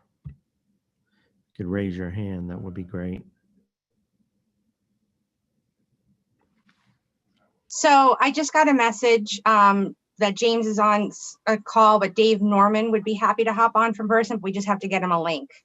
Okay. So let me just have Jordan send him a link and I will send Jordan his email. I suspect, Chair, that the usual cast of characters is presently over in Judiciary because they're doing language review on the FOA request in that committee. So it might take a minute. I'll defer to someone else that wants to discuss or question in the meantime. Thank you. Somebody else want to discuss or have a question? Representative Grohowski? Thank you, Mr. Chair, and I'm sorry if I might have missed this in the walkthrough. Deirdre, I feel like I remember you saying when I'm looking at the state energy storage policy goals that the governor's energy office is maybe not the right entity to set a state goal for energy storage, or maybe because it's only a goal and not binding, it's okay. Not that they don't have the qualification or ability to, but that there was maybe a bit of a structural question there. Do you remember that conversation? From when we talked about this last time? Yeah. Yeah, it wasn't an issue that they aren't the proper entity. It was sort of, at the time, it was just saying they should establish the goals, but they don't have like rulemaking authority or anything specific like that. So I was unclear on how exactly those goals were going to be conveyed. And sort of just like, are they going to establish them and throw them on their website, or what's the sort of situation? But I think that that's been resolved in the context of now they're going to report that to the committee every 2 years. So there's some option there for either the committee to, it's in a report to the committee, or if the committee wants to put those in statute, they can put them in statute. So it leaves it a little bit more finite and not so open-ended. Thank you. Thank you for clarifying that was the solution to that question. It was just sort of hovering in the back of my head. So thank you. You're welcome. Just, you know, little sideshow while we wait. Other questions? So while we're doing little sideshows, I know when we did LD9, we had talked about sending a letter to the PUC and to see if, as part of the storage debate discussion, this could be included. And I'm just wondering if we can bring somebody over from Summit just to speak to what potentially could be included in here that would allow that pilot project to be reviewed. I think Adam Cody is here, or Chase might be here.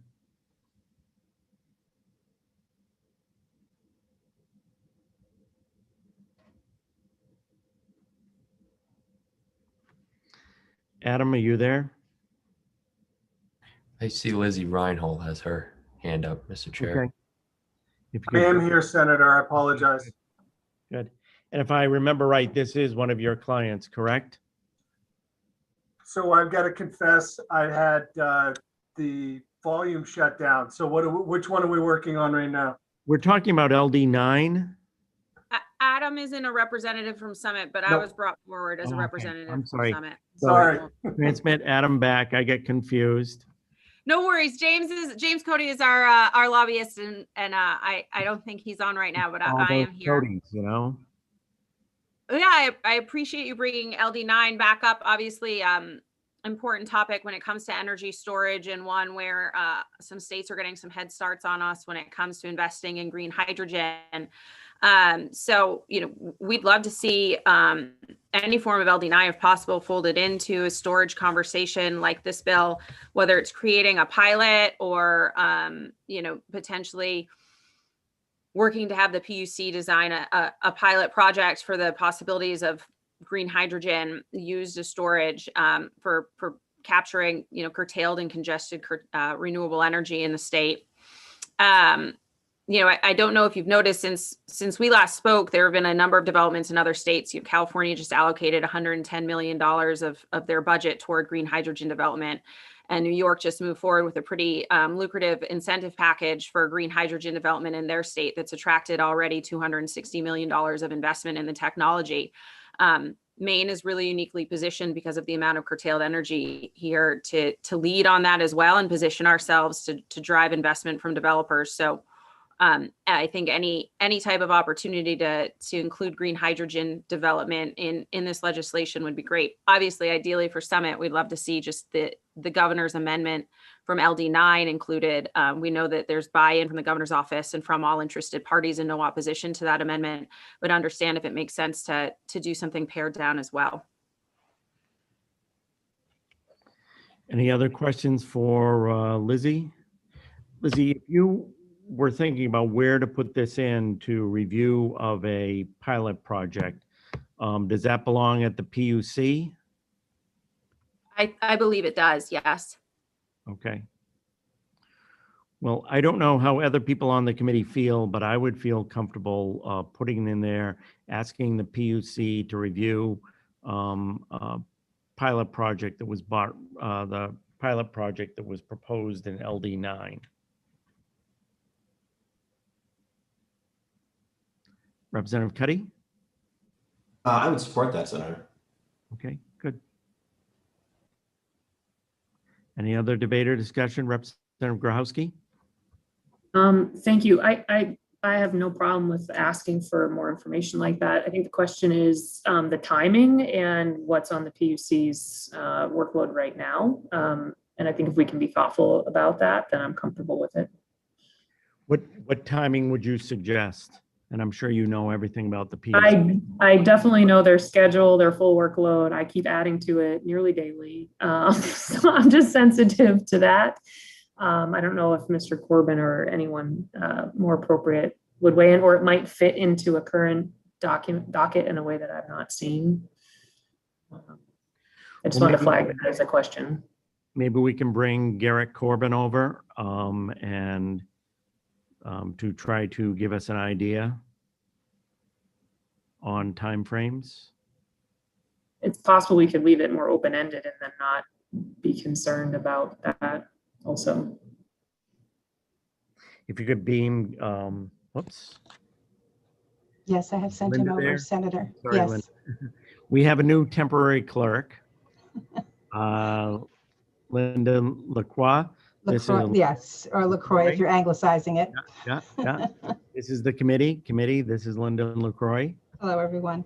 He is going to be filling in temporarily while Jordan had to run away for something else. So Garrett, do you have an idea as far as time frame if we asked the PUC to look at the pilot program proposed in LD9?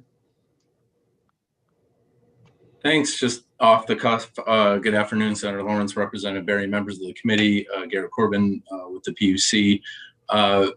as the committee knows, several studies are in the process of being sent our way, I think, this year. And we pointed out that staff resources are somewhat limited. So it's, whether or not I'm not sure that we need off the cuff a consultant or not for this. So I'll have to check. And of course, we'll do a fiscal note if you move forward with this. But I think the main point would be to just give the commission flexibility. If we needed to do it in a separate docket, if that made more sense, given that time of use is sort of a focus with some of the storage as I understand it. And I'm not sure necessarily that it would fit in the same docket, but either way, as long as the commission has flexibility, we can do our best. And Deirdre, is that something you would be able to draft up as an amendment to this amendment? I certainly can. I would probably prefer a little more details than just PUC look at LD, like what are you wanting them to look at exactly? What are you trying to have them evaluate? A little more directive of what you're wanting them to look at would be very helpful. Okay. Great. Representative Foster. Thank you, Mr. Chair. A question for Mr. Corbin, if I may. Mr. Corbin, I'm wondering, one of the issues that I had with LD9 and also have with this energy storage bill is that we seem to be willing to spend the ratepayers' money to fund pilot projects when not only are these pilot projects in existence elsewhere outside of the state of Maine, but some places they've gone beyond pilot projects and are actually in operation, such as green energy to gas, hydrogen gas. So I'm wondering, is it not beyond the capability of the PUC to look at these projects or these actual production facilities in other states? And instead of us investing in a actual pilot project here, bring that information back to the committee. Thank you. Thank you, Representative Foster. I think we will work with whatever direction the committee gives the commission. So whether it's to review what's currently going on and report back, or to actually conduct a Maine-based project. And as I understood it, there were reasons why I think the proponents felt that Maine was well suited for this pilot. So I defer to the committee, I guess, but I think what I'm saying is whichever way the commission would be happy to study and report back, whichever way is at the committee's pleasure. I think, Deirdre, what I would suggest as maybe, criteria is feasibility, benefits to the grid, and ratepayer impact.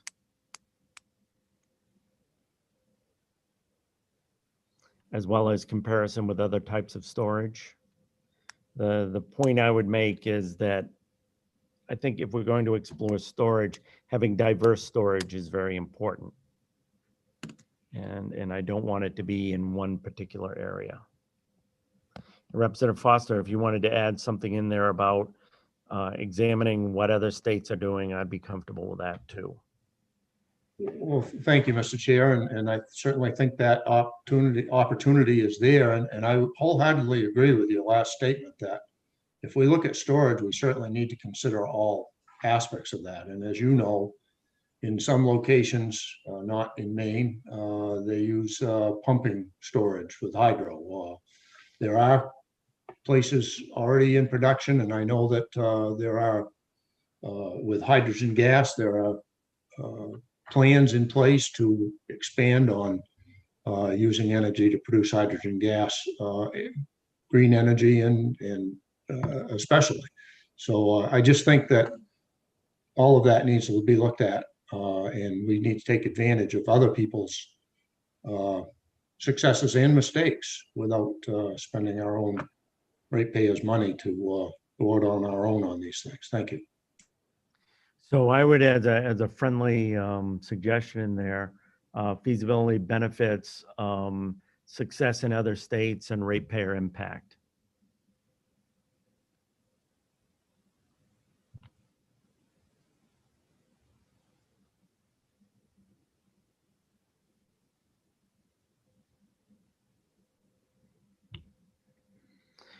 And I guess while we have Lizzie here, I'd just like to get her reaction to that.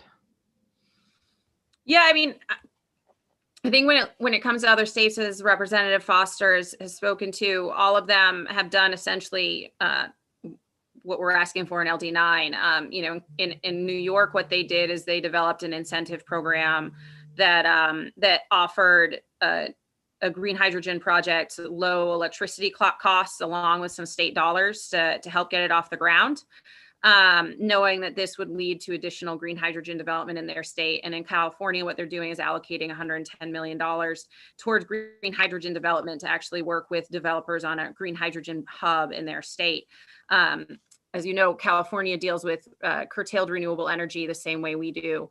And in many ways, it's stifled their ability to bring new renewables online, which is an issue that I think we're quickly running into as well. So a study is obviously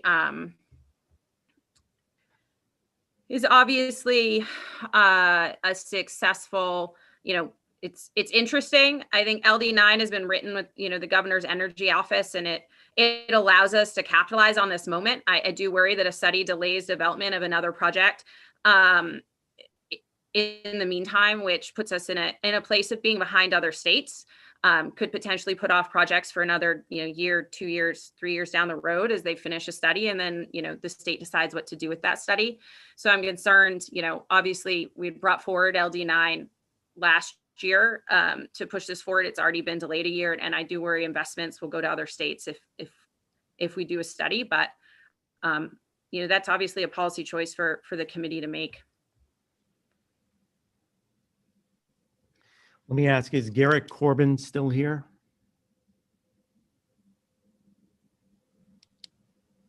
Hi, Garrett. If we set a date of reporting back to the next session of the legislature, is that feasible, reasonable, or am I out of line? Next legislative session? Not at all. I think as we've said with a few other things that, you know, later into the session, if possible, you know, I think a few others have been February 1st. That just helps the commission staff. You know, the more time we have, the better, but also recognize that second session's a short session traditionally. So, okay. Well, I would suggest that then as a date. So thank you, Lizzie, and thank you, Garrett. We'll beam you back over. We have somebody here from Versant now, I believe. If we could beam him over for Representative Foster's question. Yeah, it's David Norman. I've set it up, so he's on his way. David Norman, right? Afternoon. How are you? Senator Lawrence, thank you for having me. I understand there was a question. Yes, Representative Foster has a question, and I'm going to let him restate it because I know I'd get it wrong. Well, thank you, Mr. Chair. I'm not sure I ever got a chance to state it, but thank you, Mr. Norman. My question is, I know that for the utilities, there are already some battery storage facilities being installed, or have been installed, actually in use. And I think, as I understand it, Versant has at least one or two projects already in place. And I'm wondering if you could speak to that. And my point is, I guess that the utilities are actually involved with companies that have battery storage working now. And I'm just wondering if you might talk to us a bit about if that's the case, how much there is, what the size of it is, that type of thing, application. Versant itself doesn't have a project that's up and running. We have a couple of pilot projects that we're discussing. We do have a project in our service territory that is up and running as of a few months ago that is owned by a third party. And we're certainly watching that project, working with them to understand the metering and to understand how they're going to operate it and how it can impact the reactive power and voltage controls in that area of the grid. And that's our biggest part, our biggest interest, is how those voltage controls, how those reactive power supports will improve as we get more and more inverter-based generation. We're going to have something along those lines when you have a high penetration of solar inverter-based generation. if I may. Yes, you can And, continue. and Mr. Norman, so if you could, in layman's terms, what is the primary purpose for that battery energy storage for that company? Well, for that company, they have occasional periods where the price goes very low, even negative at times, based on congestion. What they can do is they can continue to generate and yet store some of that generation in the battery, and then later put it into the grid at a higher price. They also have the capability of offering voltage and reactive power support mechanisms for ISO New England, and they also get a revenue stream from that. So besides having that opportunity to store and sell that power at higher rates to consumers that I believe probably are within your system of transmission system, did they receive other financial benefits to first install this equipment so they could do it, or did they do it on their own to take advantage of those opportunities? Yeah, I do not know the answer to that, Representative Foster, if they had other financial benefit or financial support to make that project a reality. Do you know if the people in your system if they saw rate increases to help pay for the initial installation, or only in the fact that they are paying those higher rates when they want to use that power at peak times and therefore benefiting the company that owns that storage? For this project, that would not flow through directly to ratepayers. It would only flow through the ISO New England ancillary benefits. Any follow-up, Thank you. Representative Foster? Thank you. Representative Barry, did you have a question? No, I'm all set. Thank you. Okay.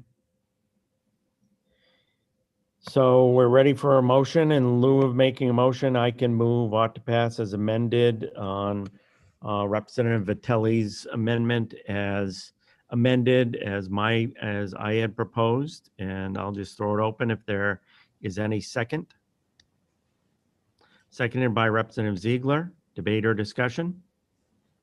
Representative Foster? Thank you, Mr. Chair. I don't think I need to describe my concern for the ratepayers on this one by committing their funds towards this, when I think, as we've seen, at least on a limited scale throughout the state, that there are investors willing to already install storage for various reasons, battery storage. I think we can wait and let the market do its thing, if you will. Thank you. Other debate or discussion? Representative Barry?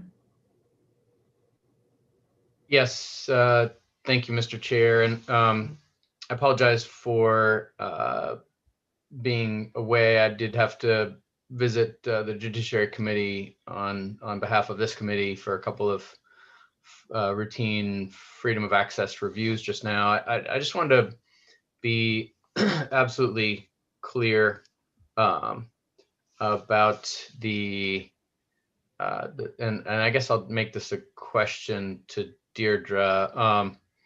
There's nothing in this bill that would enable the existing transmission and distribution utilities to own storage or sell power supply in a way that might sort of violate the existing principles of restructuring. Is that correct? I'm trying to do something and my phone's ringing at the same time. Hold on one second. I'm just double checking my review back to the original bill, and I don't remember anything in there being about utility ownership or the ability to have storage in any way. The original bill just established the goals. It was explicitly included energy storage systems as a strategy to be implemented by the trust. It required the trust to explore and evaluate energy storage measures, and it directed the PUC to investigate and where appropriate, implement rate design aspects, and then the amendment itself does nothing to add that to it. Thank you very much. Representative Grohowski. Thank you. I was wondering if I could just get a clarification from someone. My review of the bill, albeit somewhat compressed here, other than sort of work to research and do assessments and figure out what our plan might be regarding storage going forward, is the only aspect that would entail ratepayer dollars the pilot project that's in section X that is specific to critical care facilities. I'm just making sure I'm not missing any other sort of large ratepayer investment. I don't know if anyone can answer that for me. The only other place where there's and it's not a large ratepayer investment, is that $100,000 for the market study does get recovered through the assessment on ratepayers. So that is one piece of it. The goals are goals, so there's no tying in other, there's no other incentive or requirement to procure that. It's just a goal. And like I said, the pilot could have implications because ratepayers do pay charges that go to the Efficiency Main Trust to run programs. So I don't know how that would work out and how that's going to be structured specifically. So that's the only piece that I think has a specific potential ratepayer impact. But somebody else may be able to answer that better than I could.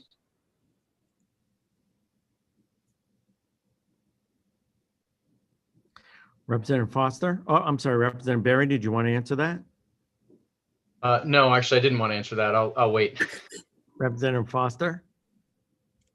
Thank you, Mr. Chair. I want to make sure I didn't mean to infer during my earlier questions for Mr. Norman or my discussion that I thought utilities were or should be participating in this storage and the resulting output from storage. I sometimes get my discussions on utilities versus generators confused, as do many other Maine citizens. However, I do believe that the PUC, who is looking at the grid through quite a large inquiry, is considering during those discussions storage. And I think hopefully they will also look at whether, because times have changed since restructuring, and I think this committee is going to be forced to look at it as well, on whether or not utilities should be allowed to have storage. And I think, as Mr. Norman alluded to or spoke to, one of the reasons for that is voltage control. It's not necessarily to sell the electrons, it's to help stabilize the grid. And for example, when the clouds go across the 500-acre array over in Farmington during a nice cloudy, blue sky, but cloudy day, that can cause quite a surge, I would guess, on the system, as well as when water is released from for rafters for a short period of time, that may also come into effect. So I think that is something that we'll be talking about in the future, and I hope that the PUC includes that. I'll look at that in their overall inquiry into Maine's grid and what we have and what we should have. Thank you. Great. Any other debate or discussion? Representative Berry. Just as a sort of belt and suspenders, I would be interested in seeing if there's appetite on behalf of those making the motion here to just clarify that we do not believe that the utilities should be in the business of owning storage or generation. Just make sure that that's clear. I guess I'd ask what other members of the committee feel about that. Representative Wadsworth. My understanding was that utilities were always able to own storage for reliability. I don't know why we'd want to change it on the last day of committee. That's right, for reliability. And I think the generation prohibition is clear. I'll retract that. I do have a concern that's relating to an existing proceeding at the PUC, and I may take that up with committee members who are interested in the form of a letter. There is a request for what is clearly not a reliability need to be allowed and owned, as a utility owned storage project. And I have some concern about that proceeding, but let's take that up separately. And I just wanted to flag it. Thank you. Any other debate or discussion? The motion is ought to pass as amended. Linda, do you want to call the roll, please? Yes. Beginning with you, Senator Lawrence. Yes. Senator Lawrence votes yes. Senator Vitelli is absent. Senator Stewart. No. Senator Stewart votes no. Representative Barry. Yes. Representative Barry votes yes. Representative Cuddy. Yes. Representative Cuddy votes yes. Representative Grohowski. Yes. Representative Grohowski votes yes. Representative Kessler. Yes. Representative Kessler votes yes. Representative Ziegler. Yes. Representative Ziegler votes yes. Representative Wood is absent. Representative Wadsworth. No. Representative Wadsworth votes no. Representative Grignon is absent. Representative Foster. No. Representative Foster votes no. And Representative Carlo is absent. So we have 6 in favor, 3 against, and 4 absent. So 6 in favor, 3 opposed, the motion prevails. So that takes care of 3 of our major, actually, and 4 bills. I'm going to suggest now we take our afternoon break till 3:35. And I'm going to suggest we lay everything on the table for the afternoon and see if maybe we can get through everything. Representative Barry. Thank you, Mr. Chair. I just wanted to flag that I think some of us are interested in providing some additional clarity or an update to the Appropriations and Financial Affairs Committee. They really need that guidance sent to them today by 4:00 p.m. So I guess I would just ask our analyst if we come back at 3:35, how that might work out. Well, since I'm punting it to the other analyst, Dan, who will be writing the memo, since I will be in work sessions and unable to do the both things at once. Oh, that would be a great skill to have, to do 2 things at once like that. I just don't know of his availability right this second, but he has already sort of got everything framed out as far as he knows the history of stuff. So I think he's ready to roll and could probably do that pretty quickly, as long as your discussion when you come back isn't a long discussion. Well, I'll just say, Mr. Chair, that and thank you, Deirdre, I'm ready to lay that out now, or we can do it when we come back, either way. Why don't we do it when we come back? Yep. We've been going at this for a while. We'll do it when we come back. Senator Stewart. Thank you, Mr. Chair. Just to check in quickly before we break, what do we have left at this point? So when I said everything, I mean transmission, RPS, and offshore wind. So that's LD 336, LD 1710, and LD 1350. And I know I'm pushing a little, but I sense a little momentum here to get things done, to make decisions, to get them off our plate. And if we can do this without driving Deirdre and Dan crazy, then maybe, Monday will be only language reviews. And that would be a good thing. Okay, so let's take our break. Should we caucus while we break on those? If you want. Yep. That sounds good. Okay. 3:35.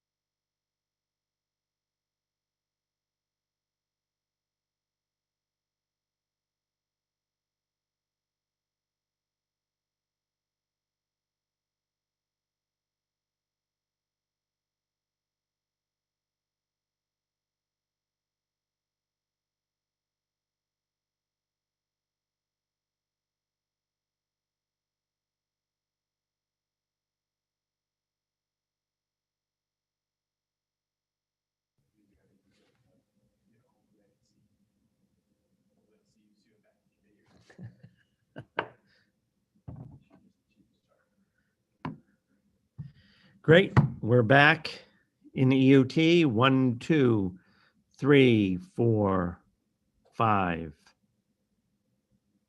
Blink, Chris, so I make sure it's not a photograph.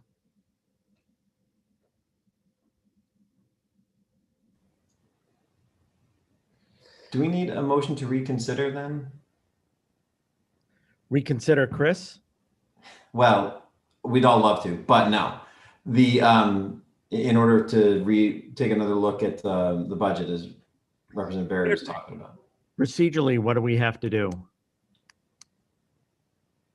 I mean, are you intending for everybody to revote, or are you intending for just those folks who voted differently, who may want to change their vote, to provide an update to AFA? And then if you're going to add a new thing that's not in the initiatives, I would say that doesn't need to be a reconsideration. But if you're wanting to like reopen a thing on every single initiative and revote it, then I guess that would have to be a reconsideration.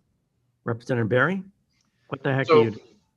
Thank you, Mr. Chair. So my interest is in changing my vote on the portions of the change package pertaining to the Governor's Energy Office and to the Research Consortium, and only those portions. I'm not interested in changing my recommendation to AFA on any of the PUC portions of the change package.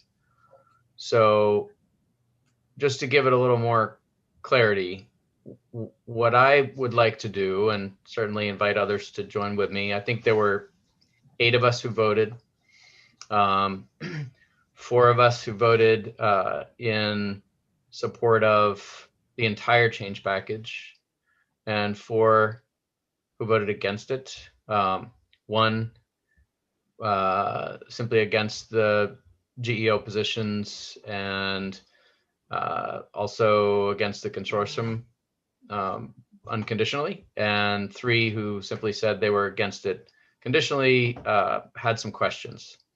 I was one of those. So what I am hoping to do today is simply convey my own change of position, and again, anyone else who wishes to update their position in support of all portions of the change package, but just flagging as well a concern about legislative capacity. There has been a significant expansion, certainly will be with this change package, in the capacity at the Governor's Energy Office. I have long been an advocate of that. Back when Representative Fredette was the House Minority Leader, and under the previous governor, we collaborated on an effort to increase that capacity. And it's my opinion that no matter who the chief executive is, there should be ample capacity in that office for regional participation in regional discussions. We've talked about the Atlantic Loop, for participation in discussions at the ISO, for participations and discussions at FERC, for greater engagement at PUC, for greater engagement with stakeholders in siting issues such as the offshore wind or the solar siting questions that have been raised lately. There's a lot for that office to do, I think more than ever. So I am interested in expanding that capacity. We've had some concerns, however, about the need for greater legislative capacity because of the importance of all these issues at the legislative level. And as citizen lawmakers, we often are new to these issues. We lack sufficient nonpartisan staffing capacity, in my view, for econometric questions, for engagement with any of the entities that I mentioned, that's more direct and active on behalf of the legislative branch. And so I want to flag that as a consideration, and just let appropriations know that we will be, some of us at least, approaching the Legislative Council with a request for some added capacity in that regard.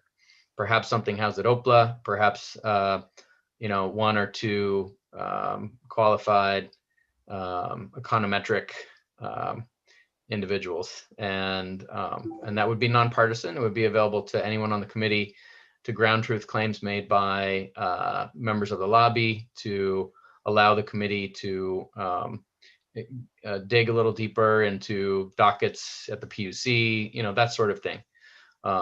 So that is what I would like to add to the change package as presented to us. But otherwise, my vote would be to approve the change package as presented to us. So I hope that helps. I welcome others joining with me, and I'm just looking basically for the opportunity to express that to AFA in an update. Representative Kessler and then Representative Foster. Thank you. Representative Berry captured my sentiments exactly.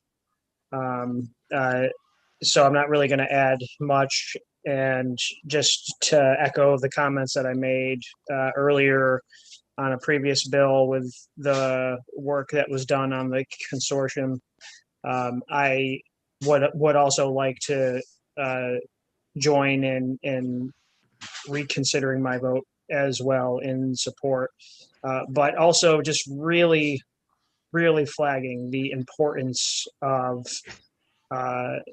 more staff capacity for this committee because of the increasing scope and complexity of the work that we do and the reality of what is a citizen legislature, and our varying levels of expertise.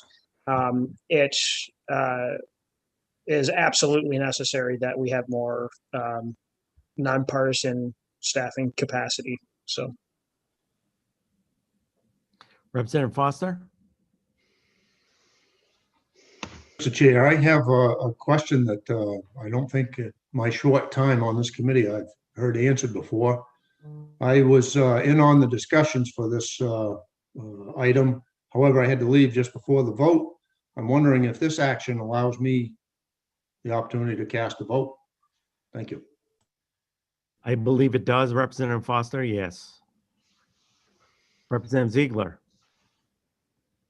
I, like Representative Foster, don't have to reconsider my vote because I never considered it in the first place. But I also, I will vote for the entire change package. And I also would support Representative Berry's desire to get some more assistance help on this.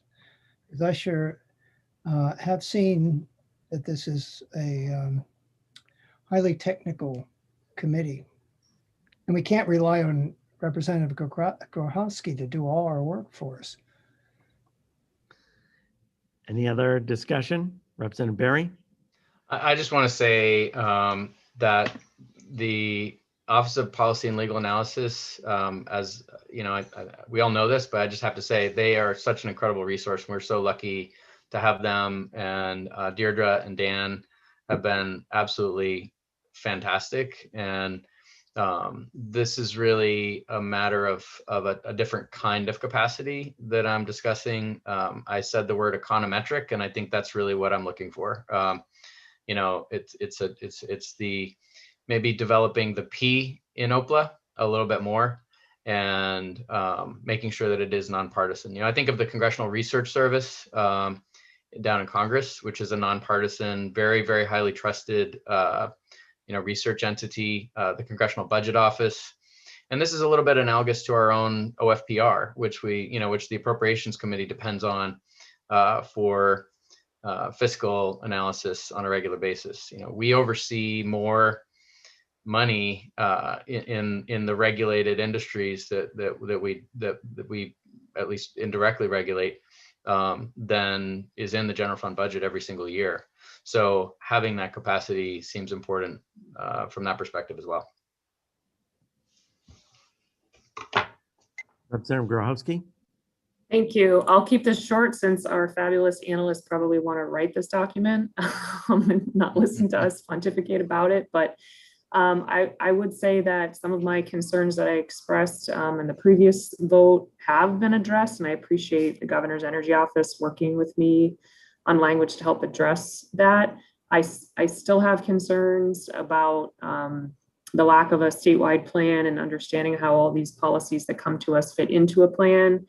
I still want to look into the statute surrounding the governor's energy office. Maybe there are changes that need to be made. Maybe we need to modernize, and I do plan to follow up with the office to determine if legislation is necessary there. And planning really is of utmost importance to me. However, I recognize that many of the questions that we have, these bills that we pass do require the governor's energy office to step in and help. And so I do think there's a staffing need. So some of my concerns exist, but they don't preclude me being able to support additional staffing at this time. But I did want to put a pin in the fact that planning is very important to me, and I'm going to continue to say that to this committee and to whoever will listen to me. And I'll conclude there and move along to the vote. Anybody else? Representative Foster? Thank you, Mr. Chair. And again, I tend to agree with the overall, I guess, tone of this, that this committee certainly faces a lot. And it's our analysts always have, always. In my short time here, have been very capable and have kept up with the workload, and I don't know how they do it. But I think that Representative Grahowski has a point that somewhere, and I would have thought it would have been in the governor's energy office, there would be somebody that's working on what the big plan looks like, not just the rosy big picture out there, but the details that are going to get us there. My request would be, Mr. Chair, if Deirdre could just review the items that we're voting on quickly before we cast this vote, because it has been a while. And as I didn't cast my vote the first time, I don't recall exactly all of how that will go. Thank you. I can pull it up. Are we just referring to the governor's energy office portions or also PUC portions? Because I would suggest the PUC portions, as far as I know how I'm going to vote on that. I believe that was pretty clear to me, but I want to make sure I've got all of the different vote sections, if you will, clear in my mind. Thank you. just share this because I think that'll be the easiest way to do it. So the first initiative would establish 2 public service coordinator 2 positions to provide legal counsel and advisory and other support for legal and grid modernization proceedings and provides funding for related all other expenses. The second initiative establishes 2 public service coordinator 2 positions and provides funding for related all other costs, as well as one-time funding to establish a research consortium. And the third initiative establishes 1 limited period public services coordinator 2 position to provide power sector transformation studies in accordance with the Maine Climate Action Plan and provides funding for all other expenses. And I believe these are all, well, the first 2 looks like it's general fund. The last one I think is other special revenue according to this. And there's the totals on the side. Is that sufficient, Representative Foster? Yes, I believe so. Thank you. Okay. And Deirdre, I'm going to be not changing my vote because I was in favor, but going along with the language that Representative Berry has proposed. Do I need to do anything? I think if you just take a vote on the initiatives, we can just get a hand of how many people support putting forward that sentiment that we need more staff to do econometrics, and then we can just say this many people supported that. Okay, sounds great. So do you want to walk me through that, the first one I do? Or is it just one vote on all this? I mean, if you want to do it initiative by initiative, that's fine, and that's the easiest way, or you want to. Okay, so on all 3 initiatives. What's your preference, Representative Foster? Do you want them separated out or do you want them all together? I would prefer to separate them out just so I can be clear what I'm voting on. Thank you. Okay, so let's do them one at a time. So the first initiative would establish 2 public service coordinator 2 positions to provide legal counsel and advisory and other support for legal and grid modernization proceedings and provides funding for related all other expenses under the Governor's Energy Office. Okay, show of hands. How many are in favor of that? Does this include Representative Berry's language? No, that's a separate beast. Okay. How many are in favor? Show of hands again. Representative Foster, you're not in favor? Okay. Now those opposed. Did you get that, Deirdre? Yes. 6-2. And just to confirm, these are the Governor Energy Office items, right? Correct. Yeah. Okay, the second one, Deirdre? So this, just to note, this is going to be awfully complicated to some extent because some people voted for these provisions who are not here now, who are now revoting. And I'm not sure that we're going to be able to reconcile this in 5 minutes, just to give you a heads up. So the next one is establishes 2 public service coordinator 2 positions and provides funding for related all other costs, as well as one-time funding to establish a research consortium. Okay, show of hands. How many are in favor? Paige, did you want to vote? Or are you frozen? I think he's frozen. I think he's frozen. So I got 5 opposed. 1, 2, 5-2. Okay. And the next one. This establishes 1 limited period public service coordinator 2 position to provide power sector transformation studies in accordance with the Maine Climate Action Plan and provides funding for related all other expenses. Okay, show of hands. How many in favor? 5. Those opposed? 2. Okay, and then do we have Representative Berry's language separate? I mean, we don't have language, but I guess is everyone in support of providing AFA with information that members of the committee will approach the Legislative Council to request additional staffing in the nonpartisan offices to perform econometrics? Is everybody in favor of that? Show of hands. Wicked good. 7-0. And then I think Representative Foster probably wanted to vote on the PUC portions he had specified. Yes, I think both I and Senator Stewart were absent at that time. So those are in here. This is the first initiative. It provides funding for the increased salary of the Director of Emergency Services Communication Bureau to be consistent with the other commission directors, and transfers all their to personal services to fund the increase.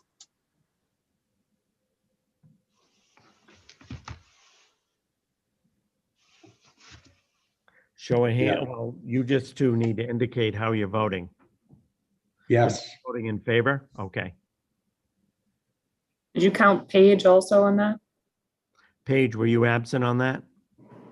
Okay, so Paige is also in favor. So it's 1, 2, 3, 4, 5, 6, 7. 6. Who am I missing? Kessler, Berry, Lawrence, Grahowski. Oh, Foster. And then the next one is reduces funding to anticipated revenues in the prepaid wireless fee fund account based on current prepaid wireless fee rates. Yes. Everybody? Yes. Okay. Gray and a Page, everybody? Okay. And then this one restores legislative count for one position that was dropped from the baseline legislative count due to a technical error enacted in Public Law 2021, Chapter 29, and funding for this position already exists in baseline allocations. All good? And then the last part was just the language part that went along with the changing the Director of Emergency Services Communication Bureau to be on par with other directors within the PUC. All good. Okay. So I think Dan's listening. Thank you, Mr. Chair. I didn't sleep at all that night when I missed that vote. I think Dan's listening, but it would be great if we could just get confirmation he's all set. Otherwise, I would need like 5 minutes to convey all this to Dan. Yeah, I sort of came in after this discussion about something about econometrics, which I'll Google at some point. But I have at least 15 seconds left before it's due, so I think I'm good. Do you want us to take a short break? Would that be helpful? No, I mean, we're not getting it to them by 4, so it is what it is. We'll figure it out. Great. Mr. Chair, if I can interject we actually need a couple more minutes to caucus. We weren't able to get through everything before Okay. a lot of time. That's So good. that's That all right. sounds fine. How much time do you need? 10, 15. What do you think, Steve? What do you think? Yeah, I would say 15 minutes would be plenty. 15 minutes, 4:15. Paige? Go ahead and discuss it. I have a quick question in regards to, I'm going to my phone and I'm having problems accessing the meeting. So I just want to talk about that quite quickly. So if you have a conversation going. We're done. Okay, Go no, ahead, I'm using Jordan's confirmation hearing from yesterday afternoon. And I'm using the numbers on it, but I'm not being let in. So So do you want me to have Jordan give you a call? yeah, is he going to call me on my cell phone and we're going to connect? Yes. Okay, yeah, tell him to go ahead and call me. Okay. I will do that. Okay, and then I'll be going in the car in just a few minutes, and so I'll connect with you guys after that. Okay. Mute and stop your video, please.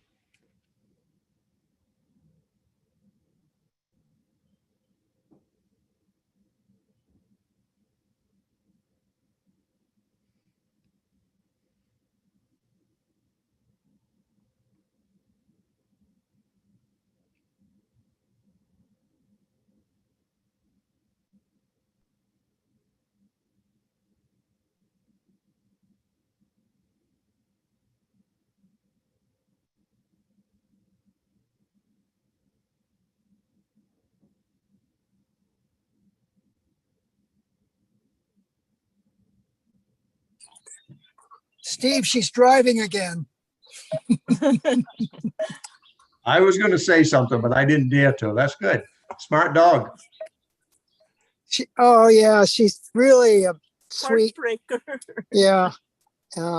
We're taking her back to the rescue. She just has a strong prey drive, and our cats happen to be prey for her. Oh, that's too bad. Yeah. Actually, we're going up your way. Which town is it? Levant. Levant. We're taking her to Levant. Where do Levant, you live? yes. Maybe I could drop her off there. No, that's okay. We lost our dog 2 or 3 years ago, and after 3, we decided that we couldn't take the heartbreak anymore. So, plus, it's hard to get the dog in the Corvette with us. Yes, especially this one. Any ride in the rumble seat? No, I won't let anyone with that much hair coming off in there. Okay, we have 1, 2, 3, 4 plus Millie. Tilly, pardon me.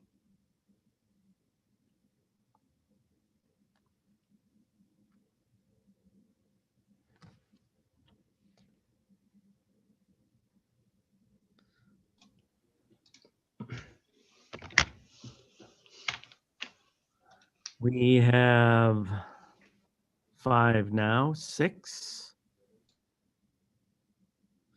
And if Deirdre is back, we can probably start up.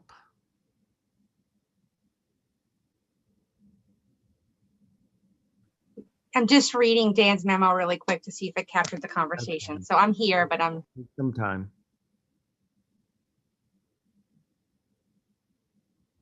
And we do have Jordan back.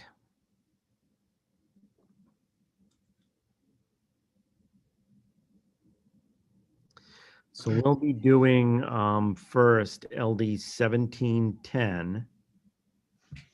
And that's the heuristic transmission line bill, President Jackson's bill. And Deirdre has a new amendment, and we'll be going over the amendment, and I'll invite President Jackson in to answer any questions you may have about his amendment. So I sent the amendment out to individuals. I got this while we were in work session, so I'm not really comfortable going through the amendment, but I'd be more than happy to share my screen if you want me to, or direct me to what you exactly want to do. If you could, why don't we do that? And if President Jackson feels comfortable walking us through it, what the changes are in the amendment. Sure. Thank you, Senator Lawrence, and members of the committee. Troy Jackson, privilege of representing Senate District 1 and being the Senate President. And like I said, this stuff is not my typical wheelhouse. I've certainly tried to get better briefed on it over time.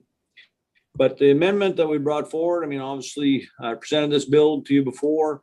I talked about, the opportunity that I thought that there was a real opportunity to unlock this potential in Aroostook County, because of the wind patterns and things like that.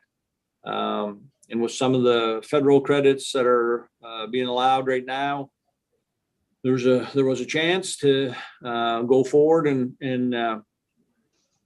maybe finally get the transmission line to northern Maine.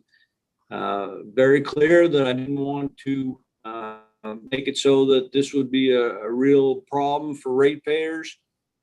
I do think that from what I've been told, there's a real chance that this energy could be even building line. And I still think that, but what we've done here with this amendment, working the energy office, or at least having discussion with the energy office, has pretty much made this so that the PUC can go out for an RFP. It's amendment for the transmission line and for the development, but one for the transmission in northern Maine and one for the renewable energy generation. I could definitely, I mean, if the committee wanted to, we could have that. But in addition, they could actually go out for both. I mean, if one company applied for both to give them more flexibility once again, but the idea was that we were giving the PUC complete flexibility to go out for an RFP for this transmission line and energy generation. And if they didn't like it, and there's a whole bunch of language in here about cost, not protecting ratepayers, then they could just reject it. I mean, there's no mandate here to go forward, and force the PUC to buy if it's going to really blow up the rates for ratepayers.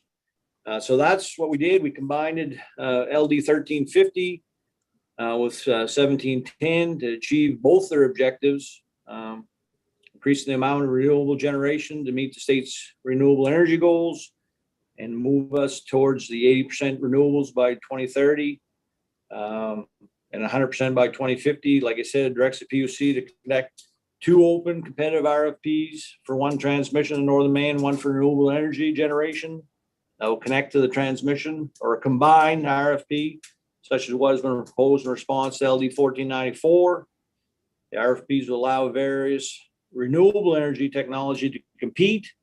Does not require NMISA to be connected with ISO New England. That's something that a number of people have talked about, that it may be more preferable for Aroostook to stay, but at least it connects a line, I guess what's referred to as a merchant line.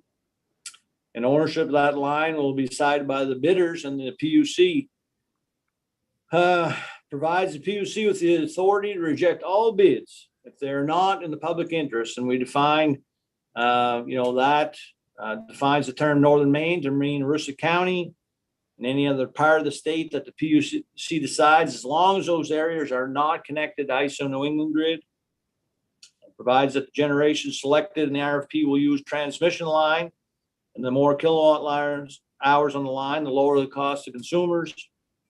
Requires the contracts for transmission by May 1st, 2022 and generation by November 1st, 2022. It gives the PUC latitude to determine when to issue the RFPs. Allows the PUC to choose the transmission line contract term that best benefits ratepayers. Allows the PUC to determine what combination of capacity, energy, or renewable energy credits is in the ratepayers' best interest. And over an unlimited period of time, but presumably before 2030, it allows, but does not require, that the PUC to approve and order renewable energy generation contracts for an additional 18 to 22% of the 2019 retail electric load, and stagger those contracts to align procurement with demand in the state's transition to benefit electrification. And then the contracts are going to end when the state meets its energy goals. And that's all in there. I didn't actually draft the amendment. Craig Nail worked on this a bunch. He actually worked in my office before. I really have a lot of faith in Craig. Told him with a lot of discussion with the PUC, with the energy office. This is what we come back with, so that it's so open-ended that, ratepayers, I believe, are always protected, but at the same time, it gives the opportunity to go forward and see if developers can make this happen at a cost that's beneficial to getting our energy goals, but at the same time protecting ratepayers, which I'm very concerned about.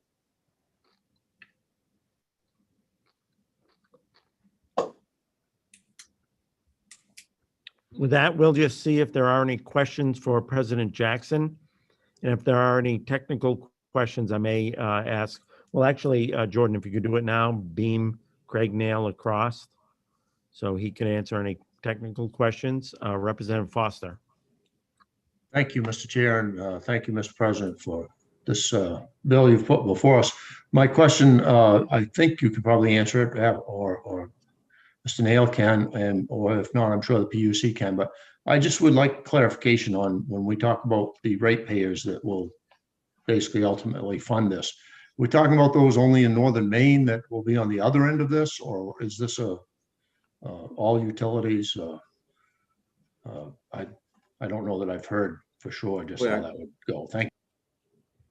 Well, I don't know that I know 100% the answer to that either. I mean, I think the RFP would definitely be part of the answer to that, but Representative, if Craig knows better, but I don't believe it's going to be just the ratepayers of Aroostook County. It'd be statewide.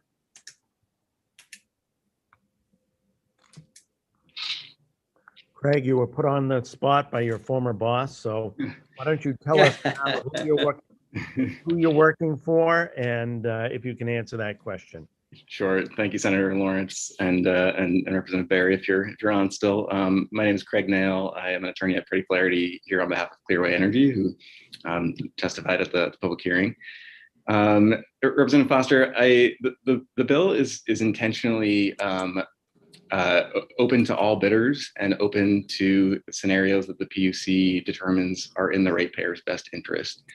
So it's hard to answer that question at this time. It completely depends on what types of bids are submitted and what the PUC and how and whether the PUC determines that the allocation of those costs is in ratepayers' best interest. I will say that this is I'm here to answer questions about the drafting of the bill. There are other people on who can speak more substantively about maybe how those costs have been apportioned in other projects. So I would defer to them on that. Thank you. Craig, who would you suggest we bring over? I believe Tony Buxton is on. I think Dan Hendrick from Clearway, Amy Kurt from EDP Renewables is on. I'm sure any of them would be great resources on this question. So why don't we bring Tony across?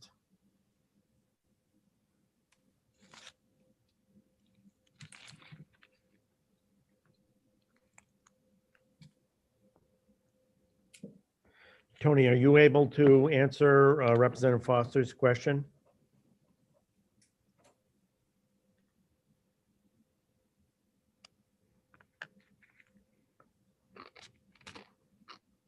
You have to. I can't. You have to unmute yourself first, Tony.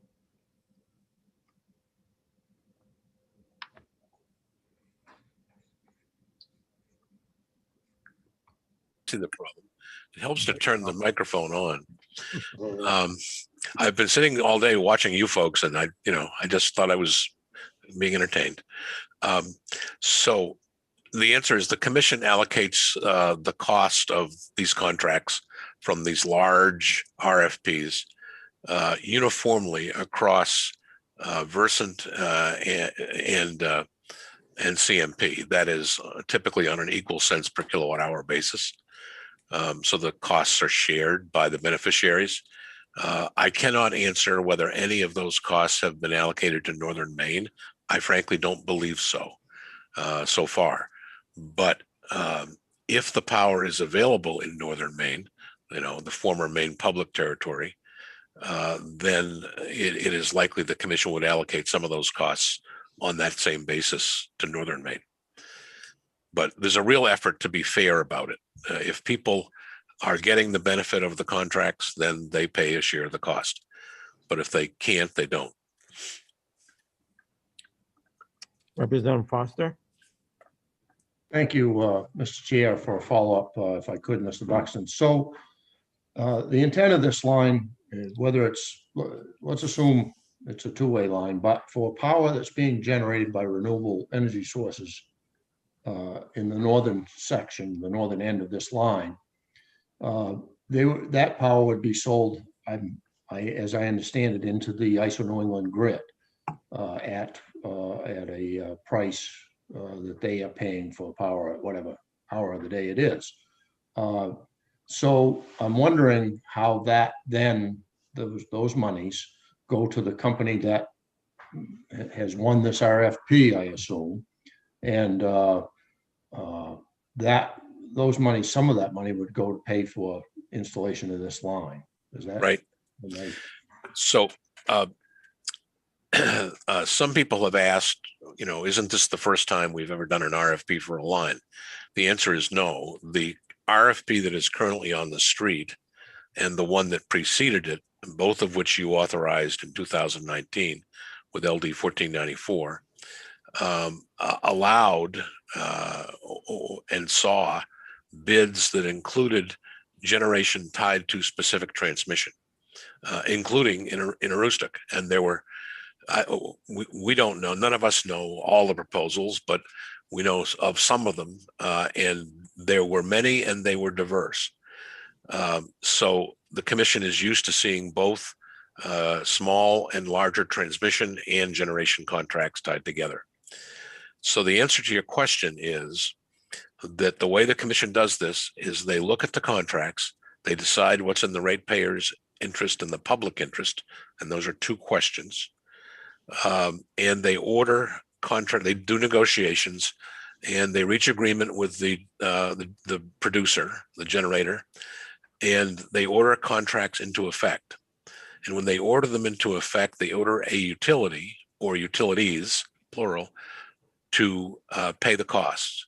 So the dollars flow from money collected from ratepayers to the utility and then to the generators.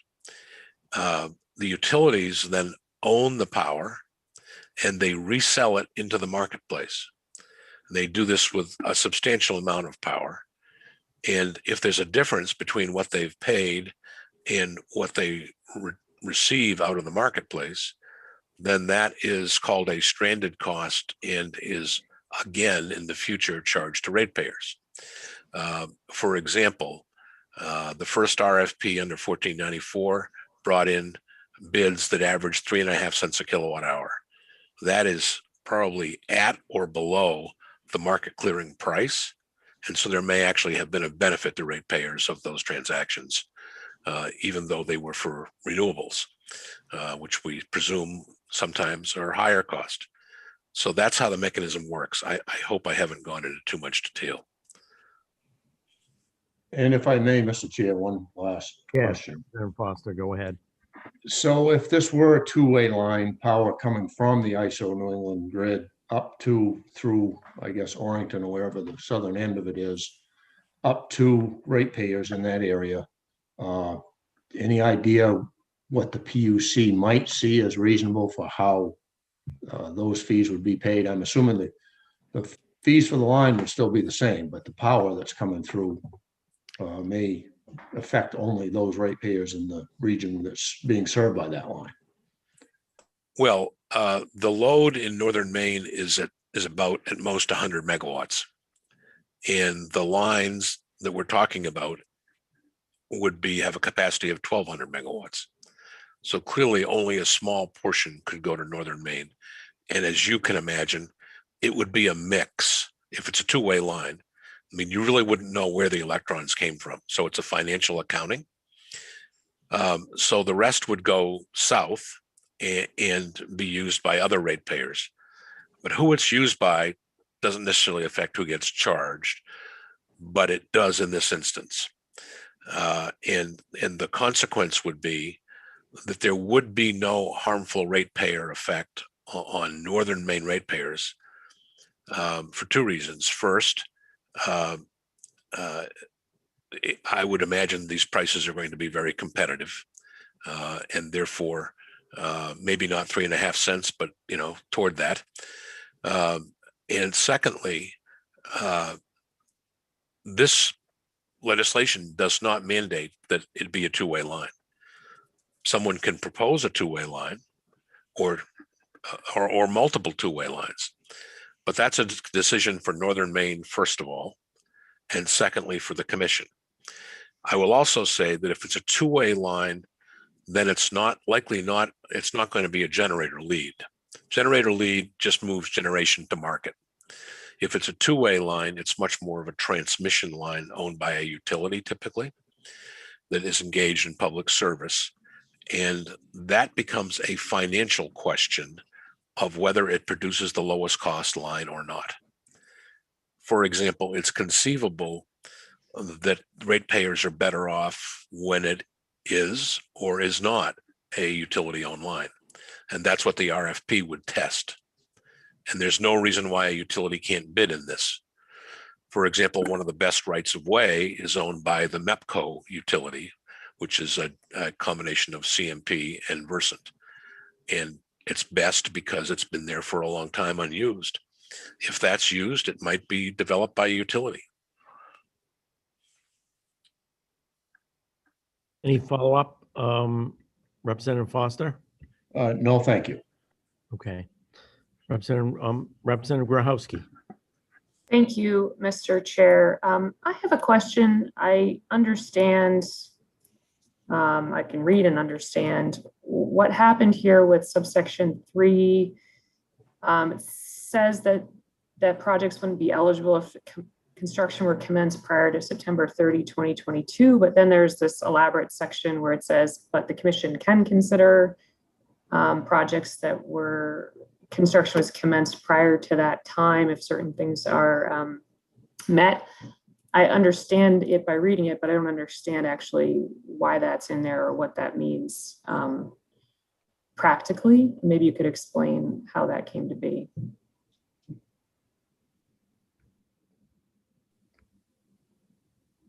Go ahead, Tony. Okay, thank you.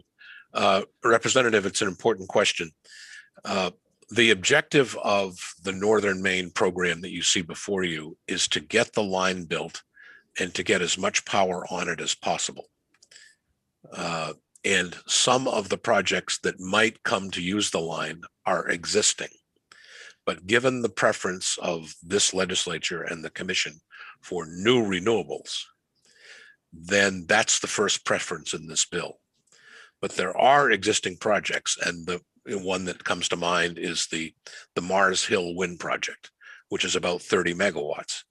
But if it's repowered, it might qualify under state law as a renewable resource for these purposes. And so what we wanted to make clear was they wouldn't be excluded as long as there was not enough new renewable resource to fill the line. So they would be eligible. Representative Grochowski. Thank you. That is helpful. And I wonder, the original date I think was 2021, September 30th, 2021. I'm just curious,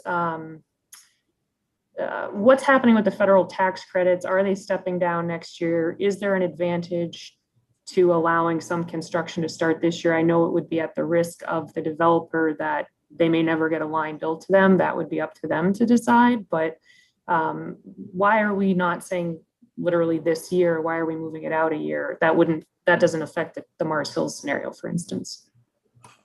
If I may, Mr. Chairman. Yes. You raise an excellent point, Representative. Time is of the essence here. The developers, there are 3 developers that have actively worked on this legislation with 3 different projects that are kind of stacked on top of one another as you go up north on Aroostook. And each of them, certainly my client, Clearway, has safe harbored turbines. That is, you have to comply with the federal tax law to keep the tax credit by putting money into them every year. And I won't give you an analogy. It stands by itself. You have to protect them, but you have to use them by a certain time. And the reason why this should not wait another year, another 6 months, is that these developers they can't change the date at which the safe harbor expires. And they have to use that or lose the tax benefit. So if they can't use them in Aroostook County, they'll take them to North Dakota or wherever else they can use them. And the opportunity for that lower cost, tax incentivized investment will be lost to Maine and to its energy production. Now, that did not have to do with the date here. We moved the dates here because we heard feedback over the last couple of weeks that the commission was concerned about the pancaking of costs, the building up of costs too quickly. And so we wanted to give them the ability to stretch this out. And that's why there is in the bill the concept of staggering the start dates of contracts if the commission wants to, and also not having a requirement that they finish this by a certain date. I mean, obviously they're in charge of meeting your goal of 80% renewables by 2030, but beyond that, there is no statutory mandate pushing them to do this by a certain period. On the other hand, if they do an RFP soon, as you intimate, they'll see what the developers say about the expiration of their tax credits, and therefore they'll see the price impact. And that's why we want to get started. What's really important is that the RFPs start. Representative Grochowski, go ahead. Thank you. Just one last clarification on this line of questions. So can you say confidently that that sort of tax credit extension that happens by continually committing a little bit here and there, that it exists for the developers that have this region in mind is, I don't know, for lack of a better word, sort of safe harbored with that change of date? Or does that change of date affect their investment to this point? I'm not sure I articulated that well, but my point is, no, does it continue? Do they have a pathway to continue what they've locked in so far with yes, that date change? Yes, the developers have seen and discussed these dates and agreed that they work. And I presume they've taken all those factors into account. You know, as I think you know, these projects have been studied by multiple owners or over multiple years, better said. Much of the field work for applications is done. These companies have been, to one extent or another, I know my client has, Clearway, been marshaling resources to be ready to pull the trigger and prepare the application and file and, you know, go through that process. But that application process will take a couple of years, you know, at a minimum. And that's all ready to go once the PUC does the RFP. You really have to have, it's not shovel ready, but it is certainly a first or second level of engineering done on any project you bid. This is pretty serious stuff when you're talking about investing $1 billion in a 400 megawatt wind project and a transmission line. So there's been a lot done, and we think these dates work. Thank you for raising that point. Are you all set, Representative Grochowski, for now? Yes? Okay. Representative Kessler. Thank you. I guess I'll start with questions on this particular line item. I'm not quite understanding in section 3B, the first part, that one or more contracts for capacity, energy, or renewable energy credits, or any combination thereof. So the purpose of this seems to be to you know, build new generation, and so, but there's a piece about purchasing credits. So could you clarify exactly the intent of the credit part? Thank you, Representative. Oops, hang on. There we go. Maine's laws that you folks have adopted were built on the concept of purchasing capacity initially, and were expanded soon to include energy and renewable energy credits. And rather than pick any one or two of those, we just included everything so the commission could decide what it wanted to buy. For example, the commission bought in this last round under 1494, they bought renewable energy credits from one project, and they bought energy from everybody else. It's really a policy question for them that we did not choose to, you know, take any position on. We just give them the maximum latitude available. May I ask a follow-up question, Mr. Chair? Yes, Representative Kessler, go ahead. So as it pertains to this bill, as I'm understanding it, it is to procure for the capacity of this line. So you're saying that this line could, or that procurement could meet requirements through renewable energy credits. Yeah. Sorry, go ahead. No, I'm completely confused. Well, okay, and it's a legitimate confusion. The term capacity in there does not pertain to the transmission line. That is a concept, that's an attribute of a kilowatt hour that sometimes it's given value as for its ability to be there for more than an instant, in 24 hours. It's more dependable because of its source. That was a bigger issue 10 years ago than it is now. The transmission line is merely, in a sense, they are a joint product. To get power out of northern Maine, you have to have generation and you have to have a transmission line. Having just one doesn't work. So there's no technical term for the transmission line except for transmission line and its qualification as a 345 double circuit, 345 kV double circuit line. Beyond that, it's not specified as to what the value of that line is. It really becomes part of the cost of the energy when the commission decides if it's in the public interest.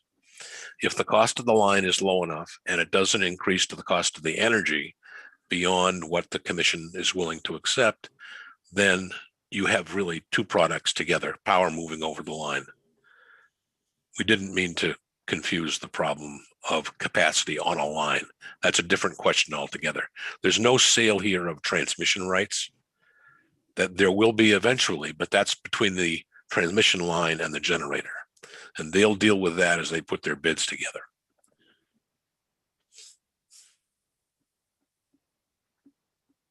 Any follow-up, Representative Kessler? Not at this moment. Okay, any other questions for Mr. Buxton? Representative Grochowski. Thank you. Appreciate the time to ask questions just since I'm processing this in real time. One question I have about 3A renewable energy generation projects. So this is the procurement portion. And I understand that we're constraining it to northern Maine, but additionally, the language around what qualifies as renewable generation, I haven't gone back to look at the exact Venn diagram of what these particular items are versus our regular RPS, what's now class 1A. And I wonder if you could explain if there are differences, remind me, I don't have that section of statute memorized. I know you think I do, but and if there are differences, why are there differences? Why are we deviating from the class 1A definitions that we worked hard on defining for our 2030 RPS goals, if there is a deviation? Well, if I could, as to the nature of the deviation, I can tell you that in this latest iteration, we have taken out projects fueled by landfill gas, anaerobic digestion of agricultural byproducts and of waste and waste to energy, because there was an objection by a conservation group to that. And we don't know of any projects like that up there. So we didn't want to persist in the fight. Any other questions for Mr. Buxton? Yes, thank you. So just to clarify, other than that, everything left has an overlap with what's in our class 1A. That's correct. And the very strong emphasis here is on new renewable generation, not on just quote unquote something that people think is renewable, but is not qualified by the statute. I have another question, if I may, Mr. Chair. Grochowski. This is just for my comprehension. Same subsection all the way down to F. regarding the biomass. It says that the commission shall consider the waste reduction benefits, including avoided methane emissions to the state's forest product industry. Trying to understand that. I mean, what comes to mind is you're leaving certain items out in the forest and they're rotting and methane's coming off of that. Is that what that's about? Or what other avoided methane are we talking about? Well, thank you, Representative. One of the challenges in the Maine forest products industry, and it's a big challenge, is what you do with the sawdust and the waste wood. And we'd all, of course, like to make it into mulch and put it in our gardens, but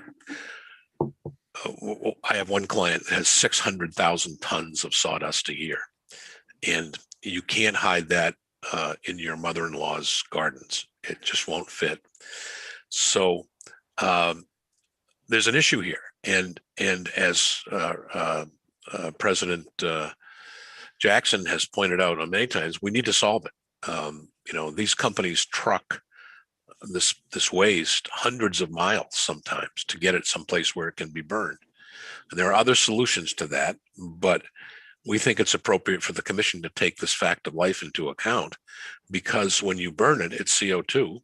And when you don't burn it, it's methane, and that's much worse. It's not a good idea to have piles of sawdust, you know, hanging around for decades, even though as some of us grew up, that's where we used to play, but that's a different question. President Jackson, did you have something you wanted to add? Yeah, well, I mean, I think that's a major point of this issue too, is that, and I talked about the hearing, is that, you know, we have a problem with the forest products industry, especially in northern Maine. I mean, I used to love to play on those sawdust piles too, but the reality is DEP won't let you do that anymore.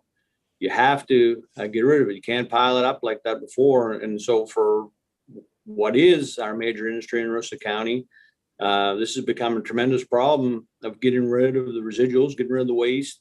In the forest products industry, most of us are hauling our waste back in the woods now, which is a major cost to the contractor and for the people on the ground that actually do the job, like myself, or at least my son. You know, there's people that would build a biomass facility, but what do you do with it? I mean, you can't get rid of the energy. I mean, we can't go through Canada. They have us at, well, they have us locked in. So this would be another opportunity to get biomass back up and be able to sell it, you know, into the market for whatever rate that you could get, but certainly not being held hostage by New Brunswick. Representative Grochowski. Thank you. If I may, I just want to say thank you for clarifying for me. That really helps a lot, because I think avoided methane emissions are like very critical, especially in the real short term. So understanding that helps me feel good about this part of the proposal. You're welcome. Representative Kessler. Thank you. I'm just going to jump around a little bit, if that's okay. Me. Okay. Oh, you meant on questions. Yeah. So so on page 4 of this, section 4. So this would be, it sounds like it would be requiring that 18 to 22% of the state's electrical load be satisfied by these projects. Is that true? It does not require it, Representative. It sounds like that, except that it says may in its discretion approve and order into effect. But we put a target in there because we know that you're trying to get to 80%. So it's not a binding target, but by giving the commission the latitude for the first time to do what it wants, when it wants, but recognizing they're still trying to get to that objective, we just wanted to give a ballpark figure that if you're going to take more time, you know, we know you're going to buy more overtime. The issue here is giving the commission the latitude, the discretion to choose what they do when, at the same time urging them strongly, but not requiring, that they open up northern Maine so the rest of Maine can benefit as well as northern Maine. I'm happy to go back at that if that's not clear enough. Yeah. Yeah. May I ask a follow-up question? Representative Kessler, go ahead. So how would you envision that affecting our procurements in the RPS? How that would affect competition in achieving the lowest possible price? History, that's an excellent question. Thank you for asking it. No, I'd be happy if you answered it too, but this is really important. We discovered when we were doing the standard offer, Maine discovered that we were better off to give the commission maximum latitude about when to buy so they could time the market and they could decide how much to buy instead of buying X every year or every 6 months. And that's really the transition that you would be making here, is giving them maximum latitude. 1494 said you must buy 10% the first year, and whatever you don't buy that, you got to make it up to get to 14 the second year. And that was really without regard to the price. Okay, this would be different. This gives them latitude not to buy and latitude to buy, so they can time the market. That should result in the creation of the industry that we all want of building renewables, right? So it's not just, okay, next year we're going to build solar and 2 years later we'll build some biomass. It will drag it out. But at the same time, it's useful to remember that if you pass this bill and the RFP is issued, projects are not going to be online for 3, 4, or 5 years. And their contracts will be for 20 years from the start of the delivery of power. That it takes you right up to the 2045 deadline for getting to 100% in Governor Mills' executive order, or almost to 2050, where you're supposed to be at 100% under the statute of not just retail electricity, but zero carbon. And so these contracts really need to be tailored to get there. And that this statute gives them the authority to do that. They can decide, well, we're going to have a lot of heat pumps in 2030, and we need some more wind to be there in winter at night. They now have that latitude. They're not just buying in bulk. They're not just going to Costco or Walmart. They're buying what you need to change our economy and our consumption. Any follow-up? On different areas of the bill, but I don't want to hog everyone or hog the time if anybody else has questions. I don't see anybody else, so why don't you continue jumping? Okay. Okay. So giving latitude, I guess I want to go up to section 2. So 2A, you increase the contract term from 20 to 30 years, except you may do it longer or shorter. So can you explain, is that, I feel like it says it should be this, but it doesn't have to be this. So I'm a little bit confused by that wording there. Well, and it's Craig Neal's fault doing poor drafting. I just want to make that clear. It reflects what we did over the last few weeks in deciding to give the commission a lot of discretion so they could deal with the rate impact issue and have maximum flexibility to do what they want. It could say it better. We could have said, you can have any length contract you want, but it didn't start out that way. Representative Kessler, do you want to continue or do you want to defer to Representative Grochowski? I'll defer while I regroup over here. Okay. We're tag teaming here. This is a follow-on actually, which is why I raised my hand. I was wondering, and I understand that flexibility, practical reason why that flexibility wasn't included in 3A, which for the renewable energy generation projects, it just says 20 years why is that getting a different treatment? It could be the same.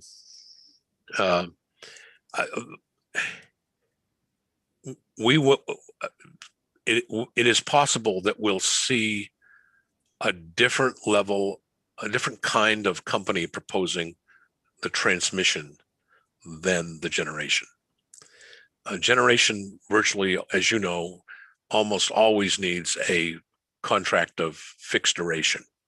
So the people who are putting up the money know they're going to be able to cover the debt, and it's on a project basis.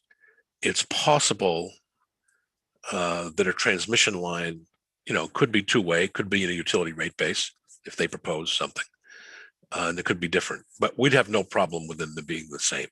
It's still to the commission's discretion. Representative Grochowski, any follow-up? No, I appreciate that explanation. And I guess if you're saying it's the same, but then let's make it the same, maybe. Fine. To borrow a phrase of yeah. Southeast Asia. Okay. Any other questions? Representative Barry. Thank you very much. So, Mr. Buxton, if we went forward with this, what is the earliest that we could see a significant new contract approved, and what is the maximum amount that new contract could consist of in megawatt hours? I would want to defer to the developers, and I think it would take us. I think it would take to give you a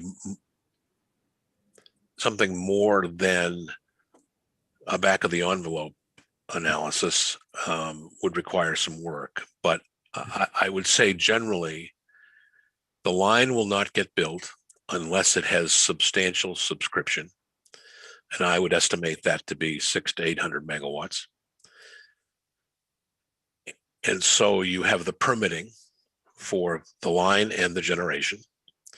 And I think you're looking at least 4 years and perhaps 5.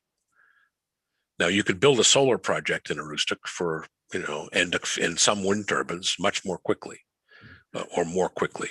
But when you're talking about the whole thing coming together, if you're looking at one big line, 345 kV, and 1 or 2 big wind projects or more, I think you're talking at least 3.5 and probably 4 to 5 years.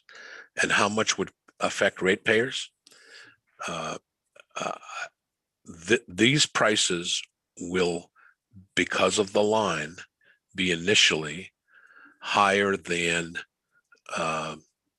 the 3.5 cents for the first part of 1494, because that involved no transmission, some interconnection, but that will be a cheaper cost than, for example, the alternatives as we go to 2050. I mean, this line will produce power from onshore wind at the lowest cost of wind in the northeastern United States, because of the wind resource and because the projects are so large. You'd have to go to Texas or the Midwest to get a lower cost. Other questions from the committee? Representative Kessler. Thank you. Okay, just getting my bearings here. So I'm really trying to think about how this the transmission line portion of this be the most cost competitive, and the piece about giving preference to favor existing utility rights of way. And I envision this potentially leaving out people who would bid on a project because It may give, a company like Versant or a subsidiary a competitive advantage. And I am wondering if you could comment on that.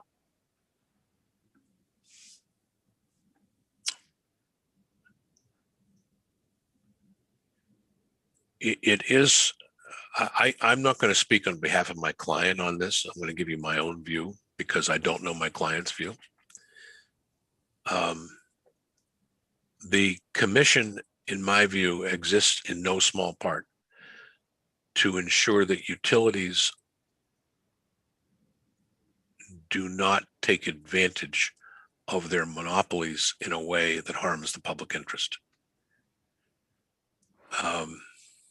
And I'm confident that this commission would carry out that responsibility.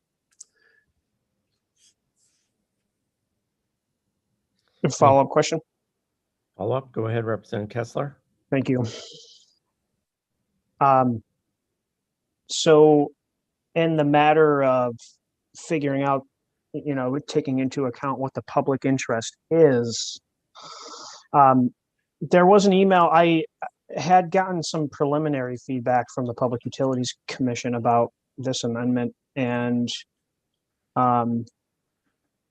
I would like to, get their comments on this as well. But in section 1, section 1B5, that the PUC's current way in which they determine the public interest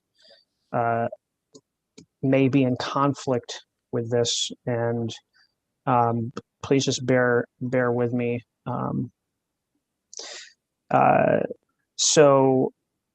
And this email was sent, it was copied to Deirdre, but they said, typically the public interest includes both shorter term and longer term impacts without favoring one over the other. However, the proposed standard would be applied or would depend on the specific facts. However, such a standard could result in higher rates for customers to accomplish the goals of the Act in the event the most cost-effective approach has longer term benefits. So that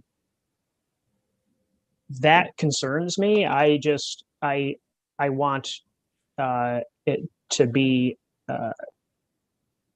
aligned with the PUC's methodology of determining the public interest.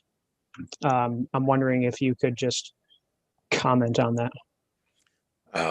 Thank you, Representative. I've not seen the email in question, and although I am confident that you presented it accurately, the actual law is that every decision the PUC makes is subject to its determination that the outcome is in the public interest. And obviously that can include a vast number of interests, and the balancing of them is not set by a formula. It is absolutely the case that the commission's determination can result in a decision that is more expensive than an alternative decision. But there would be a reason for that, because it otherwise satisfied the public interest. They don't always do, nor do you want them to do, the cheapest available alternative. However, when two alternatives are the same in terms of the public interest, you always want them to take the lowest cost alternative.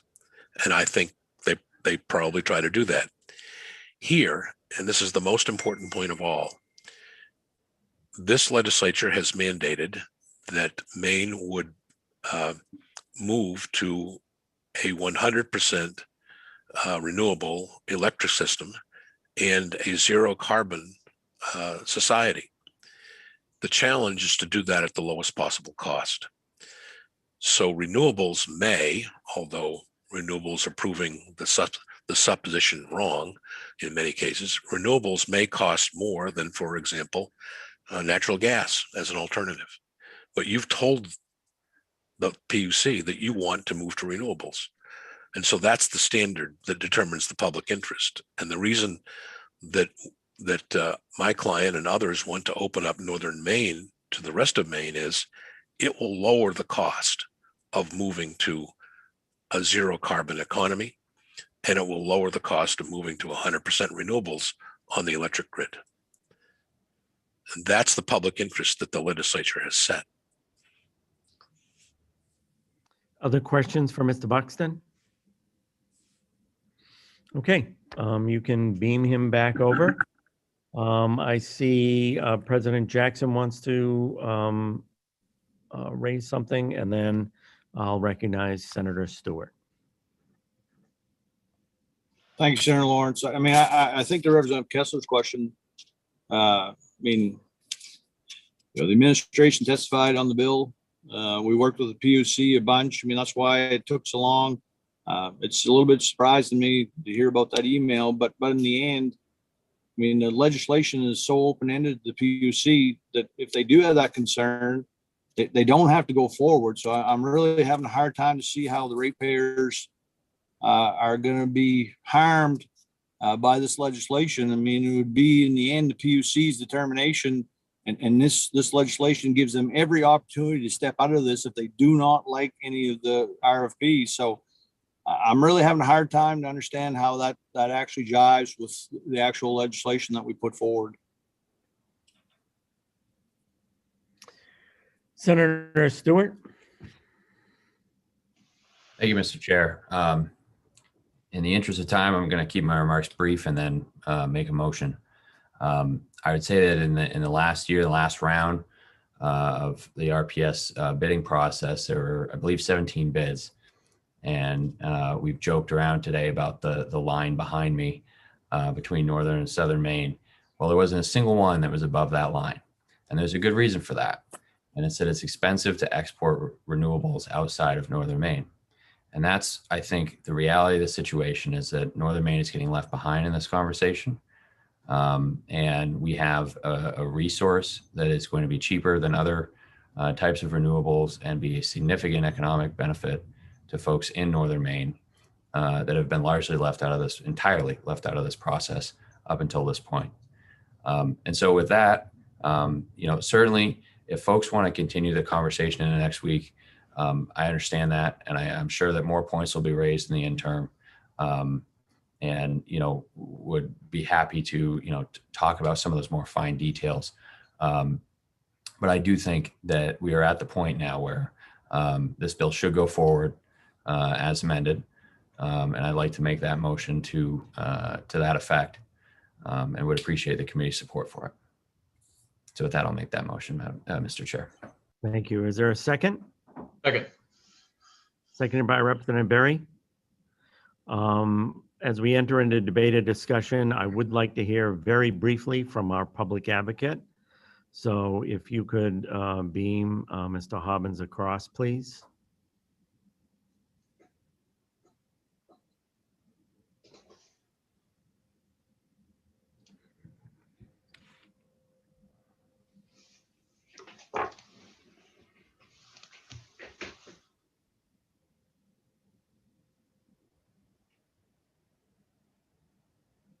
Good afternoon, Senator Lawrence, Representative Berry, and members of the Energy, Utilities, and Technology Committee.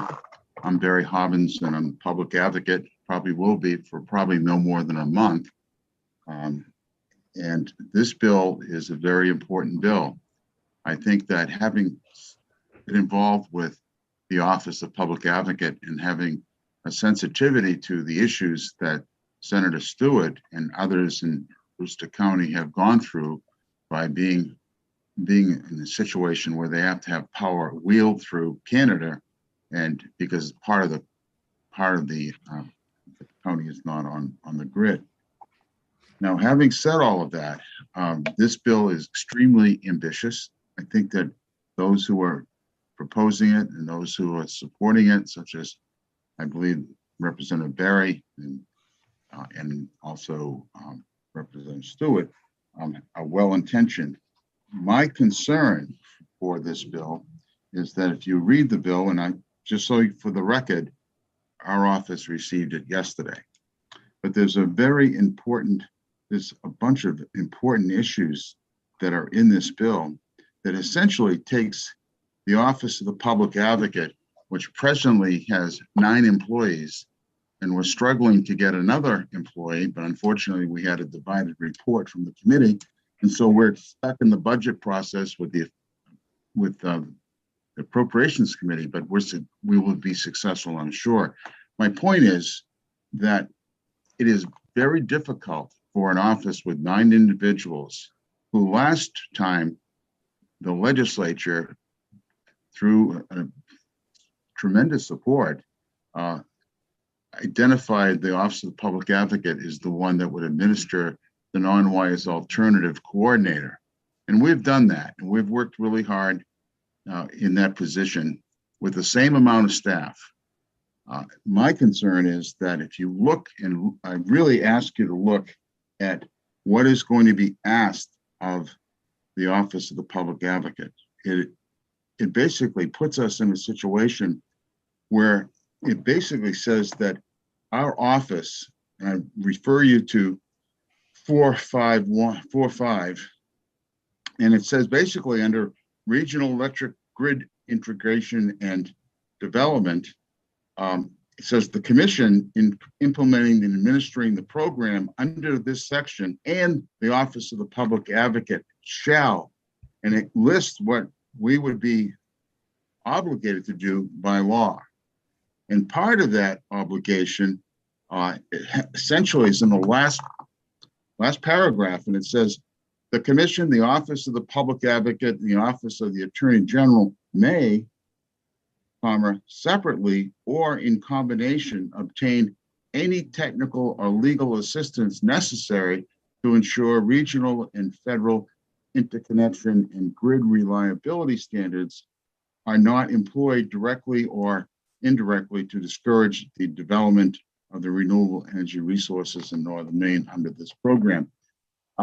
Essentially, we're being put in a situation where we have a legislative mandate, which possibly be counteractive to the issue of our role as the coordinator under the non-wise alternative process.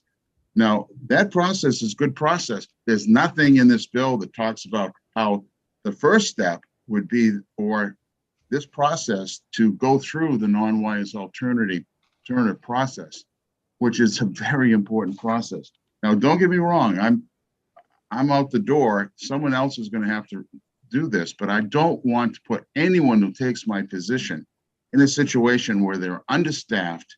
And unfortunately, our budget is assessed to the utilities, and it's by the proportion of work that's done.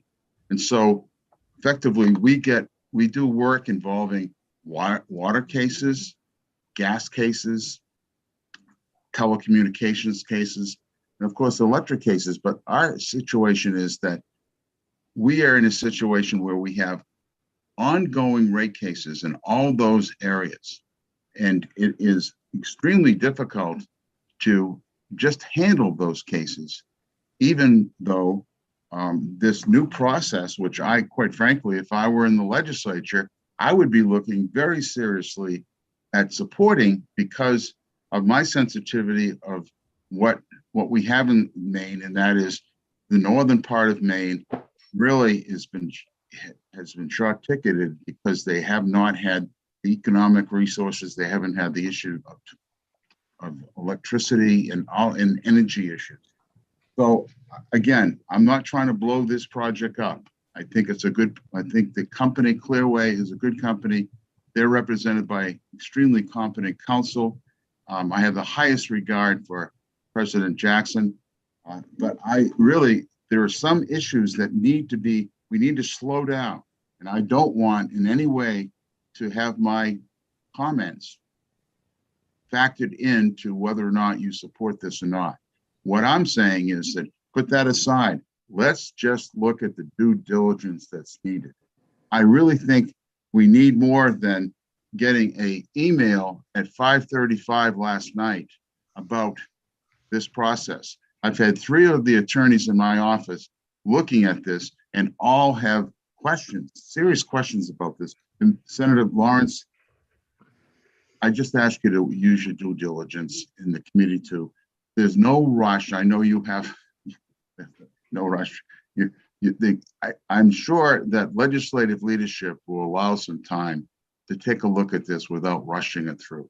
That's all I'm saying. Because you know something, Aroostook County needs to be looked at. And it's one of my favorite places to go.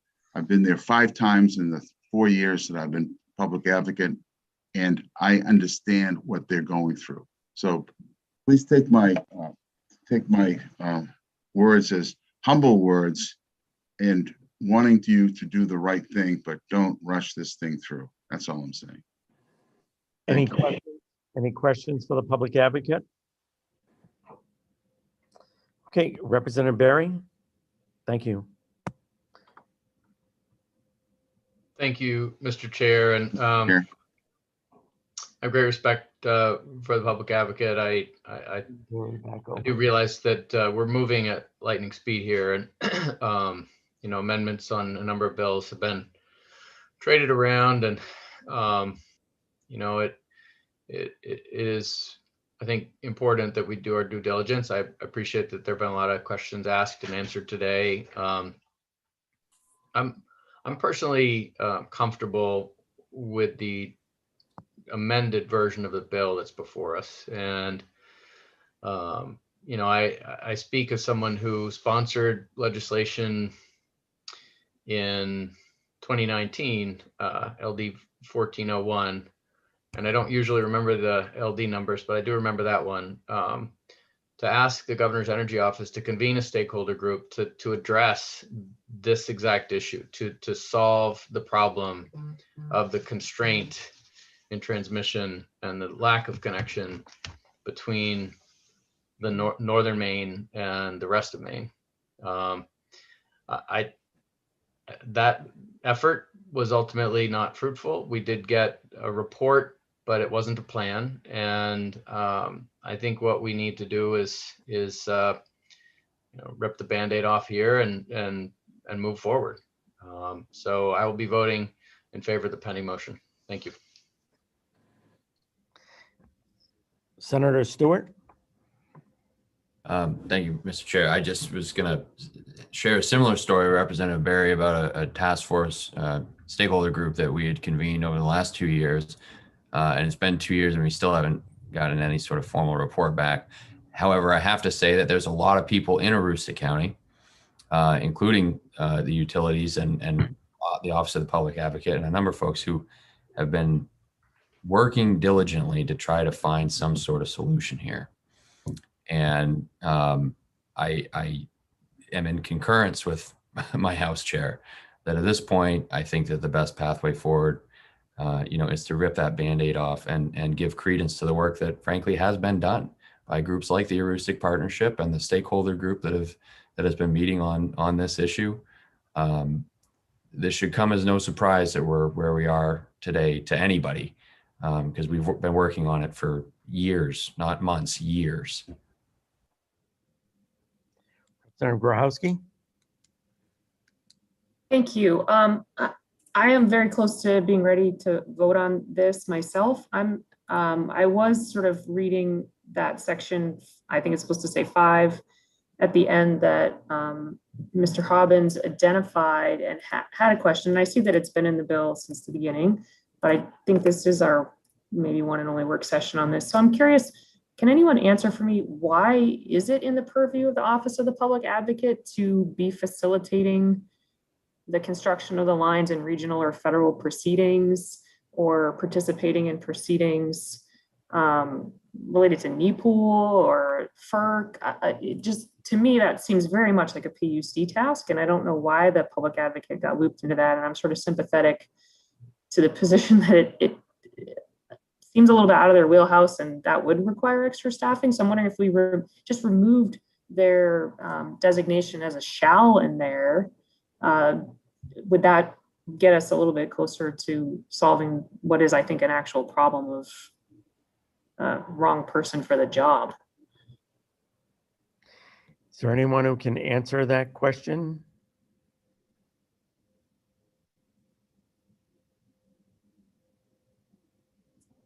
I don't see anybody who can answer it. Could I request that maybe one of the attendees, just because I'm proposing an amendment to the bill here, so maybe they know why it was ever in there to begin with, that they could come in. Who were you asking for specifically? Let's hear from Dan Hendrick, because we haven't heard from him yet. Okay. If you could beam Dan Hendricks across.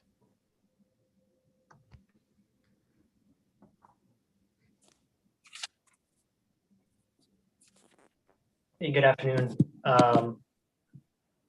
Great question. I'm glad to add a little diversity to the hearing today. So thanks for looping me in here. I think the May would definitely address the issue. I think quite frankly, we wanted to offer the Public Advocate's Office a front row seat in the discussion. And that was really the intent of the section. We know that there had been some concerns throughout the process from the commission, from really everybody. And we certainly heard from Representative Foster during the hearing and from others, just the focus on ratepayer costs. So we wanted to make sure that the Public Advocate really played a very active role. If that simple change to the word may does the trick, if he's concerned about constraint on staff resources, that is absolutely fine. I think we wanted to offer as much of a role as possible, but if they're not able to fill that, that's just fine. Representative Grochowski, are you proposing that as a friendly amendment?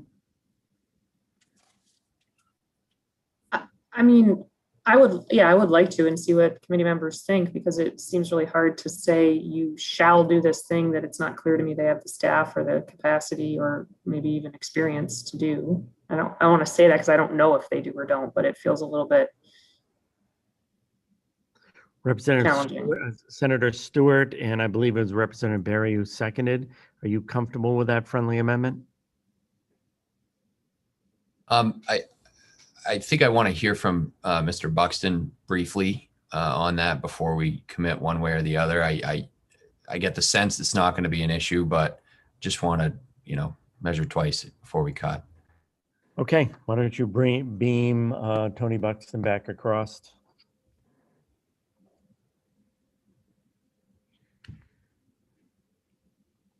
Tony, how do you feel about that?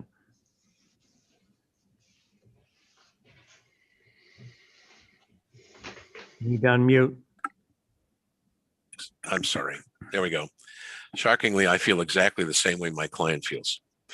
And I would just point out that this committee, I believe in 2019, authorized the Public Advocate to participate more extensively in regional matters. And if May works, great. The challenge here is to make sure that overly conservative policies at the regional level don't impair Maine. And more help, the better it is, particularly with the Public Advocate's Office. Thank you. Welcome.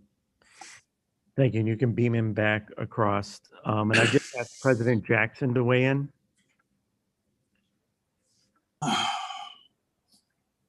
Just really quickly, I appreciate it.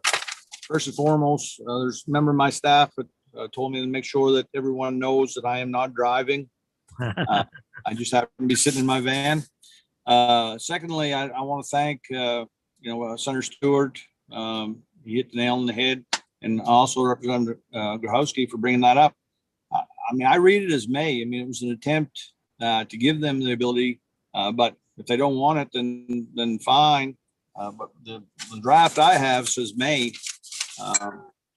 So I just wanted to clear that up. And again, like Senator Stewart said, I mean, I am a little bit passionate about this. I do feel like we get left behind. There's just an opportunity here. It's very open-ended once again, and it's a chance to maybe do some good things, not only for Northern Maine, but for the state. So I appreciate everyone's efforts today. Representative Foster. Thank you, Mr. Chair. And I guess I have two things. First of all, the verbiage that we're talking about, I want to make sure I'm looking at the right place. And I believe it was under what on my copy says 4.5 regional electric grid integration and development. And I think what Representative Grochowski is suggesting is that at the end of that first Senate's public advocate shall, she wants to change that to public advocate may. Is that correct, Representative? That is correct, but the sentence I think is going to need to be restructured because the commission I think shall, but the office may. Okay, that's where I was going. So thank you for that.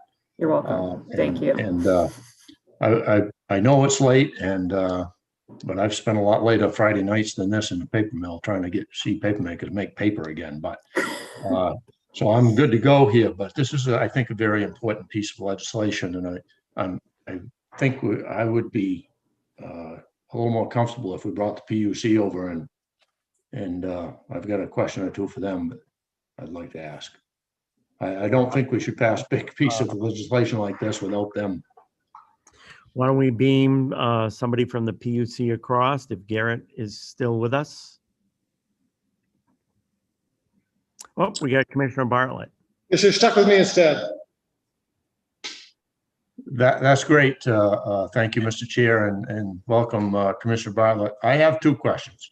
One of which is, has your office had an opportunity to review this amendment? What, if any, concerns or are you in acceptance of it? And two is, and I'll throw it out there now so I can get off here.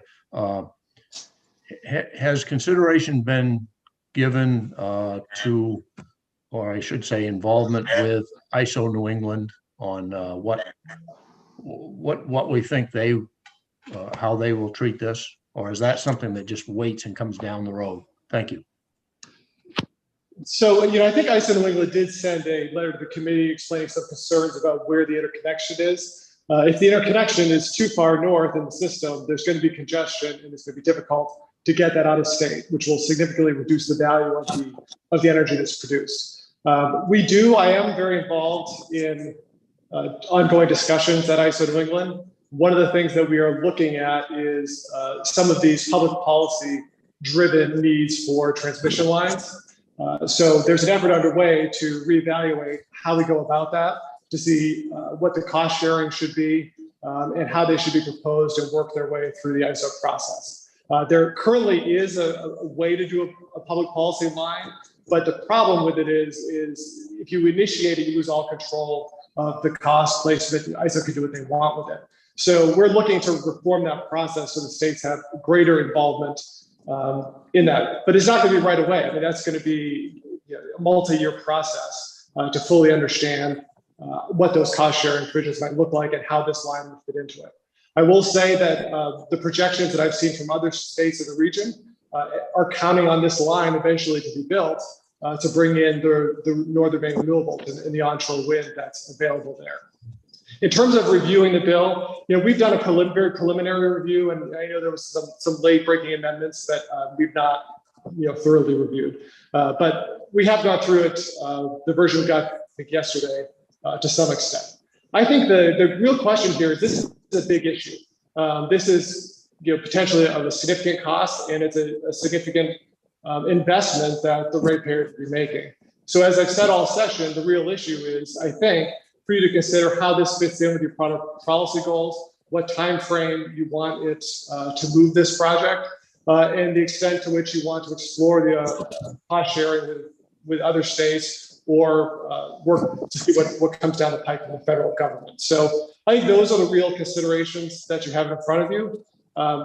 If this passes, we'll make it work. I think there is discretion permitting us to reject proposals if we find that they're not in the public interest. But I don't think there's quite as much flexibility in terms of what we do when, what we procure, as might be suggested. I mean, I think there are deadlines when we have to, we're supposed to complete the process for both RFPs, and we will meet those. We will begin the process and we will meet those deadlines. And we would only kick out the proposals if we really thought there was a problem with the cost competitiveness or some other glaring issue that would not be in the public interest. So, if this moves, we'll move it. We'll move as expeditiously as we can. If I could, Mr. Chair. Thank you, Mr. Chair. So I guess you've answered part of this question, but I'll be a little more direct. Do you believe this bill gives you enough latitude to protect the ratepayers Unlike LD 1711, which you certainly, the PUC took action to help protect ratepayers, avoid some of the costs that were, I'll say, unexpected there. Do you feel this bill gives you more latitude and or enough latitude to do what you might have to do if things don't come up as we've heard or don't go as well as we've heard they may? Thank you. Yeah, if things go sideways, I think there's enough flexibility in the bill for us to reject the proposal. I think this is a little bit of a unique RFP would be doing on the transmission side, and to really to evaluate that will be a little bit challenging because you have to value what the cost of that line is, and then what's the comparative cost for the renewables coming down the pike. Once the line, if you're doing procurement to get on this line, that would limit the pool of bidders, right? So the question is, how do we structure this in a way that we're really getting the competitive pressure to drive costs down to the bare minimum for ratepayers? And I think we haven't had enough time, honestly, to study the details to say how we would do that. But a few people have asked me, is there a more cost-effective way to accomplish building this line? And I think my answer is, I don't know. If the committee wants that question answered, it would take us some time, I think, to do some additional research and explore some options. But this option clearly has outs. So if it is prohibitively expensive and not in the public interest, I do think there are provisions that would allow us to reject all bids. Thank you. Other questions for Commissioner Bartlett? Seeing none, thank you. Thank you. Come back over. Any other debate or discussion? Okay, if we're ready, Jordan, you can go ahead and call the roll. Oops, I'm sorry, Deirdre. I'm sorry, I'm not trying to delay the vote. I just wanted to sort of say my caveat of cleaning up language if necessary, that sort of thing. And I did want to just point out one thing, and I don't know if it's necessarily an issue, it's kind of murky, but in the section on commission discretion to approve and order contracts, the last sentence says that the commission shall, to the extent practicable, ensure the purchase of renewable energy from facility technologies indigenous to the state of Maine and the Gulf of Maine, adequate to accomplish beneficial electrification. I'm not 100% clear what that end result is, but I do think if it's sort of saying, if all you can get is Maine resources, get Maine resources, that could potentially have some commerce clause impacts. I don't think it's black and white. I just need to do my job and just raise it. That's murky, and that's it. And then the only other point I wanted to make is just to consider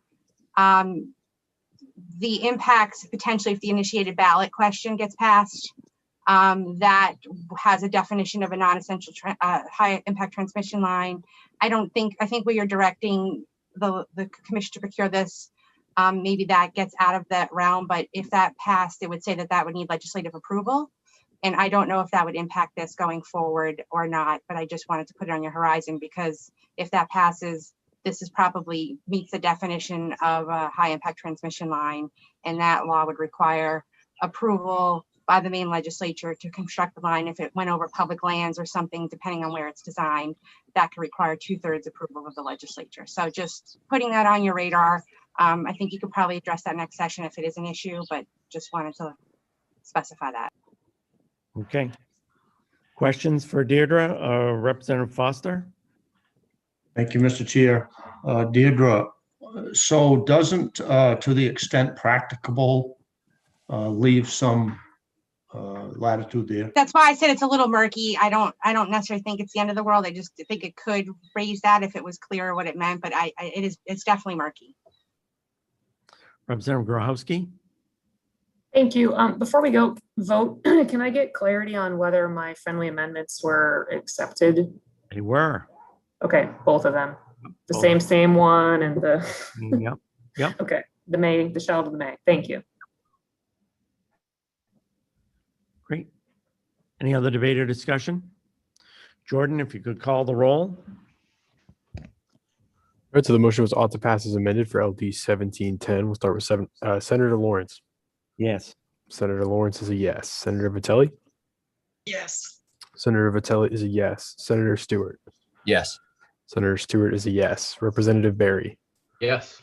Representative Barry is a yes. Representative Cuddy. Yes. Representative Cuddy is a yes. Representative Grahowski. Yes. Representative Grahowski is a yes. Representative Kessler. Yes. Representative Kessler is a yes. Representative Ziegler. Yes. Representative Ziegler is a yes. Representative Wood. Representative Wood is absent. Representative Wadsworth. Representative Wadsworth is absent. Representative Grignon. Representative Grignon is absent. Representative Foster. Yes. Representative Foster is a yes. And Representative Carlo. Representative Carlo is absent. That is 9 in favor with 4 absences. Great, motion prevails. Thank you. And now moving on, we've only got 2 left. We'll go on to Senator Vitelli's RPS bill.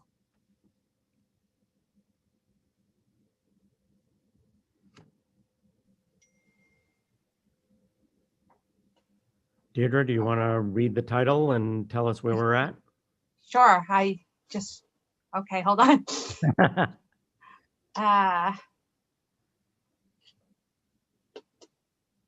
So LD 1350 is an act to expand Maine Clean's energy economy. I do have a bill analysis. I'm just not sure if you need that or not. I think we can go straight to the amendment. Okay. I haven't distributed that yet to everybody. Let me just pull that up quickly.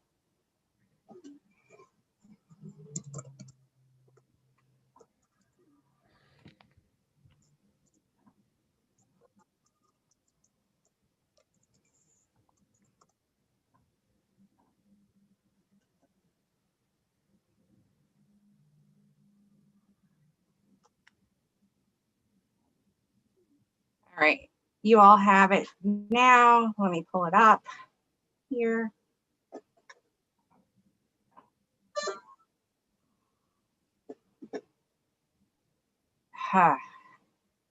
Late in the day. Not able to work my computer properly. Hold on one second. There we go.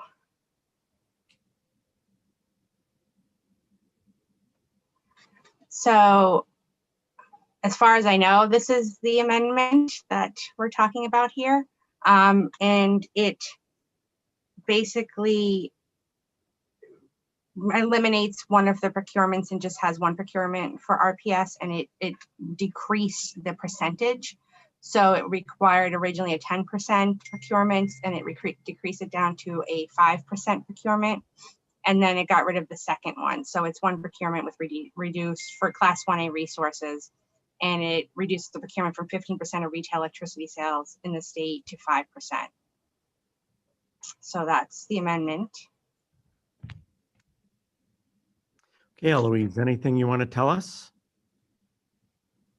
Yes, thank you, Mr. Chair.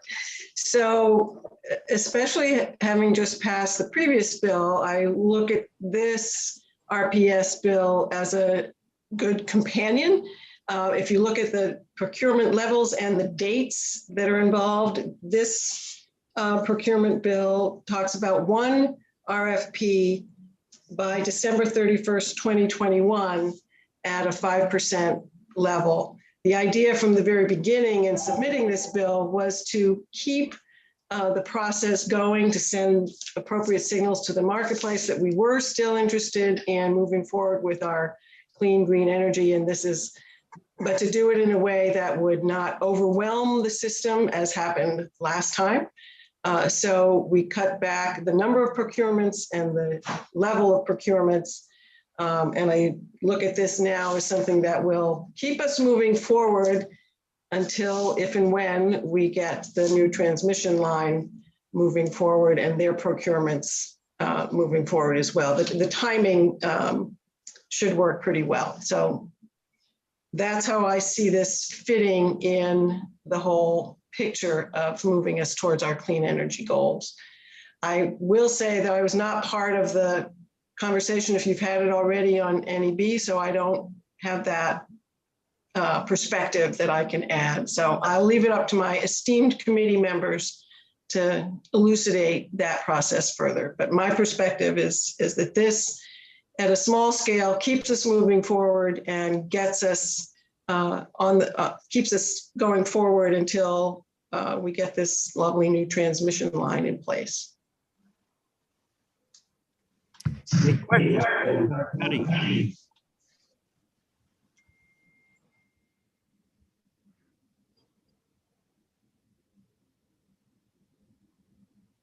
You need your mic on, Representative Cuddy. Sorry, I hit it, but apparently I fat fingered it off to the side. So now I'm unmuted. Thank you, Senator Vitelli, for presenting the amendment. And this may not be a question for you because it deals with our earlier NEB bill. And part of that was that we have the goal of 750 megawatts. And if we exceeded that goal, it would come off of future procurements, as I understood it. This procurement is dealing with a percentage base. So the interplay between those two is interesting to me because we're talking about the procurement for energy renewable energy credits equal to at least 5% of retail electricity sales for this particular period. So it would be, if we procured 800 megawatts from the NEB bill that we passed earlier today, then that would be over the 750. So would that then come off of this? I'm trying to figure out how the two are gonna work together. And I don't know who that's a good question for. I assume either Representative Grohowski or Senator Lawrence. Eloise or Representative Grohowski? I'm just gonna go out there and say, I don't think that they're really related because they're really different scales of installations. Anything in the DG program is less than 5 megawatts. And I think a procurement like this would be much larger. So I think they're mutually exclusive, but the sum total does matter. And I will just note, while you have that stuff in there, that's guidance for a stakeholder group to come back with and to evaluate.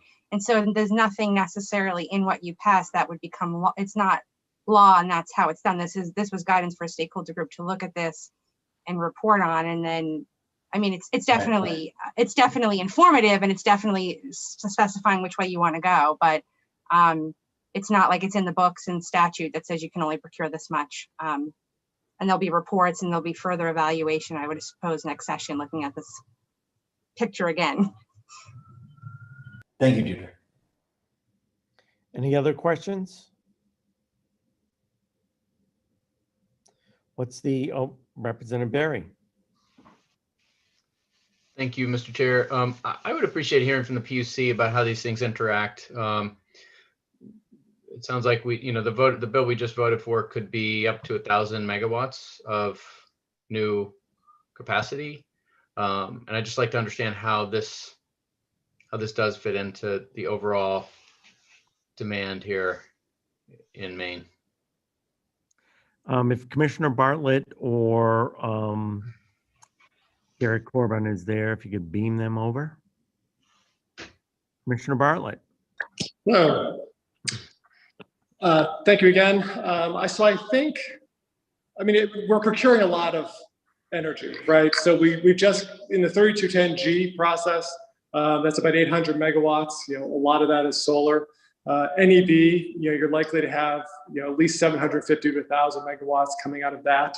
And then the transmission line you just passed, you're probably looking at, 900 to 1,000 megawatts of wind. I don't know the exact number based on the capacity factor.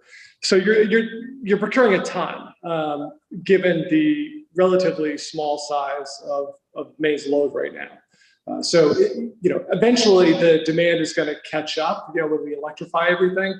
But I would maybe look to the GEO's projections of when the renewables are needed to be brought on board.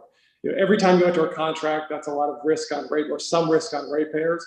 And so I think the question is, how much of that risk do you want to take at a time, and really carefully consider when you need these resources, so that you are not taking unnecessary risk for the sheer purpose of exporting that to Southern New England.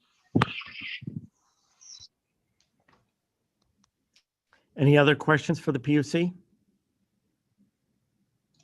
Seeing none, thank you very much. You can beam Commissioner Bartlett back across.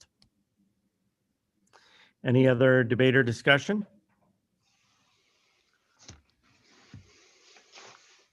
I think we do need a motion. Anyone care to make a motion? Representative Cuddy, I'll make a motion of ought to pass as amended. is there a second? I'll second it. Debate or discussion? Representative Barry, Move to table for the purpose of a brief caucus. okay, is there a second to that table? All those in favor? All opposed? Good. We'll motion to a table prevails. We'll, do you need 15 minutes, Senator, whoever you are? That guy? That's me you're addressing, and yes.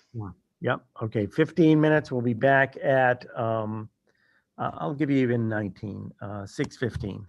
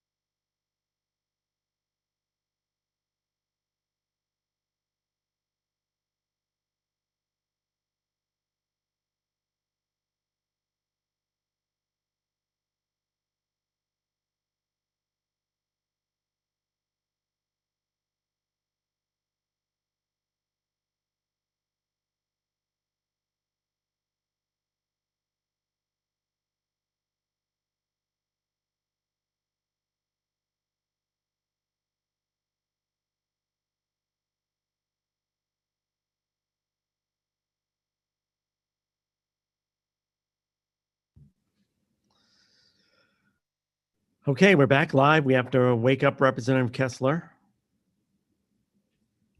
There he is. 1, 2, 3, 4, 5, 6. Let's do it.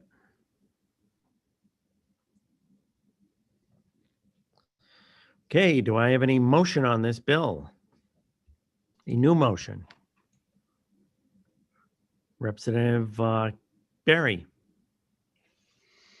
I move, Mr. Chair, that we add this item to our list of carryover requests.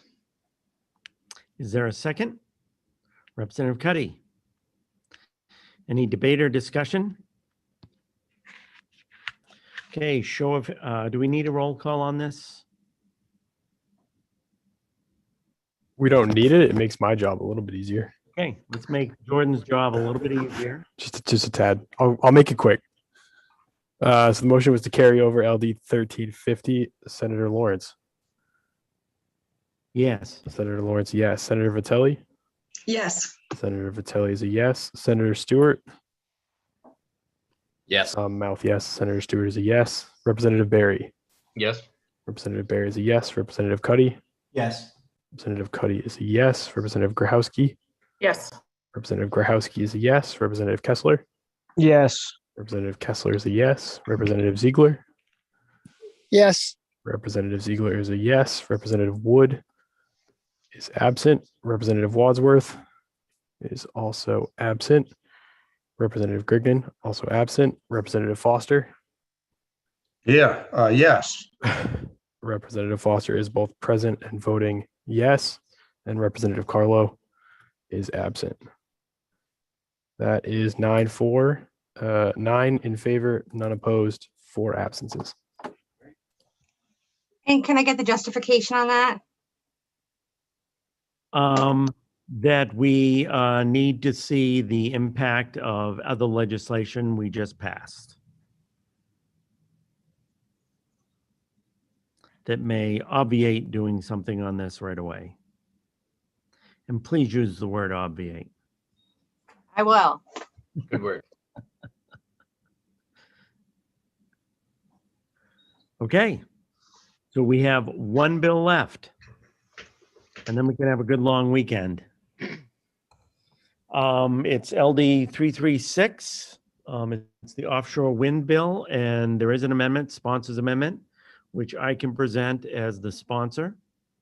And this is an amendment that came together. New England Aquaventus originally had me put in the bill with what they thought they needed for language, but they've had to add a lot as they've talked to the PUC and worked out how this project would go forward. So we added in that language. We've also added in language for a project labor agreement in the bill as well. So if Deirdre would bring up the bill, I can go through it, or Deirdre can go through it if she wants to. Deirdre, do you want to go through it? I would rather not, because this version of the amendment is I just received this today and I'm not comfortable going through it. Okay. So if you could expand it a little, and I'll kind of go through it. So the first part of it defines the offshore wind energy research project and defines the application process. So it applies to all solicitations, negotiations, awards, requirements for long-term contracts approved by the Commission for Offshore Wind, sets out the requirements of that.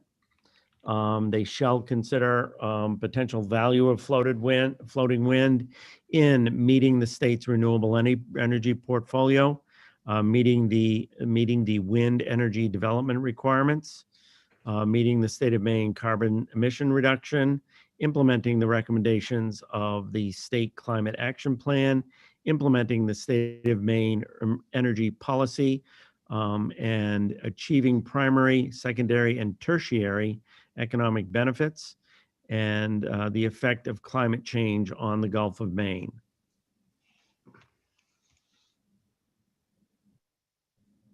There is a requirement for a project labor agreement, and the commission shall require the use of a project labor agreement by any entity awarded by the commission order or otherwise seeking a long-term contract for offshore wind energy project development.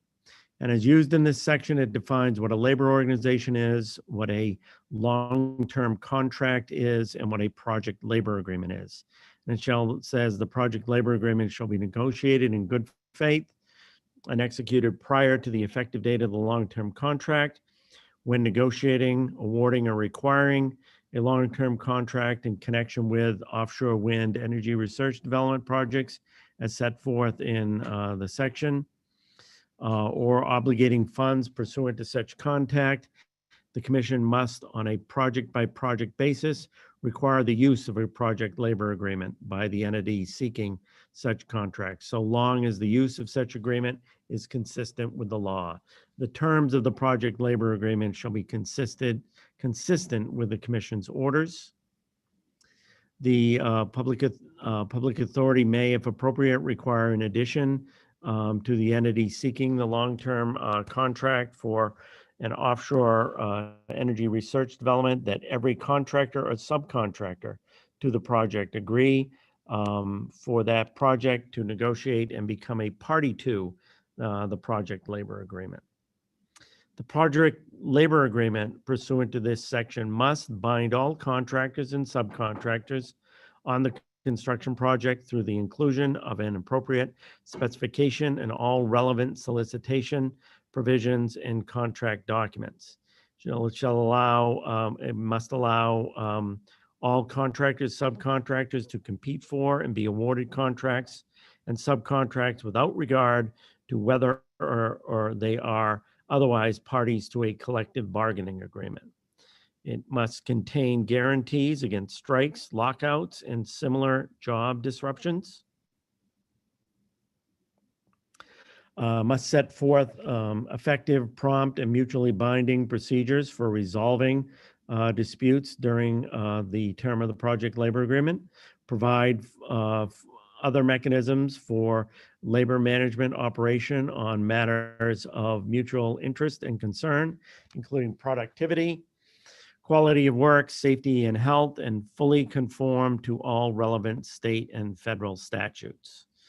Nothing in this section shall be construed to require the commission to use a project labor agreement on projects or in connection with contracts awarded outside of this section. And it shall not be construed to preclude the use of a project labor agreement in circumstances not covered by this section. Shall not require contractors or subcontractors to enter into a project labor agreement with any particular labor organization. Shall not impair or otherwise affect authority granted by law to the commissioners, and shall not allow a project labor agreement to prohibit the reasonable use of key employees by non-union contractors and subcontractors. So notwithstanding any other provisions of law, agreements and contracts entered into pursuant to this chapter are not subject to the competitive bid requirements of the state. The section must be implemented consistent with applicable law and subject to the availability of state funding. The section does not create any right or benefit, substantive, procedural, enforceable at law, or inequity by any party against the state, its departments, agencies, etc. And that's the statutory language. Now we go to the unallocated language, I believe, and these are the findings that are essentially the findings. The 210th legislature found that the development of offshore wind projects in the Gulf of Maine is in the public interest. 2009, the PUC decided to conduct a competitive solicitation for proposals for long-term contracts to install this floating offshore wind. It finds that the Gulf of Maine is rich in a rich ecosystem, which is bounded by, et cetera. We all know what it's bounded by. The Gulf of Maine is warming quickly, and that nearly every other ocean in the world, and is diminishing in its responsibility to sustain Maine's coastal life. The Gulf of Maine has been found by the United States Department of Energy to host the richest wind resources in the continental United States. The Atlantic coastal state south of Maine has authorized more than $10 billion in fixed bottom commercial offshore wind projects, and developers have begun to consider development of those projects in the Gulf of Maine. The BOEM, the Federal Bureau of Energy Management, part of the United States Department of Interior, has formed a task force, of which, as an aside, I am a member, as well as Commissioner Director Burgess. The state of Maine, through Governor Mills, has expressed concern that any federal offshore wind leasing of the Gulf of Maine must protect invaluable ecosystems. Governor Mills announced on 11/20/20 the intention of the state to ensure that scientific research into the effect of floating wind on this ecosystem be examined. The scientific research at the array, led by the Governor's Energy Office in partnership with research organizations, will include research of useful issues relevant to that ecosystem. You can go on. The state of Maine's substantial investment in research capabilities at the University of Maine since 1982 have funded a world-class research in several areas, including the development of the patented Volturn US floating offshore wind technology. Since the enactment of the Ocean Energy Act in 2010, the state of Maine has pursued design, testing, and the ultimate commercialization of Volturn US technology. The state, for development of the Volturn US technology, has caused the planned 2023 launch of a full-scale Volturn US hull. New England Aquaventus is the company the developer being involved, and NEAV was selected to develop the Monhegan process of the project with the University of Maine. And the larger New England Aquaventus project is congruent with the state of Maine's plan to develop the multi-search array in any federal waters. New England Aquaventus or its affiliate will seek to sell energy and capacity and or renewable energy credits generated by the research array to main transmission and distribution utilities through a PPA, a power purchase agreement. The finite locations available for siting fixed bottom offshore wind energy projects in the state, the United States, and much of the world limit such development, creating a clear need for and public interest in the prompt development of cost-effective floating offshore wind energy technology, especially for regions such as the Gulf of Maine that lack the shallow water and sandy ocean floor that is necessary for fixed bottom technologies.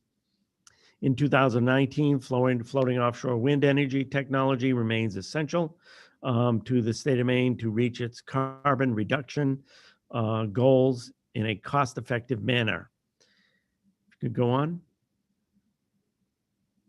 And the legislature finds that it is in the best interest of the state and that the commission approve a PPA of up to 144 megawatts in capacity between New England Aquaventus or its designated affiliate and the main transmission and distribution utilities of at least 20 years of duration.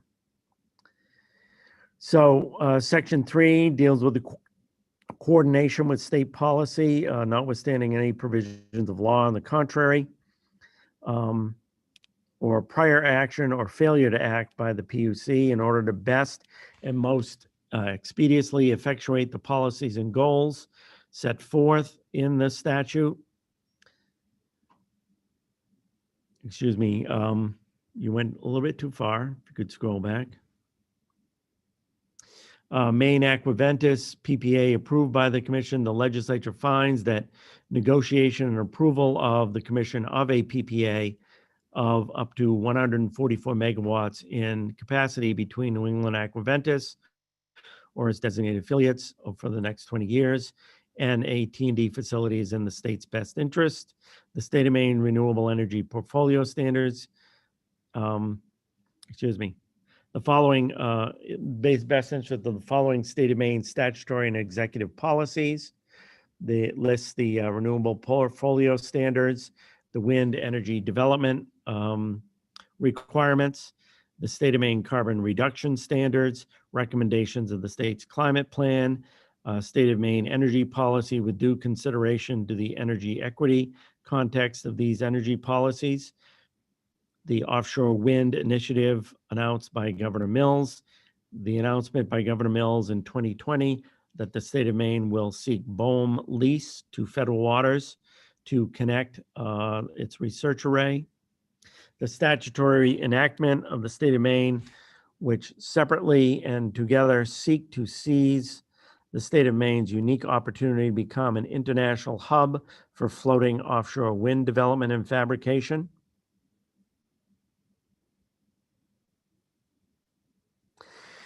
A certain memorandum of understanding between the state of Maine and New England Aquaventus dated November 19th, 2020, requiring New England Aquaventus to assist the state of Maine upon request in preparing and securing approval of a lease in federal waters in the Gulf of Maine to comply with the resulting lease obligations.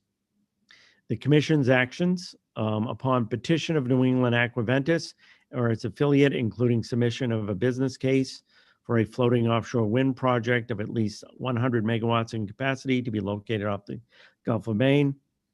The Commission shall, within 9 months, require the negotiation of or order into effect a purchase power agreement for the energy capacity, etc. Employ the process for the negotiated purchase of capacity energy, renewable energy credits under Title 35A. Employ at the expense of New England Aquaventus or the developer such consulting assistance necessary to assist in the negotiations from the National Renewable Energy Laboratory or a similar agency. Include in the power purchase management, power purchase agreement provisions consistent with the purpose of this statute, including the use of Maine designated port facilities for the organization, fabrication, and launch of the research array, operation of an open platform in the Gulf of Maine, research on the prudent development of offshore wind, establishment and operation of integrated manufacturing and assembly facility in Maine, commercially reasonable efforts to attract design manufacturing facilities to the state of Maine for other floating offshore wind projects, commercially reasonable efforts to employ Maine-based design, manufacturer, maintenance firms, workers, at least equal to 50% of all such contracts, negotiation and adoption of prices, energy capacity, renewable energy credits, and related pricing structures to accomplish the following: the lowest reasonable cost to the ratepayers sufficient to enable financing, construction, and operation of the research array, utilization of advice of expert consultants retained by, provided in Section B by the Commission, supports prompt commercial pursuit of the research array lease, development of research plans, and initiation of development, and recognizes, accommodates the commercial challenges in long-term cost estimation for large marine energy infrastructure.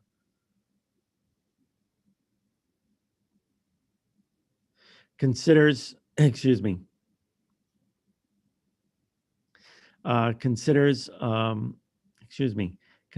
for levelized cost energy comparison purposes the needed and expected role of floating offshore wind in accomplishing the state of Maine's transition to beneficial electrification. The project will be constructed pursuant to a project labor agreement negotiated between New England Aquaventus developer and a qualified labor organization in order to promote the efficiency economy in state government of research relating to planning renewable energy development, including the development of offshore wind in the Gulf of Maine. as outlined in a memorandum of understanding between the state of Maine and New England Aquaventus in 2020, and the state of Maine will enter into a final operating agreement before the lease is issued by BOEM. And study of grid infrastructure related to offshore wind. The Commission, the Governor's Energy Office, and the Office of the Public Advocate will, with input from the public and interested stakeholders, shall prepare one or more reports to the Joint Standing Committee on Energy Utilities and Technology, on technology, location, and other options for the creation of transmission infrastructure related to the deployment of offshore wind in the Gulf of Maine. That's essentially it in the bill, and I'd be happy to answer any questions or to bring in people who can actually drafted this and can answer more technical questions. Representative Cuddy. Senator, I missed that. Could you read that whole thing over again? I'd be happy to. I don't actually have a question. It's late and I wanted to do that. I appreciate it. Representative Foster. Thank you, sponsor and Senator Lawrence. I'm wondering if could just review what the cost might be to ratepayers for this project. My understanding from past discussions was we were looking at somewhere between hopefully 13, I believe it was, to 17 cents per kilowatt hour. Is there someone that can confirm that, or in the audience? And I can wait for an answer until the appropriate time as well. Let me just see. I don't see a hand up yet, so we'll wait for a hand to answer that question. Now I see it. Okay, we'll go to Chris Weissman, who's with New England Aquaventus. If you could beam him over, Jordan. And you notice his unique background. Good evening. Yeah, I see wind turbines. So I'm impressed by everybody's stamina still being here. Yeah, so I mean, that's a core element of this bill is, if you can understand, offshore wind is new in the world, really at this magnitude. So a core element of this bill is to allow us the time to figure out what the cost will be. Our goal would be to come into the low end of that, and with a little luck, lower than the low end. But right now, we can't give you like an absolute number. It's going to take us a better part of a year to figure that all out. Representative Foster? So you can't even give a rough estimate of a range that you might expect as you, I mean, you've spent a lot of time looking at this project, obviously, to have spent as many dollars as you have already just for the opportunity. They must have some idea of what the rates might end up being to help meet your needs. Well, we are really at the very beginning. Right now, the project is largely an idea. There's not really a location yet, the number of turbines, or where it interconnects. I think you heard Tony Buxton earlier talk about the magnitude of big projects. We're at the very, very early end of this. We've spent a lot of time on the Monhegan project, and I can tell you the price is going to come in, less than half of the Monhegan project. If I may. Did you want to continue? Well, so that is a point. We know what the Monhegan project was because we set the rates on it. So less than half of that is somewhere around 12, 13 cents, maybe kilowatt hour, I guess. Yeah, exactly. Senator Stewart. Thank you, Mr. Chair. It appeared in reading when you went through the amendment that a big addition to the amended version is in regards to the project labor agreements. And so I'm just wondering, while we have Mr. Weissman here, if he could talk about what the impact on the power purchase agreement is going to be from including those PLAs in that process. Yeah, also hard to tell. We don't know how big the project will be, where it's going to be built, a lot of things like that. We're really at the very, very early stage. Our goal is to make this something that's built in Maine by Mainers. And exactly who, where, what, when, I wish I could answer, but this is going to take tens of millions of dollars to get to the answers, right? Exactly who built it and how much it'll cost. I apologize, I can't give you specificity, but this is at the very early stage. That's the essence of this project. It is a research project, and it's aptly named because we don't have all the answers going into it.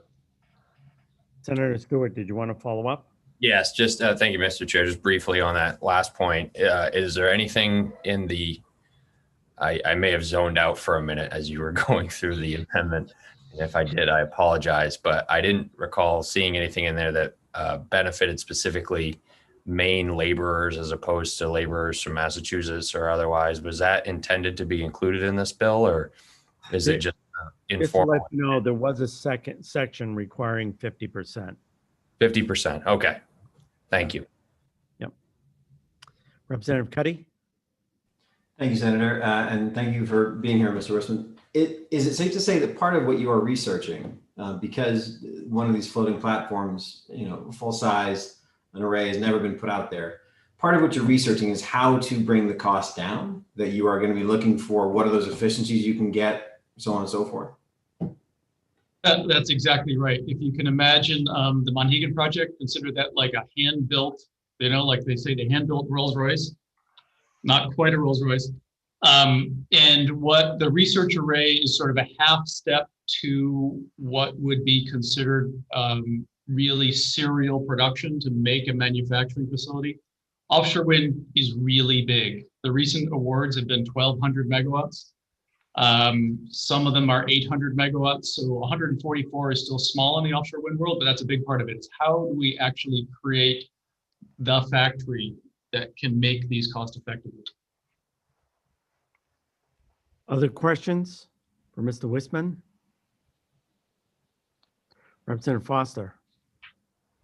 Thank you, Mr. Chair, and this may be for you as the sponsor, but probably Mr. Wissman will have to answer. I'm not sure, or somebody else out there. I'm curious, having managed big work outages in paper mill, I'm quite aware that when it comes to available labor, we access those with agreements and those without agreements, and we still sometimes couldn't find enough help, especially only those from the state of Maine, to ensure we get the work done in a proper manner and in a proper time frame.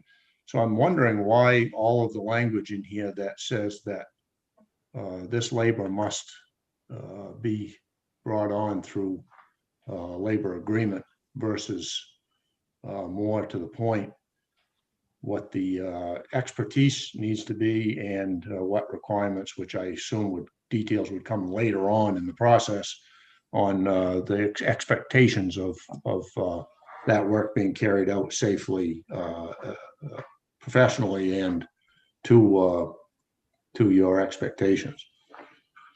I guess I'll take the first shot at answering that because I was the one who pushed for a project labor agreement in this legislation. And to me, the project labor agreement guarantees that when we're spending ratepayer, taxpayer money, that it's going to be paying wages that benefit the people of Maine. I was raised in a family where my father worked on a shipyard, and he always told me the fact that he had a labor union that negotiated good wages for him and good retirement allowed him to send his 4 kids to college. He started out making $7 an hour, $7 a day, working at the shipyard, and was able to educate all his kids. And so the way I looked at this with a project labor agreement, we're essentially putting money in pockets of people who are going to pay for education, healthcare, and the things for kids that will provide a better state of Maine. Mr. Wissman, if you want to answer that further, you can. In the interest of time, I think that was a great answer. Thanks. Any follow-up, Representative Foster?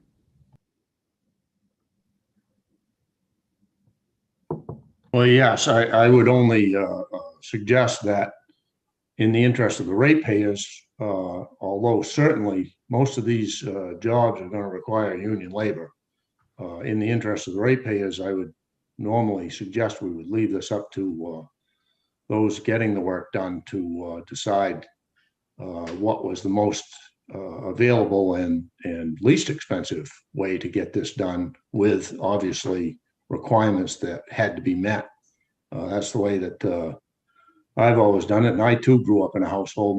My father was a local IBEW union official when I was a kid in the strike of all summer of 1967. Remember it well, that he was worked for the telephone company, but they were IBEW. So I certainly appreciate that aspect. And I've been in unions and I've been non-union. And I've had guys work for me that were non-union, and I supervised many union crews. So I can appreciate all those points. But what it comes down to is we're not asking the state of Maine taxpayers to pay for this. We're asking a group of ratepayers to pay for this. And my main question is, why are we doing this? And it is going to probably, in some areas, increase the cost of this project. I will add there, the project labor agreement itself is in front of us by a year or two, and it will be negotiated heavily to address exactly that, labor shortages, whether or not the parties with the strongest history of, if you can imagine, we're lifting some of the biggest things ever built in the world. We need specialty crane operators, all sorts of different folks. And so it is going to be highly negotiated to figure out who actually does this. So I think that's a ways in front of us. And that's something that we hope to be able to bundle and put in front of the Public Utility Commission and have them see that it's a, that does bring Maine jobs as intended. Representative Cuddy. Thank you, Senator. I do want to add too, just as a union construction worker, I have worked hand in glove, side by side with Chinbro electricians, Carmel Electric, any number of non-union shops. And on a PLA, non-union shops can still work there. So in terms of the availability of manpower and the availability of expertise, there's nothing that prohibits those folks from being on that job site, from working on that job site, from those contractors from bidding those jobs. Everybody has to abide by the terms of the PLA, certainly. But in terms of the availability of manpower and expertise, it's all available to us. It's all available to New England Aquaventus. This just assures a really solid supply of well-trained people so that New England Aquaventus can take that off their plate as a worry. And I'm looking forward to seeing how this goes. Any other questions for Mr. Wisman while we have him over here? Okay, you can beam him to the other side of the universe, Jordan.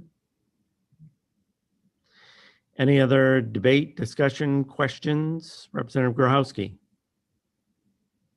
Thank you, Mr. Chair. And I couldn't help but on our last bill to just ask for one Senator Dad moment. This is a very different bill than many we've seen. There's a very long findings section. It's unusual, and I don't want to belabor everybody's time, but I wondered if you could just tell us why we see this when we so rarely see it, and what is the history there in 2 minutes.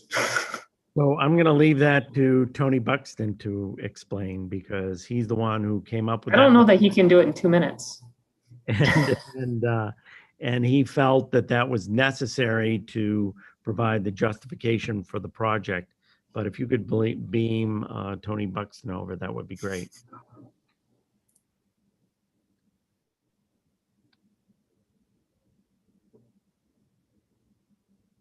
Tony? Mike? Okay, there. Thank you. So it is my fault, but there's a method to my madness here. When you passed the resolve in 2019 requiring the PUC to take the Maine Aquaventus contract off the shelf and finalize it, that resolve, which is what this is or was, had a lot of whereas clauses, the purpose of which was to give the history of Maine's effort over a decade at that point, and now 12 years, to have Maine become an international hub for the building of floating offshore wind. So this is a bit of this is a different kind of program than just buying renewables. The point of what you're enacting is not merely to put floating offshore wind in the Gulf of Maine. That's one consequence, up to perhaps a dozen turbines or so from this contract if it's approved by the commission. So I'm over the 2 minutes, Representative, I know. But the purpose is that while you're doing that, to build an industry that could build floating offshore wind for people all over the globe. For example, California has just been opened up. All of California offshore wind will be floating. And the UMaine technology is a very viable technology for California.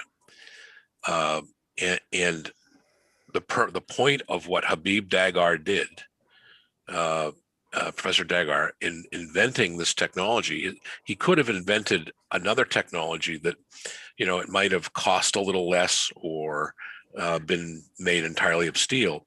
He deliberately invented something that could be made out of Maine materials by Maine people so that you could build an industry. And that story is not something we're all familiar with. And it's in the whereas clauses, including all the bills that you've adopted over that 12 years and why, as stated in those bills. And so that gives a context to what's being done. And the bill even says that the actions of the commission and the actions of a developer, should that happen, need to be accorded to that history for that purpose. So that's the reason for all the whereas clauses. And in addition, I had some extra ones. Any other questions for Tony? Okay, we can beam him back over. Other debate or discussion? I'll entertain a motion. Representative Kessler? I'll motion ought to pass as amended. Is there a second to that? Second. Seconded by Representative Berry. Debate or discussion? Representative Foster.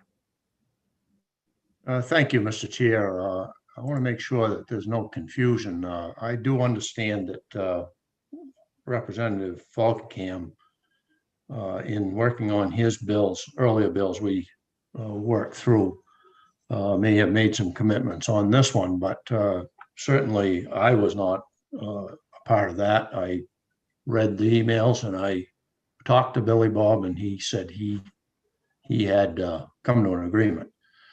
Just want to make that clear that I certainly did not.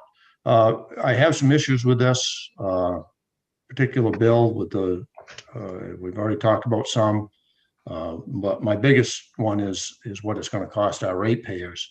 It would seem, for all the benefits that we've been told through the many discussions we've had about this, that this will bring to the state of Maine, that for electricity ratepayers to pick up the full tab for this is at a fairly expensive kilowatt per hour rate. I think that's a problem. If it's such a viable project, I wonder why private capital is not there to invest in something like this, or that along with grants and federal monies and what have you. But I'm reluctant to put this burden on to the ratepayers at this time. Thank you. Any other debate or discussion? Okay, Jordan, I'll have you call the roll. All right, so the motion was ought to pass as amended for LD 336. We'll start with Senator Lawrence. Yes. Senator Lawrence is a yes. Senator Vitelli? Oops. Yes. Senator Vitelli is a yes. Senator Stewart? No. Senator Stewart is a no. Representative Berry? Yes. Representative Berry is a yes. Representative Cuddy? Yes. Representative Cuddy is a yes. Representative Grahowski? Yes. Representative Grahowski is a yes. Representative Kessler? Yes. Representative Kessler is a yes. Representative Ziegler? Yes. Representative Ziegler is a yes. Representative Wood? Representative Wood is absent. Representative Wadsworth is absent. Representative Grignon is absent. Representative Foster? No. Representative Foster is a no, and Representative Carlo is absent. Is there a motion to go along with the opposition? I'm assuming ought not to pass. That would be my recommendation at this point, I believe, but I'll confirm with Representative Foster on that. I agree. Thank you. There's 7 in favor, 2 opposed with 4 absences. 7-2, the motion prevailed. Is there, Deirdre, is there anything else we need to do? No, I just want to say on that last one again, because this amendment just came in the last 24 hours. If I have the freedom to clean it up and make it work, as long as I'm not changing the substance and the intent of it. Yes. And no offense to Tony, can I just delete 95% of those findings? Okay, it's late on a Friday night. So this completes all the bills we have, correct, Deirdre? Yes, So it does. what I would suggest, if provided we get the approval to meet on Monday, which has been requested, that we use that as the time to do language reviews, if possible, Deirdre. I don't know if you're going to be able to at that point, or is that too soon? Well, I mean, I think we are having to be in the office all weekend to push out amendments to get them done. So the plan is anything that needs to be drafted like ASAP. So I don't think the logistics of that's problematic. The logistics of maybe what's problematic is the request I put in for Monday, which has been approved, was just to work bills we didn't vote and didn't say anything about language reviews. And we had gotten guidance via email that language reviews should be via email. So I don't know how you want to go forward with that. Barry and I have our work done to persuade our presiding officers to allow us just to do the language reviews. Unless people want to do all the language reviews by email, what's the feeling of the committee? I'm okay with doing them by email. Email's fine. Let's do them by email and tell the leadership we don't need the meeting time. And I'll send those out, and if there's any issues or questions that come up in that process, we can address it at that time. I would just suggest, especially on these ones that we've sort of voted at the last minute and late that had some complexity, to please look those over carefully. Maybe I'll give you a little more time than, 8 hours. I'll give you a full 24. Very generous of you, Deirdre. Anything else we need to discuss? Senator Stewart? Thank you, Mr. Chair. I just want to take this opportunity to just say thank you before we break for what will probably be the last time this year, pending something coming up. First off, thank you to both you as the Senate Chair and Representative Barry for all of your work to corral us throughout this session. I've appreciated your leadership as we've tried to manage a significant workload. Certainly thank you to Deirdre and Dan for doing just really incredible work this session. And thank you for Jordan, who jumped in to close out our session, and all the other clerks that assisted as well. You've all done a great job, and I appreciate working with you. And wish you all the best as we wrap up session and hopefully head to what'll be a nice summer. Hear, hear. Thank you. And thank you on behalf of Representative Barry and myself. Thank you to all the members of the committee. You guys have done a great job. We didn't run into a lot of the bumps the other committees ran into. And we had a huge amount of work to do this year. So thank you. Representative Grahowski? I was looking for those party reactions, but there weren't any. Good. Anything else? Thank you all. Representative Barry. I have very little to add to what's been said, but just want to chime in with my own voice. Special thanks to Senator Dad for doing his job in that capacity, and also to Skeet and all the other committee animals that we've enjoyed along the way. It's been a great Zoom winter and spring, and looking forward to seeing everyone in person more at the State House over the next couple of weeks. I am hopeful that we will have the opportunity to work together a bit during the interim. I think there's interest in perhaps a limited number of interim meetings, and we'll be looking to get together during that time. But in the meantime, we'll see you a lot at the State House next week. So thanks, everybody. Take care, everyone. Thank you all.